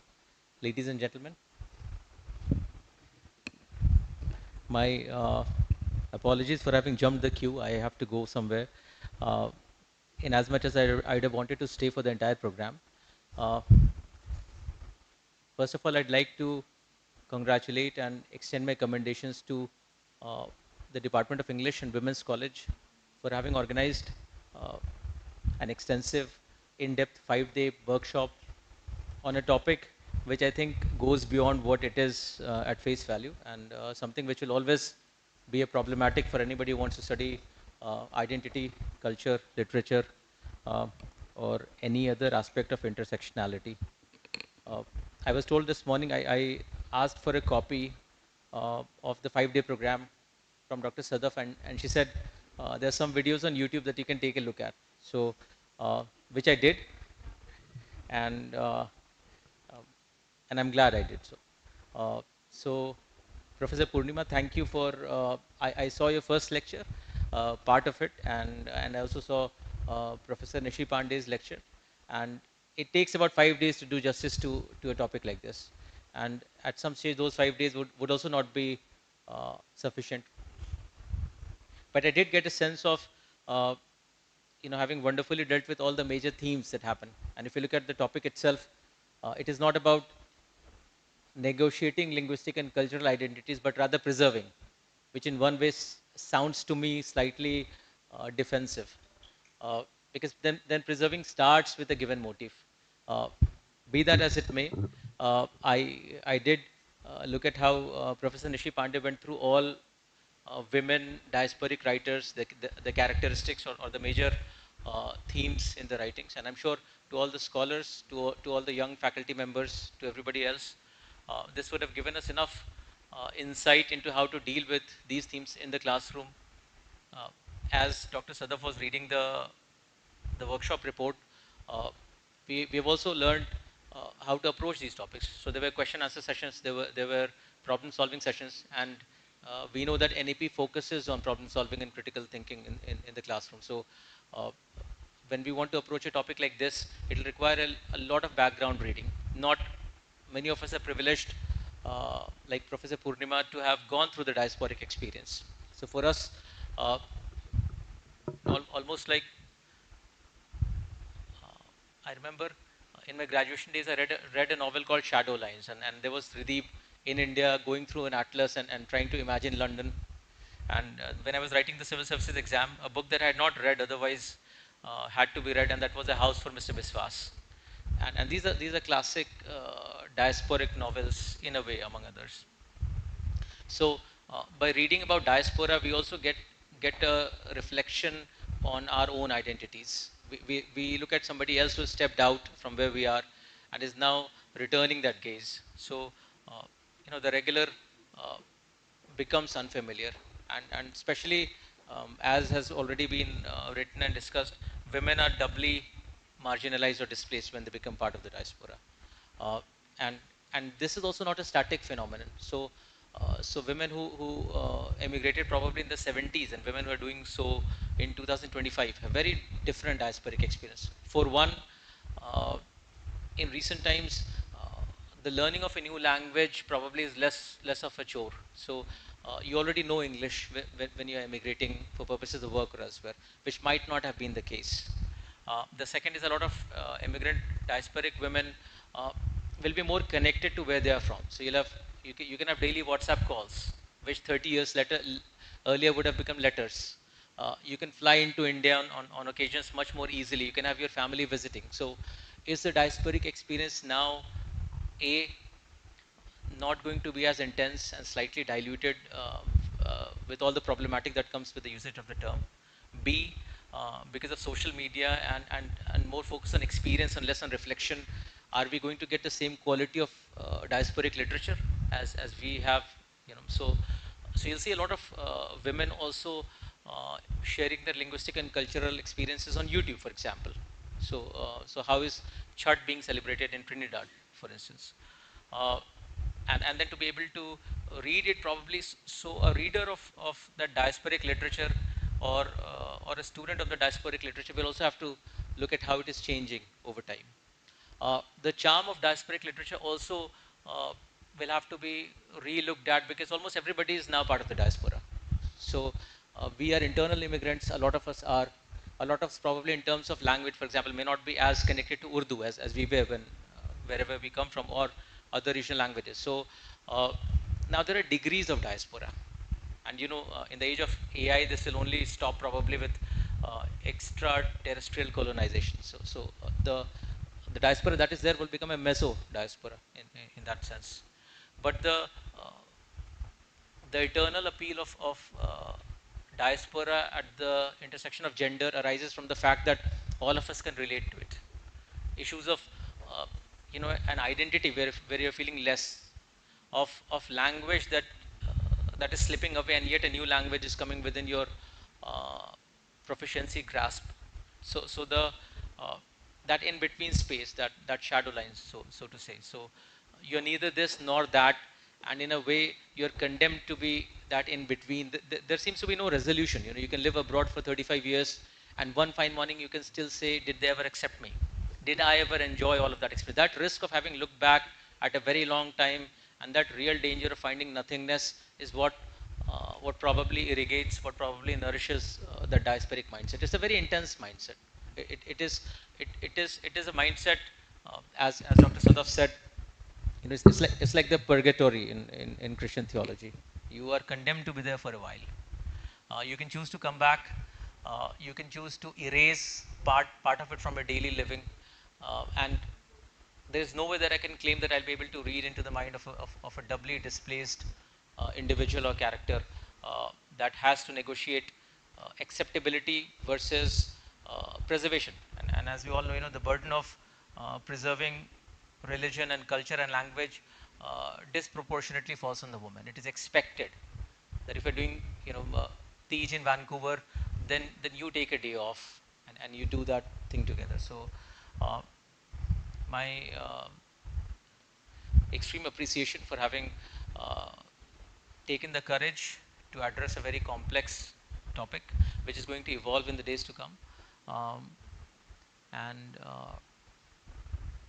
I would invite and encourage all of you to start with this and to read a lot of diasporic literature coming from, for example, female writers from China or from Africa. Broaden that, turn it into structures. Look at if it could be structural, and then you can go ahead and see patterns in language, patterns in identity, patterns uh, in memory, patterns in psychology, and so on. And in the long run, I think your students will benefit from that. The entire discipline of diasporic literature will benefit from these and similar such programs. Thank you once again for giving me the opportunity and for letting me, listening to me patiently. And I wish the rest of the program all the best. I'd also request, the YouTube link to be publicized. Please put a link to that in the classroom so that people who have not been a part of this can then enjoy these lectures at their own leisure. We can forward it in WhatsApp groups and so on, because it deserves a much wider audience. Thank you very much, Jai. Oh, just one last thing. I did want to read this and I forgot. So this is from Meena Alexander, and this problematizes identity. She says, I'm a poet writing in America, but American poet, an Asian American poet then, poet to quote, a woman poet of color, a South Indian woman who makes up lines in English, a third world woman poet. So these are the fault lines. I submit them to you. Thank you. Yeah.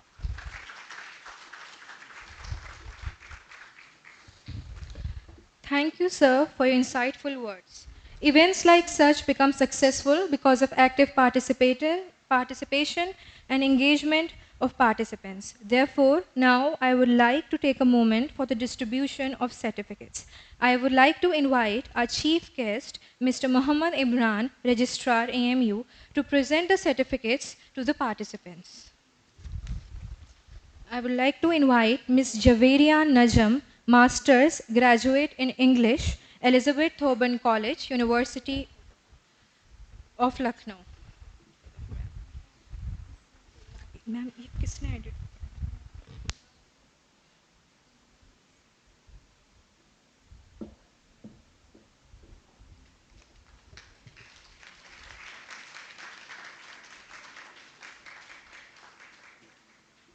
Next, I would like to invite Dr. Zeba Asmat, Assistant Professor, Department of Law, Aligarh Muslim University. Next, Dr. Yasmeen Ansari, guest faculty, Women's College, Department of English, AMU. Next, Dr. Fayyaz Ahmed, Assistant Professor and Local Head, Department of English, Rani Channamma University, RG Center, Vijayawada, Karnataka.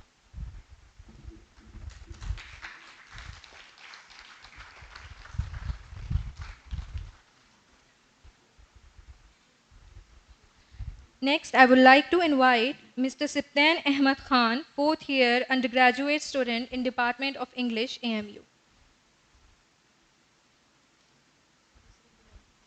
Next, Ms. Alia Tasneem, Masters in English Literature,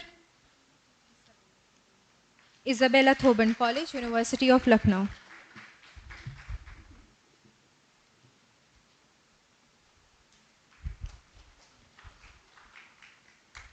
Next, Ms. Anjika Singh, PhD Scholar, Department of English Literature, the English and Foreign Language University, Regional Campus, Lucknow.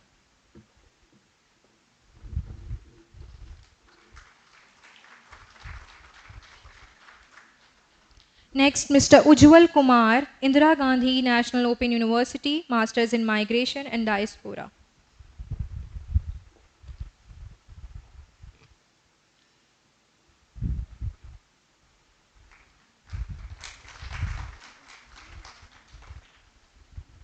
Ms. Mrinal Pant, a PhD Scholar.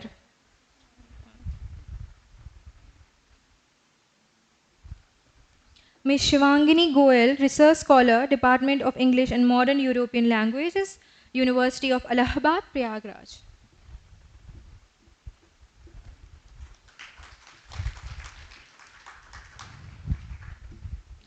Ms. Yagya Gupta, Department of English and Modern Languages, University of Lucknow.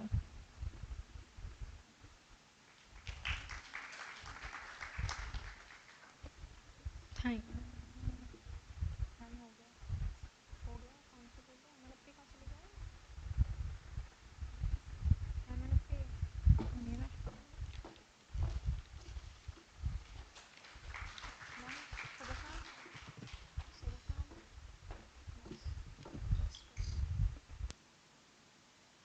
you. Thank you so much, sir.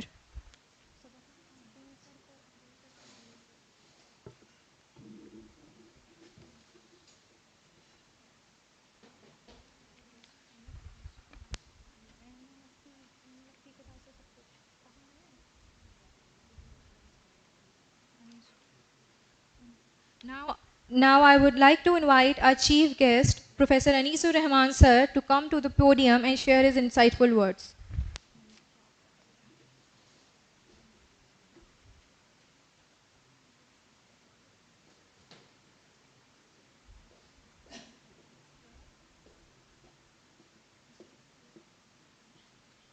Thank you.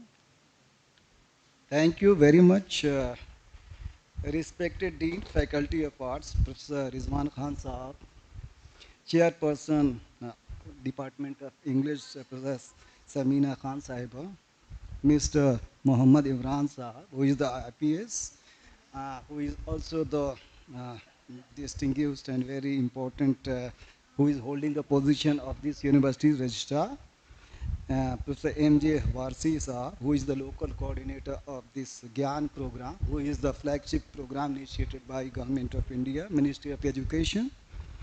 Professor Masood Anwar Alvi, who is the principal, Women's College, and Dr. Sadaf Farid, who is the course coordinator of this GYAN program. It's indeed a matter of immense pleasure for me to be the part of this great event being organized by this great institution of higher learning, Aligarh Muslim University. I have got this chance to speak to the very young and energetic scholars who have come across the country. So already I have spoken at great length about migration and sustainable development, and then women migration and policy challenges. What are the challenges? I am sure that in this program, lot of input has been provided and has been translated to all these young minds. I am sure that you all are going to use for this Indian diaspora, Indian women diaspora that is the main title of this program, the Preserving Linguistic and the Cultural Identities.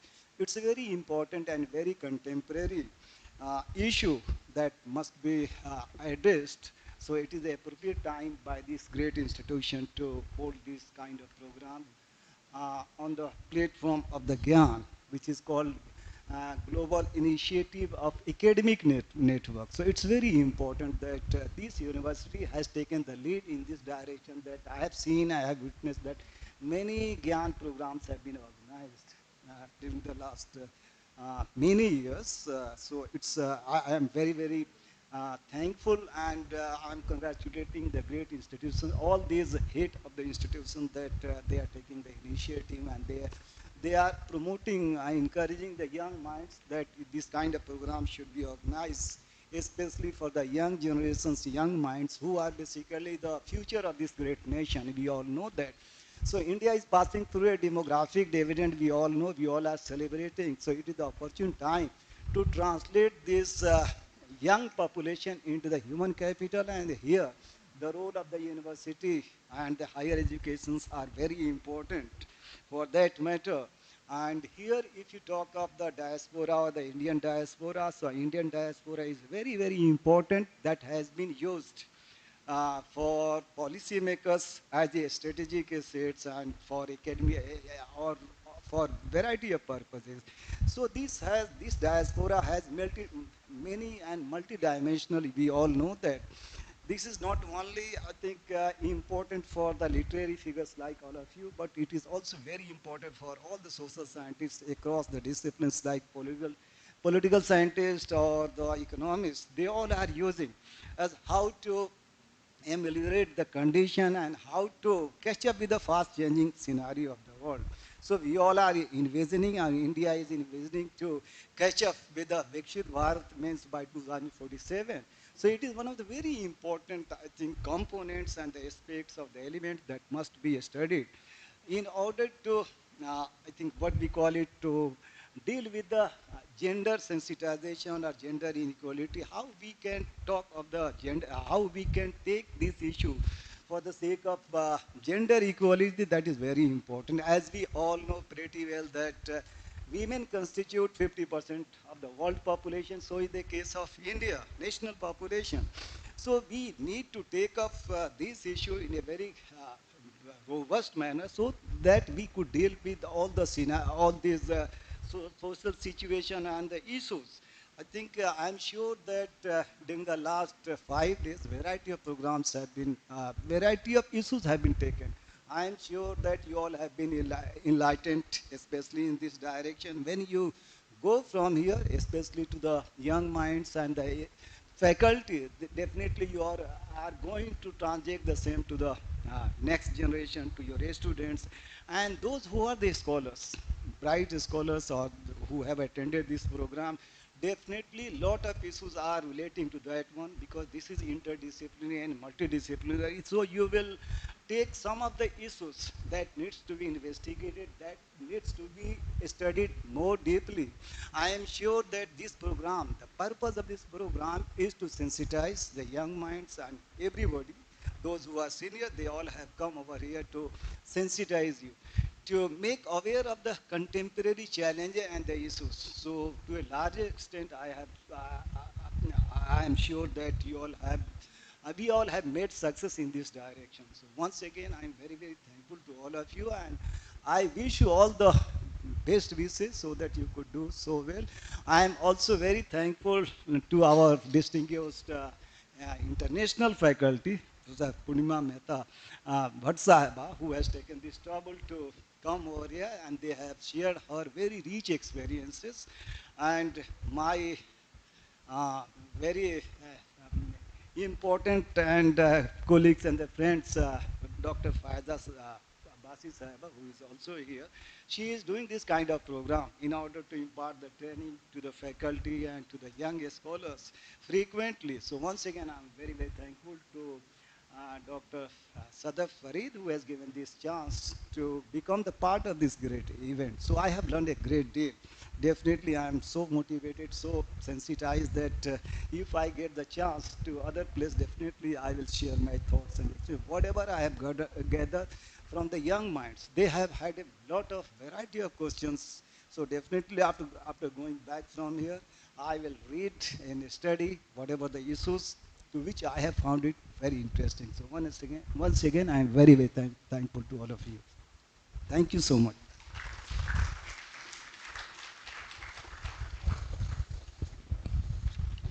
Before moving forward with the event, I would like to take a moment to felicitate Professor Nazia Hassan, National Faculty, Women's College, AMU, with a memento and a plant pot as a token of appreciation. I further invite Dr. Sadaf Farid to felicitate ma'am.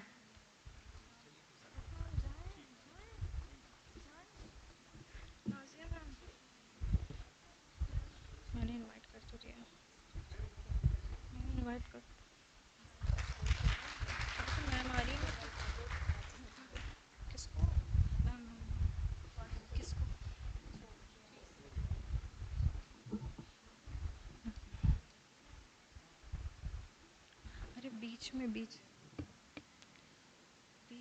है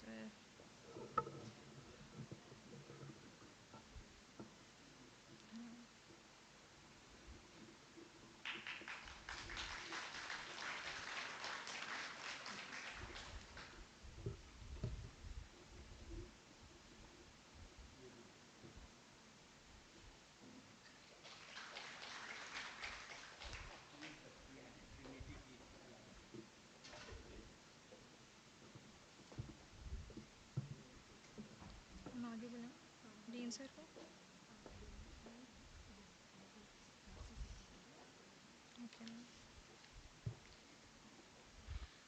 Now, let me take a moment to introduce the local coordinator of the Gyan course, Professor M.J. Varsi, engaged in teaching and research in the Department of Linguistics, Aligarh Muslim University.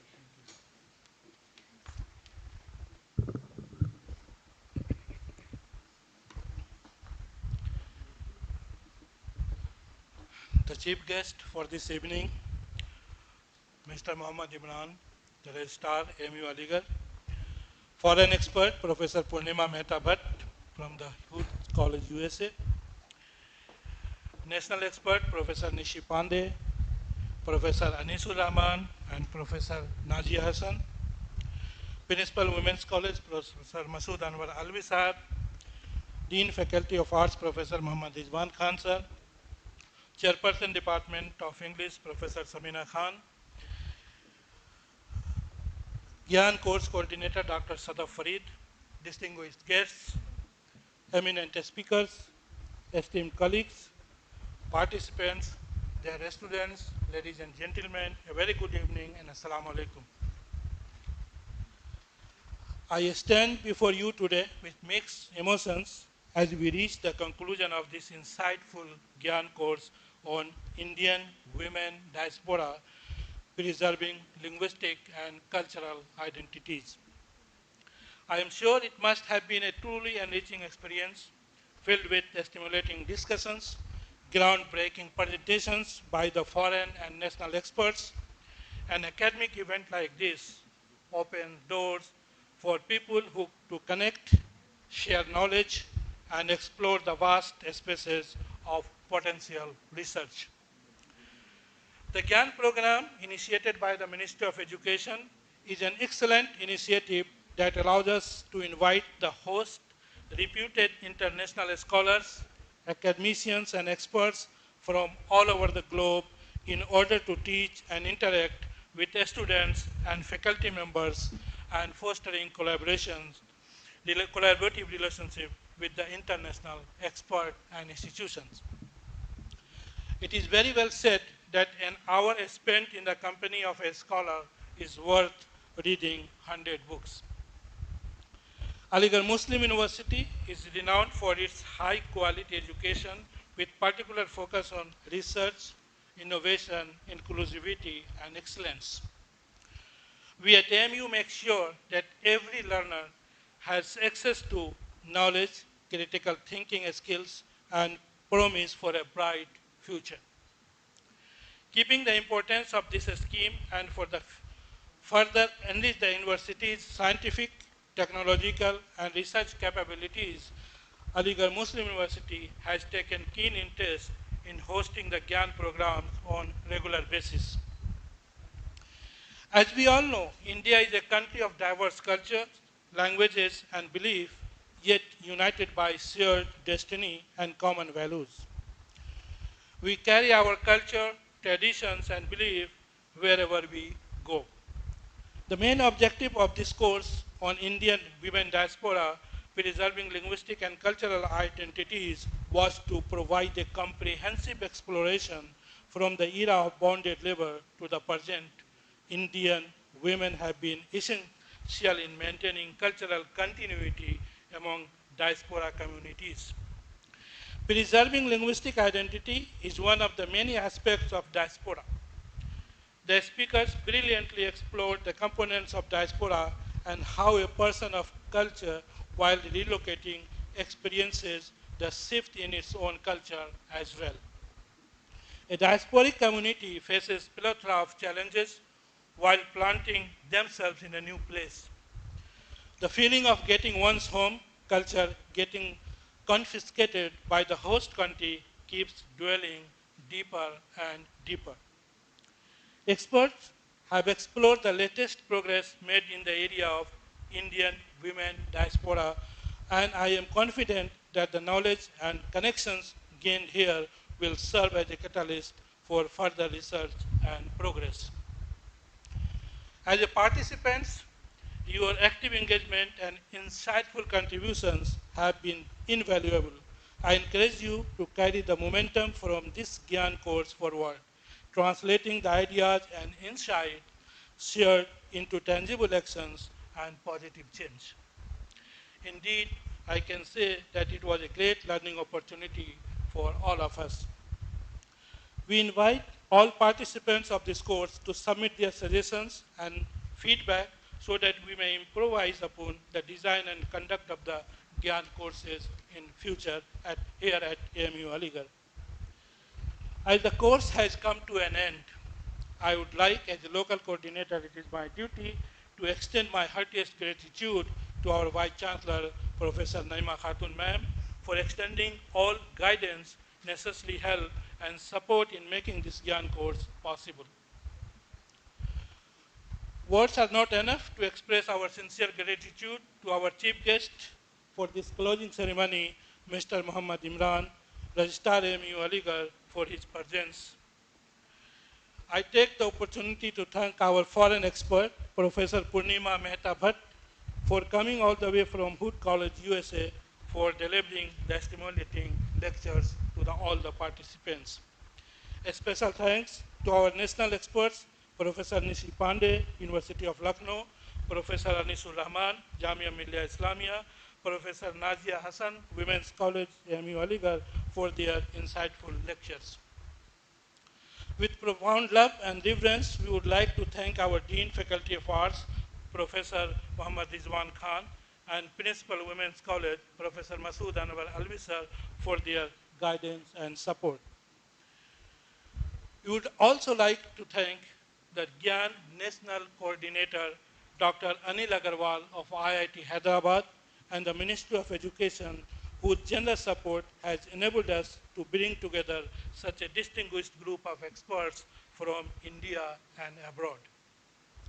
Participants deserve our special thanks for their enthusiastic participation in this course. I want to express my sincere thanks and also would like to congratulate Dr. Sadaf Farid, the course coordinator, and her entire organizing team, whose tireless efforts have made this GYAN course a reality. Let us remember the connections forged and the knowledge shared made this GYAN course serve as the foundation for future collaborations and continued growth in our respective fields. I wish you all the very best in your future endeavors. I would also like to thank the Director, UGC HRDC, for providing the venue Dr. Faida Abbasi, the director sitting here, all the faculty members who have come here for this closing ceremony, I would like to thank them as well.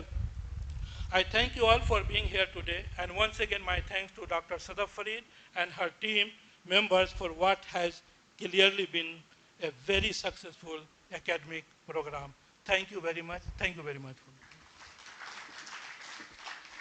Thank you so much, sir, for your insightful words. Knowledge is power, information is liberating. Education is the premise of progress in every society, in every family. With these words, I would like to extend a heartfelt welcome to Professor Rizwan Khan, Dean Faculty of Art, Aligarh Muslim University.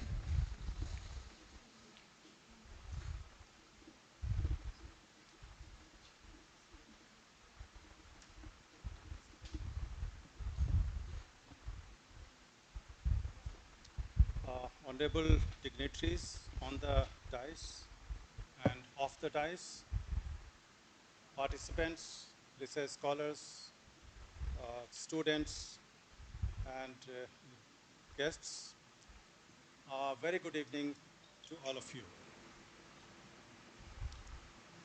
At the very outset, I would like to thank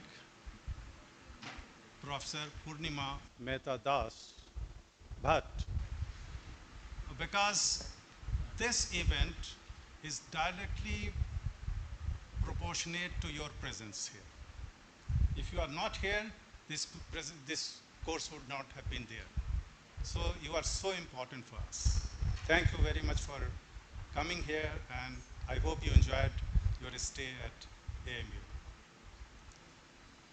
AMU. I'm also thankful to our national experts, Anisur Rahman sir, Nazia, and Professor Nishi Pandey from Lucknow University.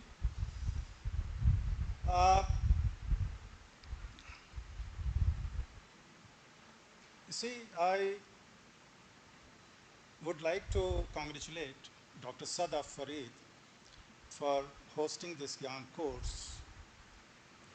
I should say not only hosting this Gyan course, but also I know her as a colleague in the Department of English at Women's College. She is very vibrant, very active, and I know her, she is an author, she is a translator, she has contributed research papers, and not only that, she has gone for MOOC courses also, and Gyan course also. This is what I always used to say to the women's college staff, that you should come forward and hold it in the college. You know, department is there, but the college should be visible. So this is what she has done. So thank you very much, Sadaf, and at the same time, I would also like to congratulate you. I think she deserves a big hand from each one of you.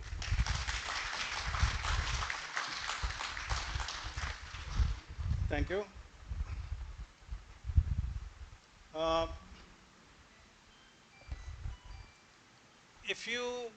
When I look at the topic, Indian diaspora, Indian women diaspora, I have my own understanding of the word diaspora and women, because sometimes I'm hesitant because everybody is talking of identity and all, but sometimes it has created problems, especially in recent days.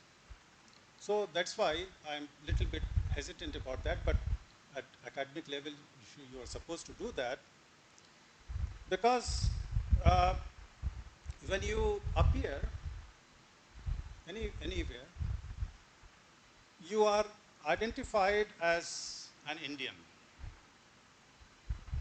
So you come with a baggage of culture, baggage of identity, all everything related to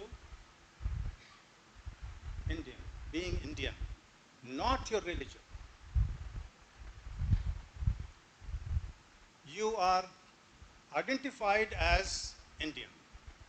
Nation is your identity, not your religion. This is my understanding of visibility of a person at anywhere. So that's a very important aspect we need to think of. We all were Indians. You need to understand this. In 1947, some became Indians, some became Pakistanis. And in 1972, Bangladesh emerged.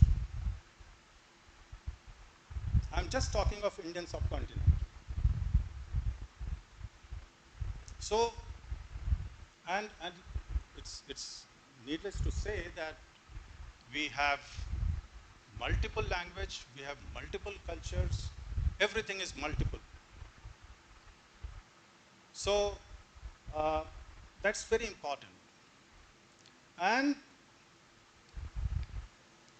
when we dream in our mother tongue. We never dream in English. Ma'am, have you dreamt in English in America? She's there for last 40 years. So I said mother tongue. So from there, you need to think of all the keywords in this whole event. I'm saying it again because we have research scholars, we have students. They need to think again. And one more thing that I would like to say, that when you think of diaspora, there are some people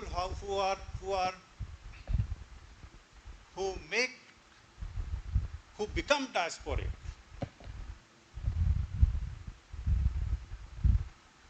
And there are some who write diaspora stories. Because if you think of Fiji, if you think of Trinidad, there were many Indians. Bhojpuri is a language, is a very important language in Fiji, for example, Trinidad.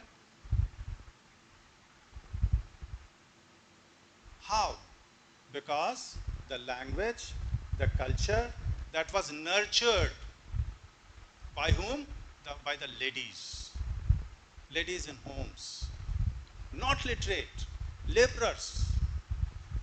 They nurtured what? Language and culture and everything, the soil of India. That was nurtured by those ladies. And they are being represented in novels and short stories. So that's very important. There are lots of things we could talk of, but it's not the time. I think once again I would like to congratulate Sada Farid and keep the good work going and put your best. Okay? You will known by your actions. Good luck. Thank you very much. Thank you so much, sir, for your kind words. I now invite participant name to kindly come up on the stage and share their insights with us. So I would like to call Ms. Afranaz Mariam, Professor Fauzia Faridi, and Ms. Yagya Gupta to kindly come one by one and share your feedback.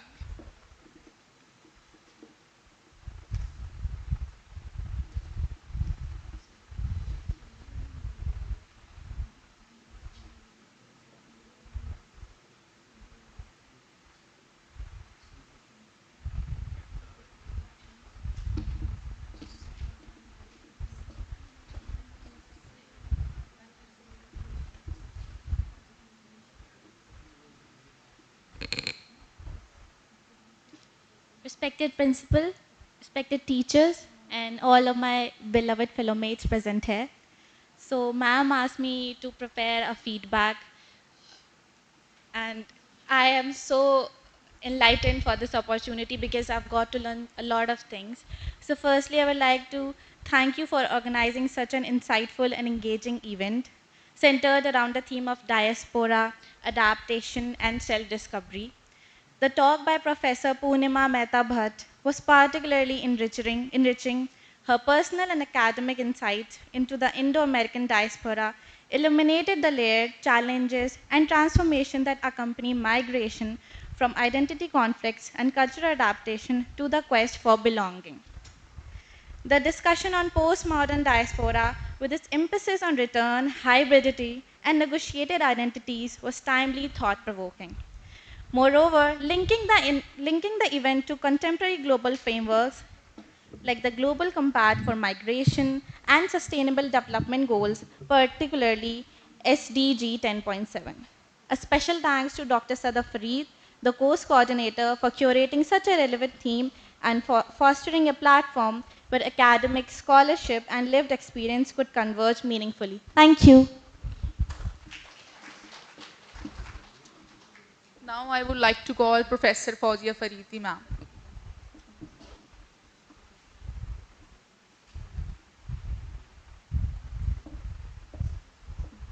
First of all, thank you, Eman, for making me a professor, which I am still not. Hopefully one day I will be, inshallah. A very warm evening to the dignitaries on the dais and off the dais, and all my fellow participants who have been with me in this enriching journey.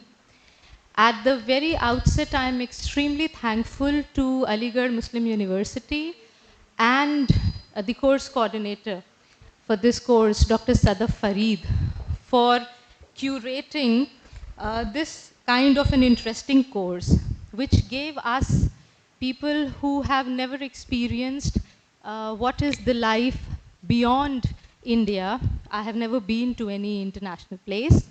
So for us, it was interesting to meet and get enlightened by researchers, by people who are working on this field, and the dignitaries who have brought in a personal experience. The knowledge which we gained from the illustrious foreign faculty and national faculty is exceptional. Diasporic literature and Professor Bhatt's own experiences gave a new dimension to the course, I must say. We all thoroughly enjoyed the lectures where she was talking about her own experiences and the passion with which she talked about her research. And this small diary of mine is filled with pages where I have so many ideas, new ideas on which I'm going to probably work now. And this is what a good course is meant for. So congratulations, Sadafapa, for fulfilling the task of continuing education. The lectures, I must say, all were quite insightful and comprehensive, bringing in multiple aspects for further readings and research.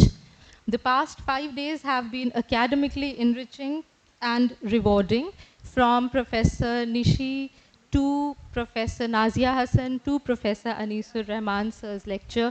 There have been so many things which we have learned in the past 5 days. It has given me new perspectives towards diasporic studies, and I'm sure all of us have benefited tremendously from demographic dividend, which I will be looking deeply now into, to step wells, to which I was introduced by my daughter through Sudha Murthy's stories, to the Dukkawalas, the Siddhis, the novels of Jhumpa Lahiri, how we have to navigate through them. It has been a nourishing journey. As a faculty member, I have so much more to give back to my students. And that is something which I cherish, which I will rather cherish forever. Thank you so much, and congratulations to everyone who has been a part of this meticulously organized course. Thank you so much. Thank you so much, ma'am, for your feedback. Now I'll invite Miss Yagya Gupta to come up on the stage.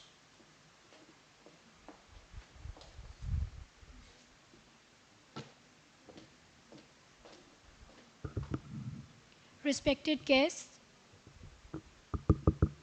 respected guests, the Dean of the Faculty of Arts, Principal Sir, and all the participants, the esteemed speakers. It has been a great opportunity for me to stand here in front of all of you and to share my experience. First of all, I would like to thank Fareed ma'am for giving me this opportunity to come here in the campus and attend this academic initiative to have a very wide range of knowledge and experience regarding the women diaspora. I would like to thank Purnima ma'am for sharing her insightful and very deep knowledge, for sharing with all of us her experiences in the US.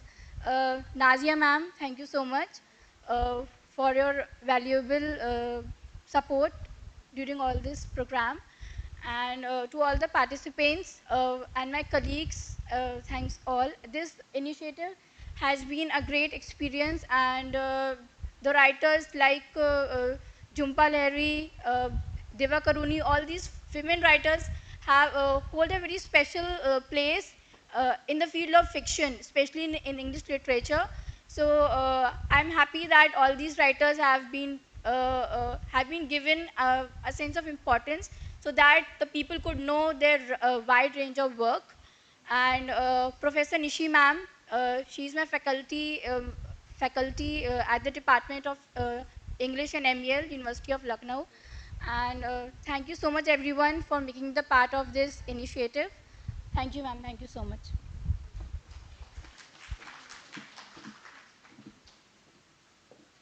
Thank you so much, Yagya.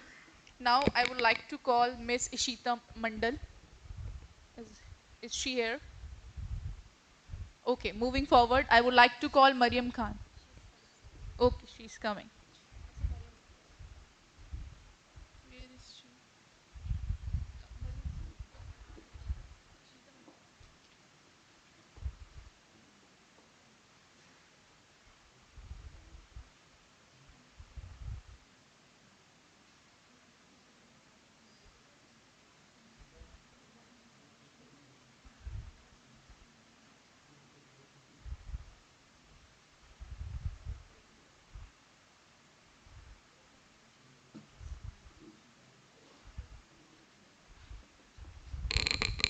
Am I audible?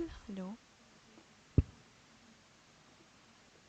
First of all, I would like to thank Dr. Sadaf Farid ma'am for giving this opportunity to be here and to be able to participate in this Gyan course.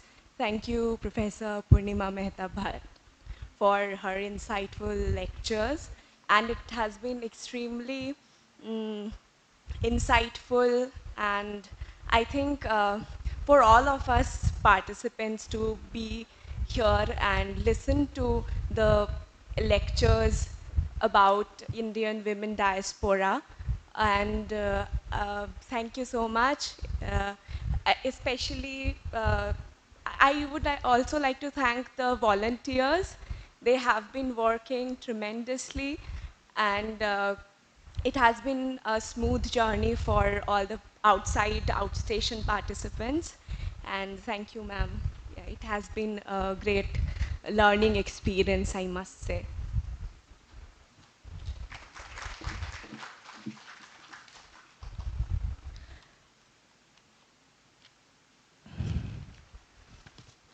Now I would like to invite Professor Masood Anwar Alvi, Principal, Women's College, Aligarh Muslim University.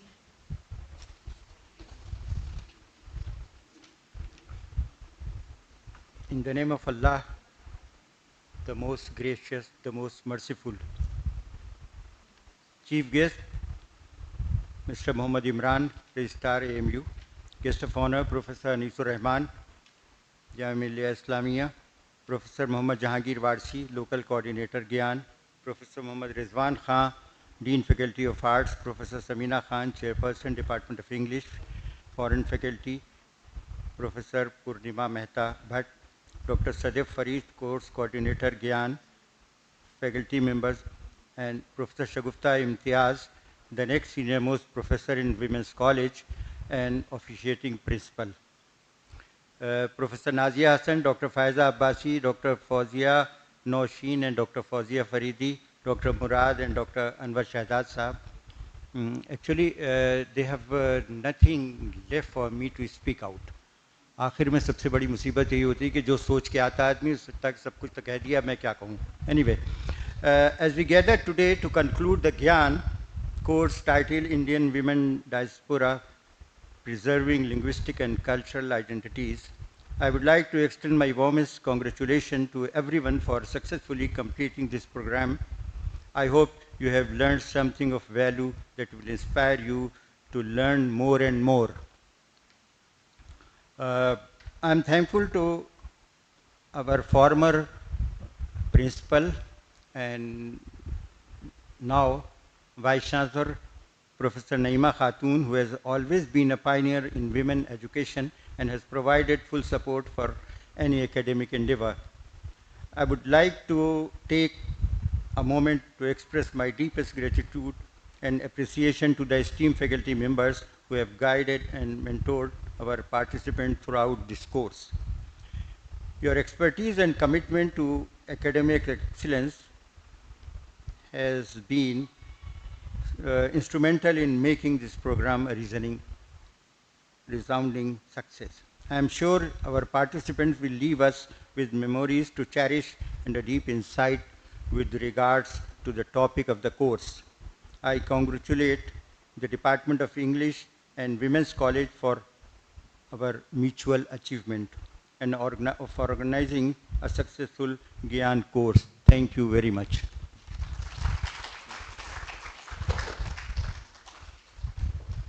Thank you so much, sir, for your insightful words. Thankfulness is the beginning of gratitude. Gratitude is the completion of thankfulness. Our valedictory program has finally come to its end. I hope we all take something important from all the shared knowledge from the best of scholars. It is now time to express our heartfelt gratitude to everyone. For this, I'd like to invite Ms. Basra Hassan Rizvi to deliver the vote of thanks.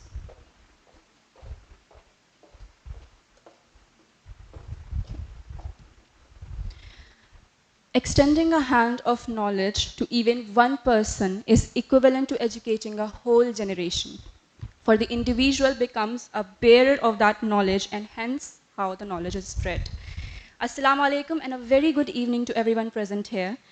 I am honored to propose the vote of thanks on behalf of the Gyan Committee and the course on Indian Women Diaspora, Preserving Linguistic and Cultural Identities. First and foremost, I extend a heartfelt gratitude to our esteemed chief guest, Mr. Muhammad Imran, for gracing the occasion with his presence and delivering an insightful address.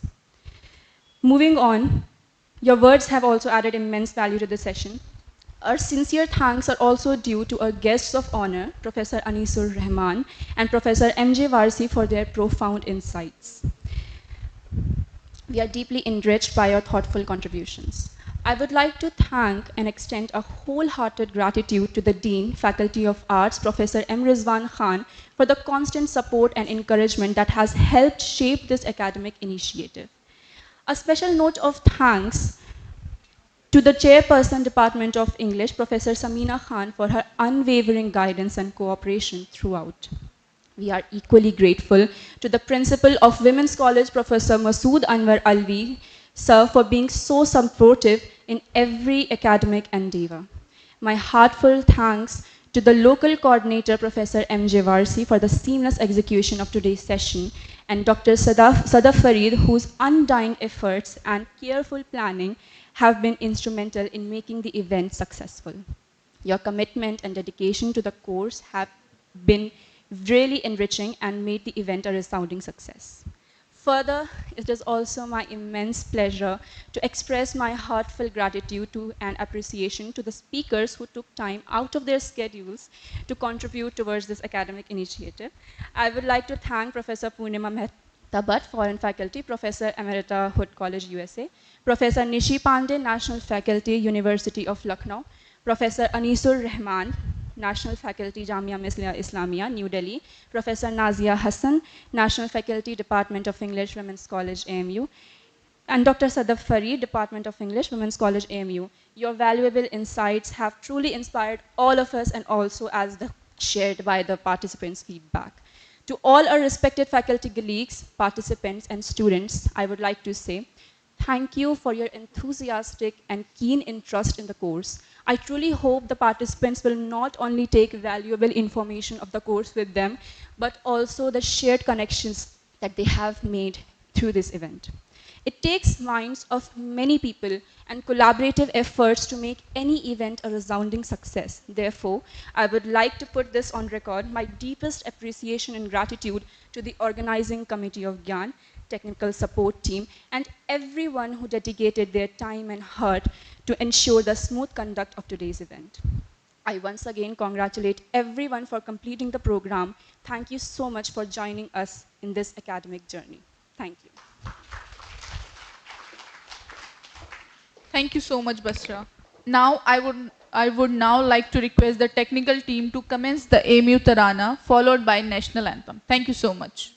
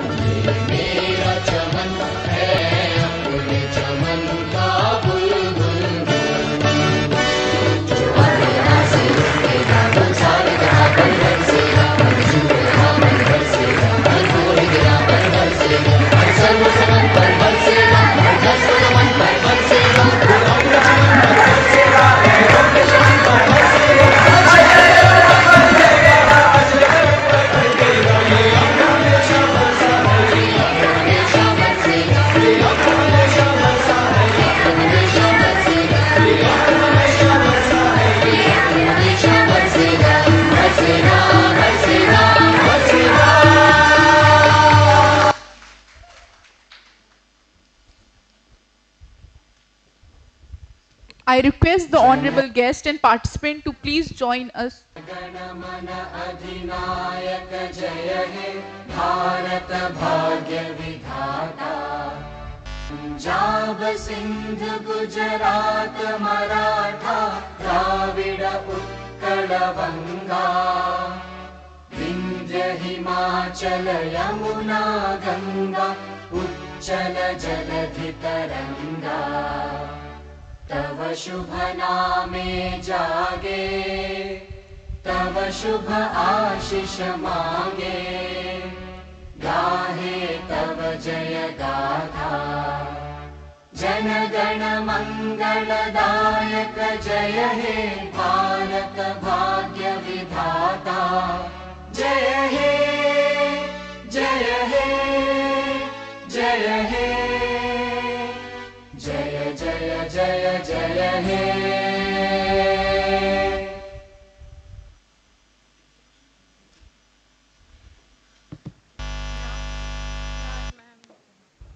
Now I request the honorable guests and participants to please join us for the high tea in the prescribed area. Thank you.